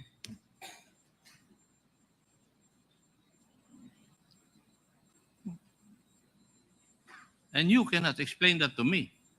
Well, sir, I could not answer because the fund was really small at the time.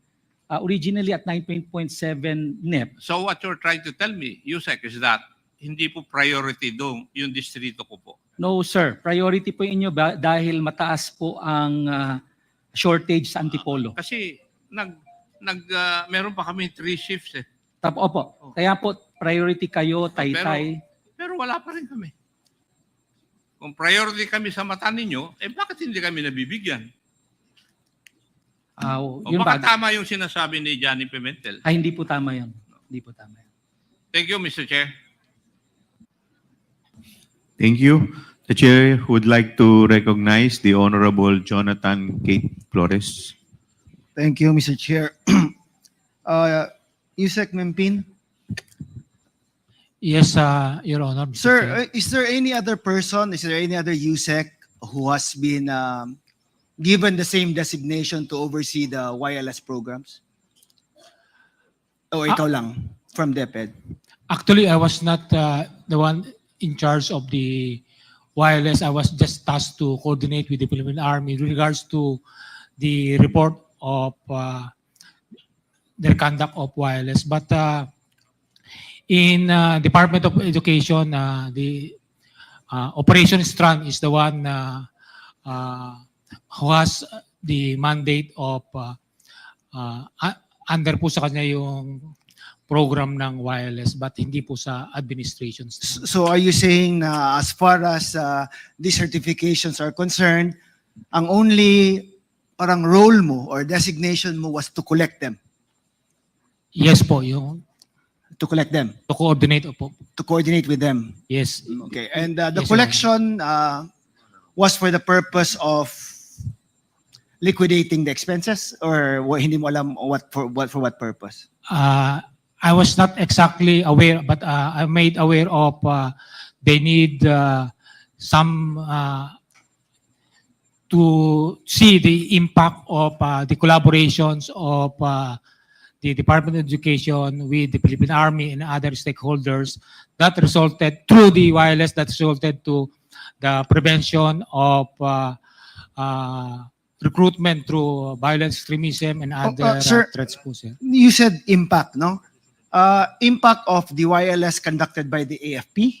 Ang ibig mong sabihin? Yes, sir, which is the prevention of recruitment. Yes. So what then is the role of DepEd when it was a purely AFP event? Because if not all, majority of the participants are also Students. coming from the Yes, schools. but other than them being students, it's as if DepEd is claiming an activity that was not theirs in the first place. Tama po ba? Yes, sir, with just purpose of coordination. What coordination? You just ask for the certifications. What coordination are you talking about? Tapos na yung activity eh. You just ask for a certification. What coordination are you talking about, Yusek Mempin? Coordination for the certification because... For the certification, but not for the activity itself. Tama ba? Yes, sir, because... Yes, that my but then you are claiming that the impact was because of the DepEd activities. You're asking for certifications, claiming that this was the impact of the activities of DepEd by spending their confidential funds on this and that, etc., etc. Your Honor, that be correct. It's not DepEd initiating, but the activity of... Because the conduct of wireless is primarily the activity Kaya or nga, program of... you're the asking Philippine for a certification that they conducted this and they included this number of young persons. And the only contribution actually DepEd has was that most of the students there were enrolled in DepEd. But actually, wala kayong actual participation in the YLS. Tama po ba? That's correct, right? That's correct, Your Honor. And all you did was collect the certifications from the different units of the military that they conducted these activities and that they had this number of participants. Tama po ba? That's correct, Your Honor. Okay, now Mr. Poa, who directed you to secure the certifications? Mr. Powa, you are recognized. Thank you, Mr. Chair. Sir, no one directed me. No one I was directed the you. one who coordinated. So initiative mo lang na mag-secure ako ng certifications kasi may kailangan akong justify na expense. Tama po ba? Opo, but yes, sir, but not necessarily for YLS because if I may be very candid and honest, hindi naman po ako familiar sa YLS to begin So with. why did you ask Mempin to secure the certifications? Your Honor, because we needed to secure not certifications, but evidence of success for any purchase of information gathered or rewards given in exchange for information. Okay, now So- what information was purchased in the conduct of the YLS by the AFP? Your Tell Honor, me. I honestly wouldn't know exactly. So why would you ask for certification like that? I asked Yusek Mempin, being our former security consultant and the Yes. one that has coordination with AFP, to see if due to the information given by DepEd, they were able to have targeted programs wherein we can respond to the AOM and show that there was in fact success in Now you just heard Yusek Mempin say that his only participation was in securing the certification. Yes, Your Honor. Now, why would you ask him for certifications? Ang sabi mo nga, that this is the impact of the rewards that you've been giving. This is the impact of the information that you have been rewarding. Di ba, what is the impact there? Tell me, Mr. Poa. In my impression, Your Honor, Mr. Chair, is that if the AFP were able to target, kumbaga, hold not just YLS but hold programs, targeted groups because of the information provided by DepEd, then that would show that it was successful. Okay, what information was provided by DepEd? And to whom was this information provided? Your Honor, I really, Yes. I am under oath. Yeah. Hindi ko talaga alam. O kaya kung nga, ano hindi ang mo alam, operation. hindi niya rin alam, yet you're just using these certifications to justify something. Your Honor, Hindi mo, ito ha, hindi mo alam ano ang rewards, ano ang i-reward mo. Hindi niya alam ano ang information na binili ninyo. Di ba? Yet you ask Yusek Mempin to secure certifications. Si Mempin naman, secured certifications from activities conducted by the Philippine Army using their own funds. So saan dyan ang ano? Tell me, explain to me, Mr. Poa, where is the connection of the justification for this expense with the certifications issued by them and in relation to supposedly the rewards for the information that you gathered by using confidential funds? Yes, Your Honor. Mr. Chair, under my theory, Your Honor, if we were able, because may mga anti-insurgency, yun yung nakita ko sa accomplishment report, no? Anti-insurgency campaigns. Hindi po ba? So, anti-extremist campaigns. So, that's why I approached Yusek Mempin and said, meron ba tayong makukuhaan ng any report or any certification, kasi yun ang nasa JMC, showing that because of the information that DepEd was probably able to give the AFP, na target nila kung sino yung mga susceptible to insurgency and were able to at least prevent them from being recruited. And in this case, ang nabigay po nila would be seminars. And that is why yun po ang sinubmit ko sa response namin sa AOM. Okay, no, parang for me, forgive me Yes, po, I understand. ang labo kasi na you saying na ito yung information that we gathered using this reward money, supposedly, and that in effect, the AFP conducted these seminars. Tama po ba? Yes, Your Honor. But from the testimonies that you've heard, walang connection whatsoever ang activities nila sa yung activities na sinasabi mo. Yes, Mr. Chair. Yes, Your Honor. Although at that time, hindi ko naman po alam na ganun yung sinasabi nila. No? Yet you're using the certifications to justify an expense of your office? Parang Your Honor, mali po ata yan di ba? You just testified now na hindi mo nga alam anong connection nito whatsoever, yet you used these certifications issued by them to justify an expense with COA. Mr. Chair. Please continue. Respectfully, Your Honor. Ang confidential funds, hindi naman talaga sa pagkakaalam ko, no? Theoretically, hindi naman pwede ibigay ng isang ahensya sa kabilang ahensya yan. That is something that you can only use as per the JMC for purchase of information so that you can have... Can I stop you there for sorry, Mr. Poa? Pero yun nga, paulit-ulit tayo na it all boils down to the fact that you are using a certification of an activity of a different agency who never spent any single peso coming from your office to justify your expense. Tama po ba? Mr. Chair, again, respectfully, the justification is not that they spent the money of DepEd. the justification that under my You impression- attached it to justify your expenses nga, di ba? Yes, so tell me where's the connection there? Mr. Chair, Please continue. respectfully, the connection, Your Honor, is if they were able to hold yung seminars nga, which in the beginning, hindi ko man lang alam na seminars yung ibibigay na certification po, just to be clear. If they were able to hold the seminars in certain locations because of information given by DepEd to them that these locations have vulnerable learners that wherein seminars have to be held, for example, yun po yung justification namin na nasubmit sa COA on the success of the expenditure. But not success meaning binayaran po namin ang AFP. That was never the impression, Your Honor. So ang sinasabi mo is that AFP conducted these seminars because you gave them the information that this sector is vulnerable. Not me per se, but that is the theory, Your Honor. Yes, Okay. Your Honor. AFP. Colonel Buransing, sir. Colonel Boransing, you are recognized. Yes, thank you, Mr. Chair. When the YLS was conducted in your area by your division, you conducted it because it was a regular program of your division. Tama po ba? Yes, Mr. Chair. Yes. Now, how about you, Colonel Panopio? Did you conduct a YLS in your area with your division or with your battalion because it is a regular program of your battalion or of the FP? Yes, Your Honor, Mr. Chair. See? Mr. Poa? Do you want me to ask the others? Oh. They will still be giving me the same answers po. Yes, Mr. Chair. Your Honor, I am not in a position to really tell you kung talaga ba Then who is po in na position to tell me that? Your Honor, Sino? it would probably be the Secretary, Your Honor, or the ones that are responsible for the confidential funds. Kasi wala naman po talaga, and again, I'm under oath, wala po talaga Kaya, akong... who is responsible for the confidential funds?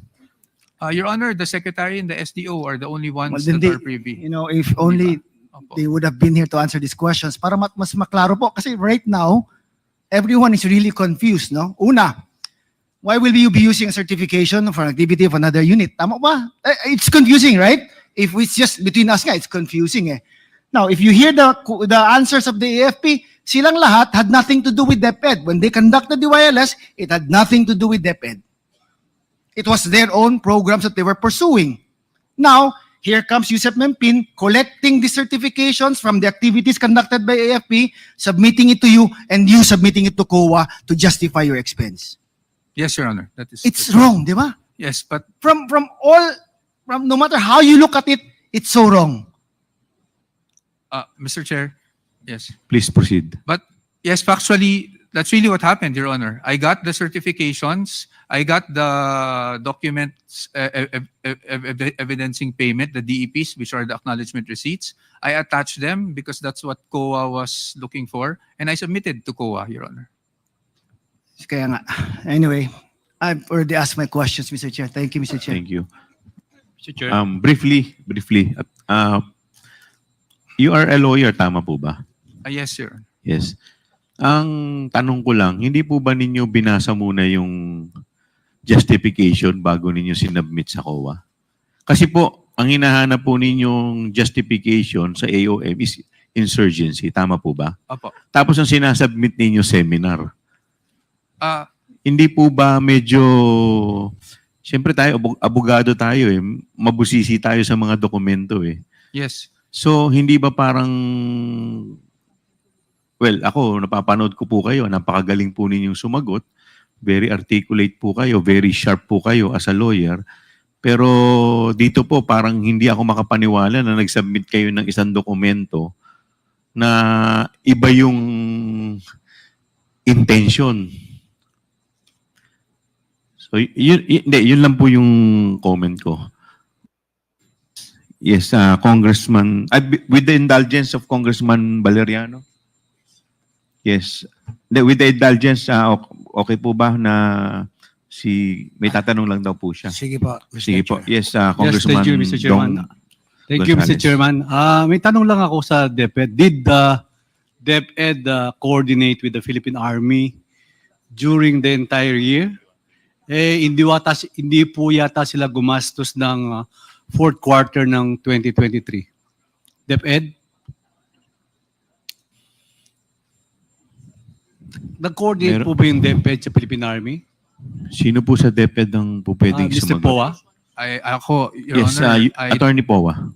Ako, Your Honor, I wouldn't have any personal knowledge on coordination except I cannot tell you the date. I don't remember now, but there was at least a parang MOA sign, dapat MOA na fina-formulate ang operations team namin with the PNP during my time as Chief of Staff. Pero hindi na-conclude yun while I was still there, Your Honor. May I know if Maybe Yusek Escobedo, who is the Undersecretary for Operations, may I know if babae ba ito? Rebsi. May I know if she is present? Wala po. Wala po. Well, I will just continue, Mr. Chairman. Yes, please continue. Maybe I will ask the commander if the program lasted up to the end of the year. Meron po kayong programa sa mga commander from DepEd from this fourth quarter of this CF?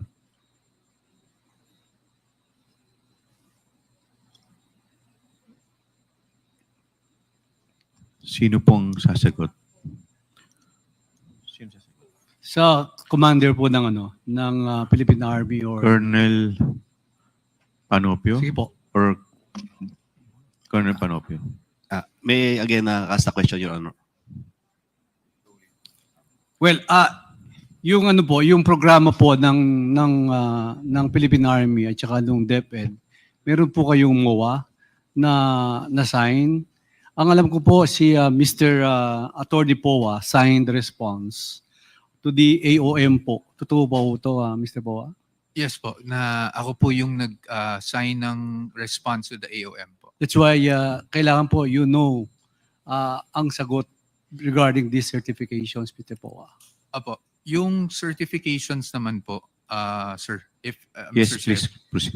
the reason why at that time I thought that it was at least yan kasi yung natanggap ko and I thought appropriate na rin to isubmit is because based on the wording of the certifications, nakasulat naman po doon that these YLS seminars were conducted in coordination and from information gathered from DepEd amongst one of the agencies. So, since yun po yung certification at yung wording, at least at that time, I thought it was appropriate na po. Now, whether or not it is appropriate for COA or for this committee, at that time po, I just submitted what was available. Okay, thank you. So yun po, is Commander, if the program lasted until the end of fourth quarter. Yes, Your Honor. We have the last report dated 30 December 2023, Your Honor. So meaning to say may disconnection na yung paggastos ng confidential fund ng DepEd up to the fourth quarter. Tama ho ba? I am not aware of that confidential fund, Your Honor. But from day one po, wala kayong ginastos. Yes, Your Honor. We spend our own resources from the Philippine Army and respective participants from the PNP, LGUs, and other stakeholders, sir. Is this the infantry division commanders po? Ito po yung sinasabi niyo? Yes, Your Honor. And this is the YLS also, the Youth Leader Yes, Summit? sir. The Yeah. Youth Leadership Summit is a multi-stakeholder engagements under the EO70, sir. Okay. Thank you, Mr. Chairman. Ang tanong po kanina ni Senior Deputy Speaker, kung meron daw po bang MOA o Memorandum of Agreement between DepEd and the Philippine Army with respect to this program. Yun po yung tinatanong kanina ni Senior Deputy Speaker. MOA. None that I'm aware of. Wala na po may kayo. MOA. Okay. Wala po akong So kayo alam po, na MOA. aware, meron po ba kayong ano? None that we are aware, Your Honor. So, okay. Mr. Chair, Yes, just want to clarify. Congressman Abante. Yusek Mempin, Yes, Your why were Honor, you Mr. Chair. appointed as undersecretary when you are in the armed forces? I was already retired by Yes, January. you're retired already, but why were you appointed? I was Being in the armed forces, why were you appointed? Are you an expert in education when you were in the armed forces? no, sir. Oh, why were you appointed? I was recruited by the former secretary and vice president, and I'm not aware of the reason why I was recruited, except maybe for the trust and confidence, Your Honor, Mr. Chair. Okay, would you think that because the secretary has a confidential fund that it should be used with the agreement of the members of the armed forces? Ang pinag-uusapan kanina yung MOA, ano? Hindi ba dapat yung MOA yan ng agency, for example? Dapat kung magmo-MOA ang Department of Education, dapat ang MOA niyan would be between the DepEd and DND. Am I right? That's correct, Your Honor, Mr. Meron Chair. ba? None that I'm aware of, Your Honor, Mr. Chair. So, ibig sabihin, hindi nyo ginawa ang dapat yung gawin.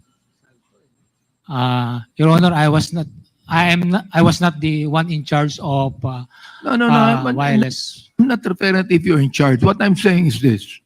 That is between departments in the executive branch of government. The MOA should have been between the DepEd and the ND. The question is, why was not it done? Your Honor, Mr. Chair, as mentioned by Yusek Poa, our operation strand is on the process of the engagement with Department of National Defense with regard to wireless, but I think it's not yet been consummated. Or Yes, but there should be a MOA. Am I right? That's correct. And that Your was not done. Am I right? Yes, Your Honor. Therefore, it is improper. Am I right? It is improper. Am I right? Yes, Your Honor. Okay, thank you, Mr. Chair. Mr. Chair. Yes, SDS, Dong Well, Gonzales. yes, sir. Mr. Chairman, the point is useless because gumastos ang DepEd even from the first and to third quarter, but no impact on the YLS, other military operation. Yun po yung point ko. Parang useless ang ginawa ng DepEd na hindi naman nag-serve yung purpose ng YLS division. Tama ho ba, Mr. Chair? Gumastos ang DepEd na walang kasaysayan sa paggastos nila sa CF from first, second, and third quarter. Actually, lumalabas, wala pong nilabas, wala pong ginastos dahil as we speak, lahat po ng mga ahensya, yung sa Army, wala po silang natanggap. And they spent their own money.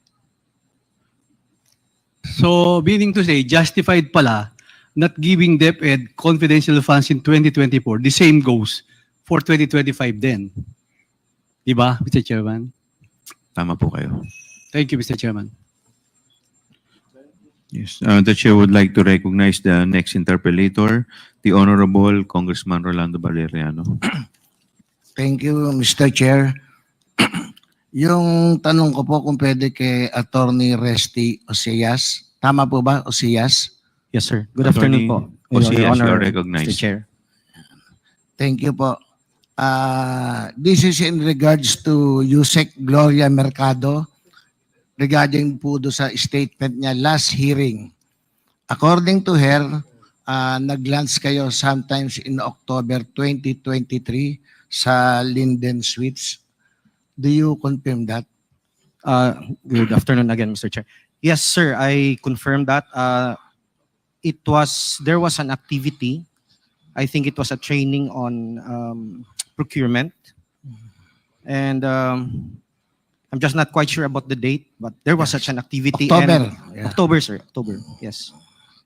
Apat yata kayo. The two is in DepEd consultant, tama po? Initially, sir, we were not just four. We were a group, including our staff. And then, but we were in one long table. And yes, with two others, me, Yusek Law, and some other staff, sir. And during that meeting, according to Yusek Gloria Mercado, nung last hearing po, nilapitan daw siya ni Asek Munsayak at nagsabing mag-usap-usap na lang kayo tungkol sa bidding para sa DepEd Computerization Program for 2022. According to her, that statement was made to her in your presence. Totoo po ba to? I recall in that meeting that then ASEC Reynolds Please Munsaya. answer. Yes, sorry. Please Totoo be po ba? responsive to the question. Yes, yes. Yes, sir. Yes, sir. Yes, sir. So, totoo po. Sa pagkakaalala niyo po, ano ang sinabi talaga, yung talagang salita ni Asik Musayat? Ano po ang naintindihan niyo ron? ASEC, we were discussing, I think it was about the utilization of the funds for the procurement, sir. And it was a discussion like there was something like there is a need to be able to utilize the funds immediately. And there was some kind of a remark that, something like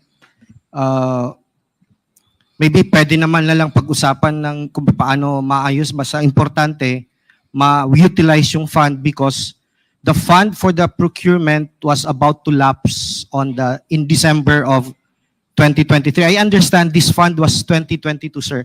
By the way, sir, just for purposes of background, no, I was quite new in the department. I just joined the department sometime in January of this So, year. bago lang po kayo lang. Yes, sir. At that time, you were already familiar with Mr. Munsayak. Kilala niyo na po siya as Assistant Secretary? If I recall it right, I was former HR director, sir. Yeah. So if I recall it right, Asek Munsayak was the appointment of Asek Munsayak was, I think, October 1st of 2023. So he was presented as one of the new officers of the DepEd, I think in that flag ceremony of that week. So that was the first time I saw him. And I think the very first interaction with him was on that So, lunch. nung marinig niyo po yung statement niya ni Asek Munsayak, what is your reaction? Well, I was a bit surprised, but at the same time, I was also amused, sir, because as a lawyer, if I thought it was just a joke, no, the offhand remark on something like talking about it, I thought it was some kind of a joke. It was just nothing. I didn't really mind it that much. Thank you, thank you. Yes, sir. So, Mr. Chair, mukhang totoo nga na may naging pahayag si Mr. Munsayak kung saan sinabi niya kay Yusek Gloria na noong panahon na yon as head of procuring entity na siyang nagre-review ng dokumento ng mga bidders, pinagsabihan niya nga na ituloy na lang. At kung saan hindi tinanggap ni Yusek Gloria yung mungkahi na yon at dapat masunod yung tamang proseso. Nakakapagtaka lang, Mr. Chair, na si ASEC ay head ng procurement at malapit na kaibigan ni VP Duterte na siya pang nagpahayag o nagpahiwatig sa isang head ng procuring entity at pati na rin sa harap ng isang back chairperson.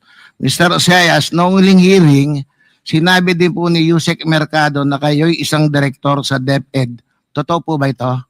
Yes, sir. I was the former, at that time, I was the direct report of Yusek Law. I was under her strand as the director of HR.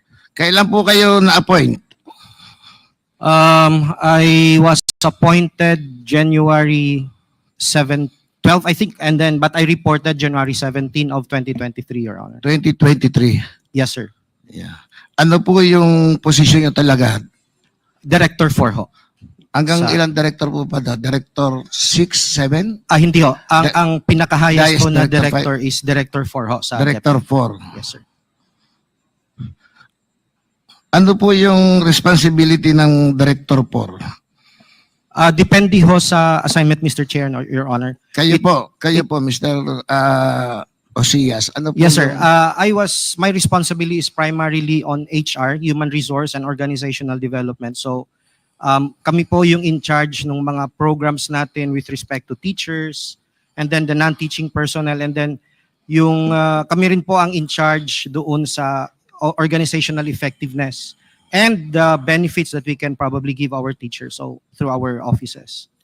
Aside from that position, meron pa ho ba kayong ibang hinawakan sa DepEd? Well, sometime November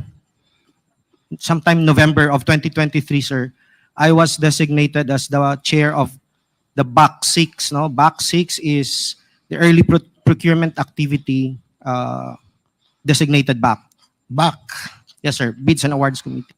Sige. Na-mention nyo po na BAC member noong panahon na yon. Sino po ang BAC chair at that time? Sir, no November, BAC chair ho ako. Naging BAC chair ho ako ng Naging BAC BAC 6. chair kayo? Ng BAC 6 ho. Yung BAC 6. But, yun ho. Sige po. Hindi ba po pagka ganyang malaking government agency, especially yung DepEd, sometimes maraming mga box assigned for the procurement of particular category. In the back that you specifically belong, ano pong mga bagay yung procurement ang kailangang dumaan sa inyo? Particular. Yes, sir. As far as I recall, ang dumaan sa akin ho ay laptops. Laptop? Yes, sir. Laptops for teaching, non-teaching, and yung DCP project ho.